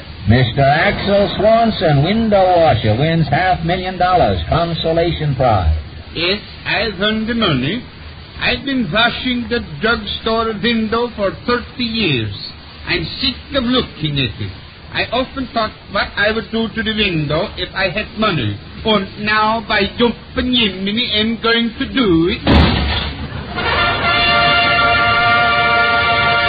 This news service will be brought to you each week, ladies and gentlemen. And so then, for all the news that's fit to hear, don't miss our Blase service. Last week, you remember, Ted Webb sang Wagon Wheel.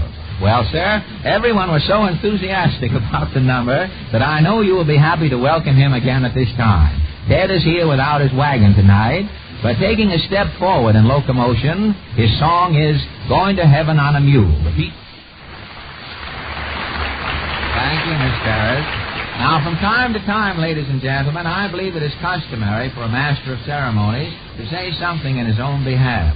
It's sort of hard for me to do, really, because I'm kind of bashful. You may not believe this, but at the recent flower show, I entered a shrinking contest on Violet Day, and I won first prize.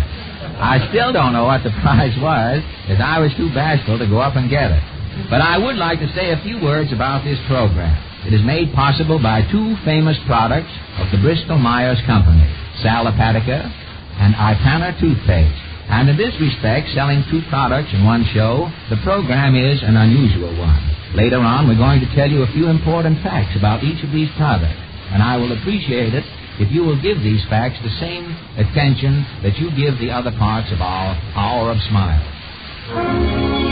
But Lenny Hayton and his Ipana troubadours are waiting to play that pleasant romantic number from one of Broadway's successful shows, Roberta. Smoke Gets in Your Eyes. Lenny himself at the piano.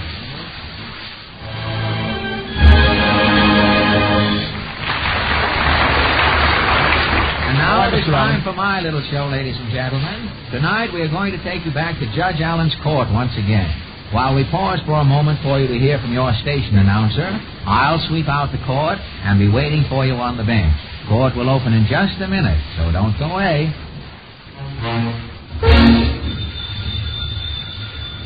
Judge Allen's chambers? Yes, he's here. It's the governor. Hello. Yes, Govey. Now listen, I can't cut expenses down any lower. No, I've reduced my juries to 4 men, giving them each 3 votes. To save time, I'm only hearing one side of each case, and I put a taxi meter on the patrol wagon so we could charge them for the ride. All right. I'll stop sending people to the chair so we can save a little electricity. Okay. Say, this court's starting to look like the poorhouse. What are you squawking about? Well, I'm getting sick of getting my salary in canned salmon. Well, I can't help it. The last prisoner broke into a fish market. I find him what he had. If somebody robs a bank, I can pay you off in money. Court's ready, Judge. Be right in. Hand me my robe, please. Yeah, there's a big hole in the back of it. I know. I've been sitting on a tax case and tore it. Here's your bean blower. Oh, yes. I'll have a little fun with the district attorney. Let's go. Rise, please. His Honor, Judge Allen. Good morning, figurehead. Good morning, violators. Are you ready for a taste of justice? We're not guilty. Order, please. Fellow witness, the time has come to strike. Order here, Lummox. The pretzel makers want longer curves and shorter hours. The pretzel barons are leaving on crooked doors. What are we, Jappers? Nothing. Just a minute, here. To whom are you talking to whom? I'm talking to you, to whom? Do you know where you are? Ain't this the mayor's office? No, this is Judge Allen's court. Oh, excuse me, Judge. I got to get a contract to start a demonstration in the mayor's office. Well, it's 3 doors down. Okay, no hard feelings, Judge. Come on, Whitey. Next case. Molly Weary versus Buster Weary. Separation. Hi, baby. Hey, this whole thing is a laugh. Quiet, young man. Listen, Judge, I can't live with this guy another minute. She's only kidding, Judge. How about the next dance? Quiet. He's impossible. I want a separation. On what ground? On wet grounds, Judge. She's trying to slip me a rain check.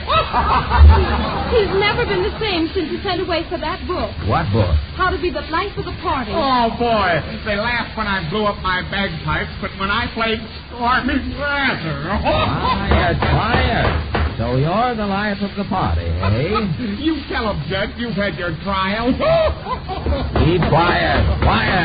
Now don't get hot under the collar, Judge, because smoke gets in your eyes. Do I get the separation, Judge? I'll say, and plenty of alimony, too. Thank you, Judge. Well, Judgy, we're here today and gone tomorrow, you know. Not you, my raucous friend. You're here today and gone the same day. Take him away, boys. Okay, Judge, come along. Well, so long, Molly. Goodbye, Judge. Call me Sardine, boys. They're taking me away to the can. Order here. Next case.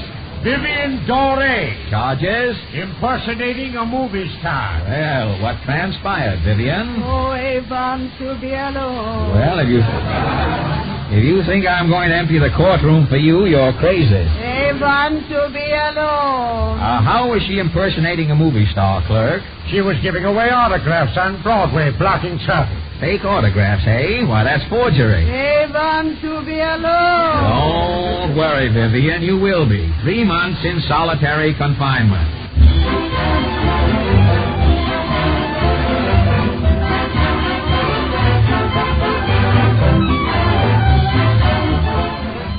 Make me look like Peggy Joyce.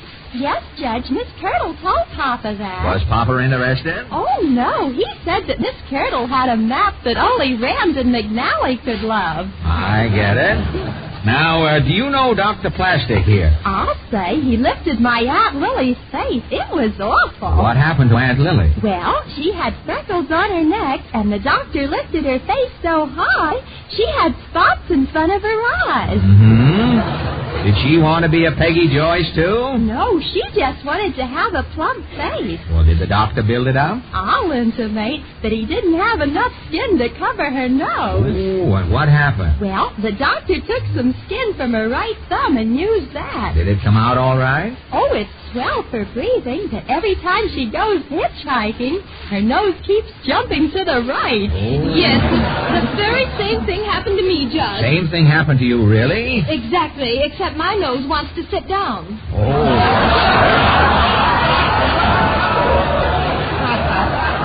That's terrible, Miss Curdle. Does your skin feel tight, too? Does it? Every time I lift my arms, my toes curl up. Order. Wait a minute now. Nobody's skin could be that tight. It could, too. My Aunt Lily's skin won't stretch at all. When she shuts her eyes, her mouth flies open. Why, she's found perpetual motion and doesn't know it. What kind of a doctor are you, Plastic? None of us is perfect, Judge. Well, we won't be if you keep on operating. I guess he's just a chiropodist who worked his way up. Well, he's gone too far. You want damages, Miss Curdle? No, I've got all the damages I want. I need repairs. Can't the doctor put her face back again? How about it, Doc? I'm pretty good at jigsaw puzzles. Yes, Judge. He got my Aunt Lily's ears in place. Fine. All right, Dr. Plastic. If you'll unbeautify Miss Curdle here, she'll drop the case. Yes, if I can only chew my food without getting my lips in my eyes, I'll do anything. Okay. Case dismissed. Do you need me for any more cases? No, you can go now. Say, I just noticed, isn't that coat a little too big for you? I'll intimate. I had to borrow it to come to court. Why? Well, the summons said you wanted me to appear in Miss Curdle's suit, and this is it. I get it.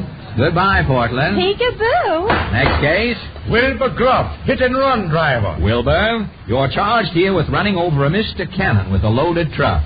Have you anything to say in your defense? Your Honor, I didn't know it was loaded. Case dismissed.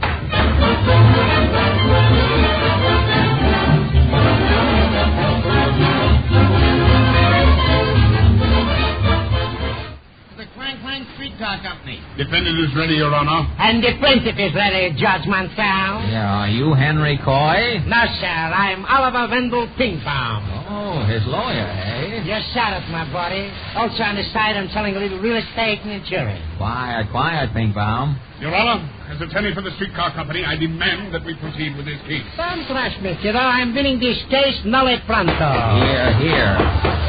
Proceed. Henry Coy is suing the streetcar company for $50,000 damages. Judge, I will prove that the streetcar crippled my client for life, possibly even longer. And I will prove that this case is just a cooked-up tissue of lies. Here, no recriminations, please. Call your first witness. Mr. Edward Bells, take the stand right here, Judge. What do you know about this case, Mr. Bells? Well, Judge, I'm a motorman. I was driving me streetcar along in neutral when I seen a man lying on the tracks. So I jams on me brakes and comes to a stop. Did your car hit the man? No. Your Honor, it never touched me. That's all. Your witness, Mr. Pinkbaum. Thank you. I'll grill him like a frankfurter. And now, Mr. Bells, you are also collecting nickels for a streetcar company, ain't it? Well, yeah, some of them is for the company. You hear that, Judge, my friend? He's robbing the company. One crime at a time, Pinkbaum. Stick to this case. Okay. Mr. Bells, as you was driving the streetcar, where was you looking? Well, I was sort of admiring the scenery. I'm a great lover of nature. You are also a great lover of whiskey. That's a bare-faced lie on the face of it. You are drunk. As pickled as a pig's foot. I am picked. Order, please. Your Honor, I could smell the whiskey on him a block away. It was my favorite brand, 5-Star Ginsburg. Your Honor, I never touched a drop. I could prove it. I got witnesses. I was there myself. You were there. What were you doing there, Pinkbaum? Judge, believe it or not, I was waiting for a streetcar. Mr. Bells, had you been imbibing a little too freely? No, sir. I signed the pledges of youth. Tut. I'm no prude, my good man. Now, you had a noggin or two, didn't you? Mr. Pinkbaum here says he has witnesses. Certainly he's got witnesses. When I got off the streetcar to see what that guy was laying on the tracks for, this lawyer pulls out a bottle of whiskey and he spills it all over me. A capitalist, Then eh? he calls the crowd over to smell me. Where's the plaintiff, Henry Coy? He's here, Judge, old sidekick. Wheel him in, boys. Oh, look at that. What is that, huh? He's in bad shape, isn't he? Take it easy, Mr. Coy. Oh, yes, Your Honor. Oh. Keep your upper lip stiff, old hand-cold soldier. You're getting a pretty penny for this. Now, Mr. McCoy, just tell us through the bandages there what happened to you. I don't know, Judge. I was walking up Main Street, and all of a sudden I slipped on the icy sidewalk and fell. Oh, that's all I remember. Oh. Did you say Main Street? Why, this accident is supposed to have happened on Broadway, 2 blocks from Main Street. Your Honor, don't listen to him. He doesn't remember what happened. Ever since the accident, he's been suffering from magnesia. Your Honor, I can clear this up very quickly. Mrs. Helen Fine, take the stand. Yes, sir. I saw the whole thing. You're sure you saw this man fall on Main Street? Yes, sir, I did. Mrs. Fine, tell the judge what happened when Mr. Coy fell. Well, this Mr. Pinkbaum here picked him up and dragged him 2 blocks to Broadway. Yes. Then he threw him on the car tracks and jumped up and down on him. Pinkbaum, I'm beginning to smell a rat. It's only a mouse, Judge O'Connor, just a mouse. Come clean, Pinkbaum. What was the big idea? Well, Judge, I'm no piker. When I'm bringing to you an accident case, my pal, I'm making it a good one.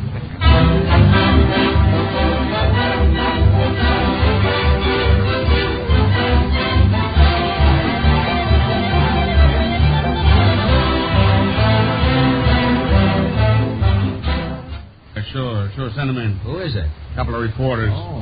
Hello, boys. Judge, you got to give us a story on your portable court. Are you closing up here? No, boys, but business is terrible. What are you going to do? Well, I'm going out and catch people committing crimes. I'll try their cases on the spot and freeze out the middleman. That's a great idea. I'm starting out now. Come on, clerk. So long, boys. Good luck. Good luck, Judge. Say, listen, where are you going to find the crime? Just keep your eyes open. We'll find them. Say, it's a gorgeous night out for crimes, isn't it? Yes, well, Say, Judge, look. There's a couple spooning in that car parked over there. Is that against the law? Is it? Here's our first case. Oh, boy. Here's your Bible and gavel. Well, never mind the Bible, but keep that gavel handy. Maybe a big fella. Let's go over. We'll sneak up on them, eh? Easy now. Oh, Cecil. Oh, your kisses thrill me. I love only you. And I adore you, Mrs. Daly, more than I can ever. All right, you two. Break up that clinch. Oh, good heavens, my husband. No, it ain't your husband this time. It's Judge Allen. Hear ye, all you people. Court's open, young man. Well, you want. I fine you $10 for parking near that fire plug. Oh, for goodness sake, pay him, Cecil, and take me home. I'm a nervous wreck. Oh, here's your $10. Thank you. Let's go, clerk. I told you we should have Hey, gone. Judge, that was a cinch. Yes, we should have started this thing weeks ago. Yeah. Keep your eye peeled now. Say, wait. Look at that suspicious-looking fellow in the doorway over there. Say, he's a tough-looking bird. Maybe we can get him for vagrancy or something. Yeah, let's go over. All right, you go first and open up the court. Okay. Hey, you wait a minute. What's eating you? Scram, I'll put you. Here. Give an account of yourself by my uncouth mammoth ruffian. Another crack like that and I'll smack you. Well, that'll cost you $10 for contempt of court. Yeah, and you better pay it, mister. He's Judge Allen. Wait a minute, I don't get this. What's the racket? It isn't a racket. Here's my card. Now, instead of hiring a lawyer when you commit a crime, you deal direct with me. Oh, I get it. You're a judge, and you're out drumming up business for yourself. That's right, and I'm his clerk. That's swell. I'm just going to rob that jewelry store across the street. Will you take the case? I won't be a minute. Well, all right, but it'll cost you plenty, mister. Oh, that's all right. Maybe you can do something for me sometime. Come on, I got to give me the door. Can we help you in any way? I'll handle it. Stand back. Well, let me hold your hat, will you? Well, it looks like a tough door, doesn't it? Yeah, but I'll open it. Say, why don't you try this crowbar? No, I'll get it. How about this steel chisel? Say, will you quit your kibitzing? Let him do it his own way, Judge. All right, there she goes. Oh, goody, it's open. I'll be out in a minute, boy. Say, he certainly is a nice fellow, isn't he? Yes, well, gosh. Quiet, here comes a cop. Those two ladies seen us. Hey, you all, what are you doing there? Why, hello, officer. Well, if it ain't Judge Allen. Got a date with a dame, eh? You old lady killer. Well, so long, Judge. Lots of luck. Oh, boy, gee, that was a close one. Yeah, we don't want him chiseling in on this. Okay, fellas, it's a swell haul. Now, Judge, what's the fine? How about $1,000? Sure, here you are. And here's 50 more for court. Oh, thank you, my good man. You know, I'm beginning to like you, Judge. Isn't that funny? I think I got another proposition for you. What is it? How much would the fine be for pulling a holdup? Well, for you, a good customer, $400 net. It's a deal. Here's your 400. Oh, thank you. But you haven't held up anyone yet. No, but I'm going to. Stick 'em up. Oh, now, Hey, here. No, you Oh, don't. now, here, you sub. Stop it. Here. Oh, you're choking me. Here. Give me back that dough. Help, please, help. Stay on the right side, sister, stay on the right side, sister, stay on the right.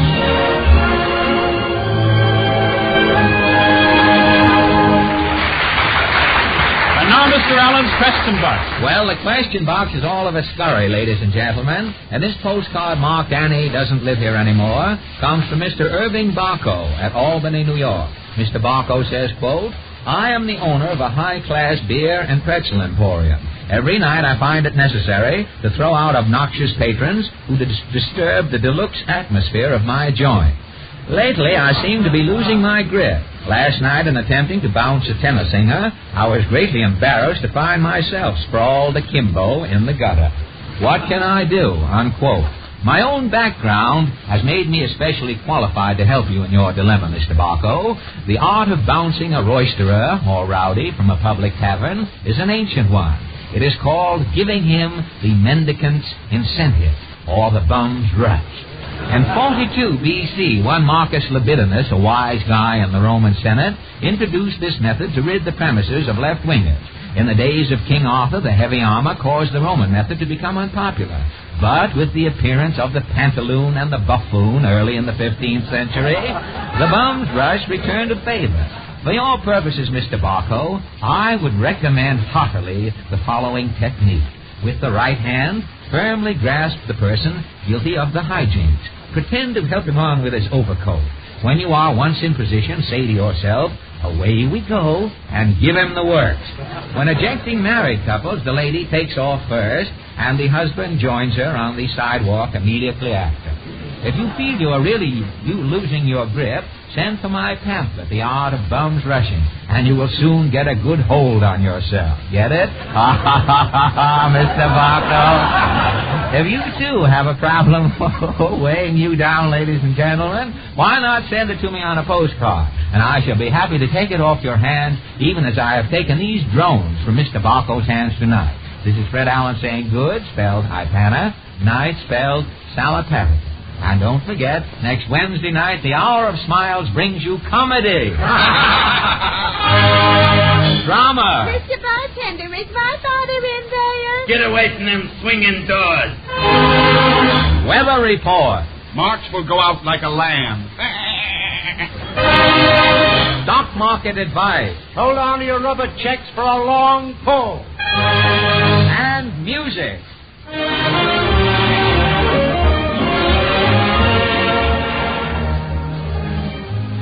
Every girl and young woman in the United States will want to hear this program next Wednesday night, April the 4th, because that's the night when the makers of Ipana toothpaste are going to announce the complete details of a dental charm contest. Winners of the first 3 prizes will receive free trips to the Chicago World's Fair this summer. And the first prize winner will be the official dental charm girl of the Century of Progress, 1934. Hear the Hour of Smiles again next week for the inimitable comedy of Fred Allen or the superb music of Lenny Hayton and his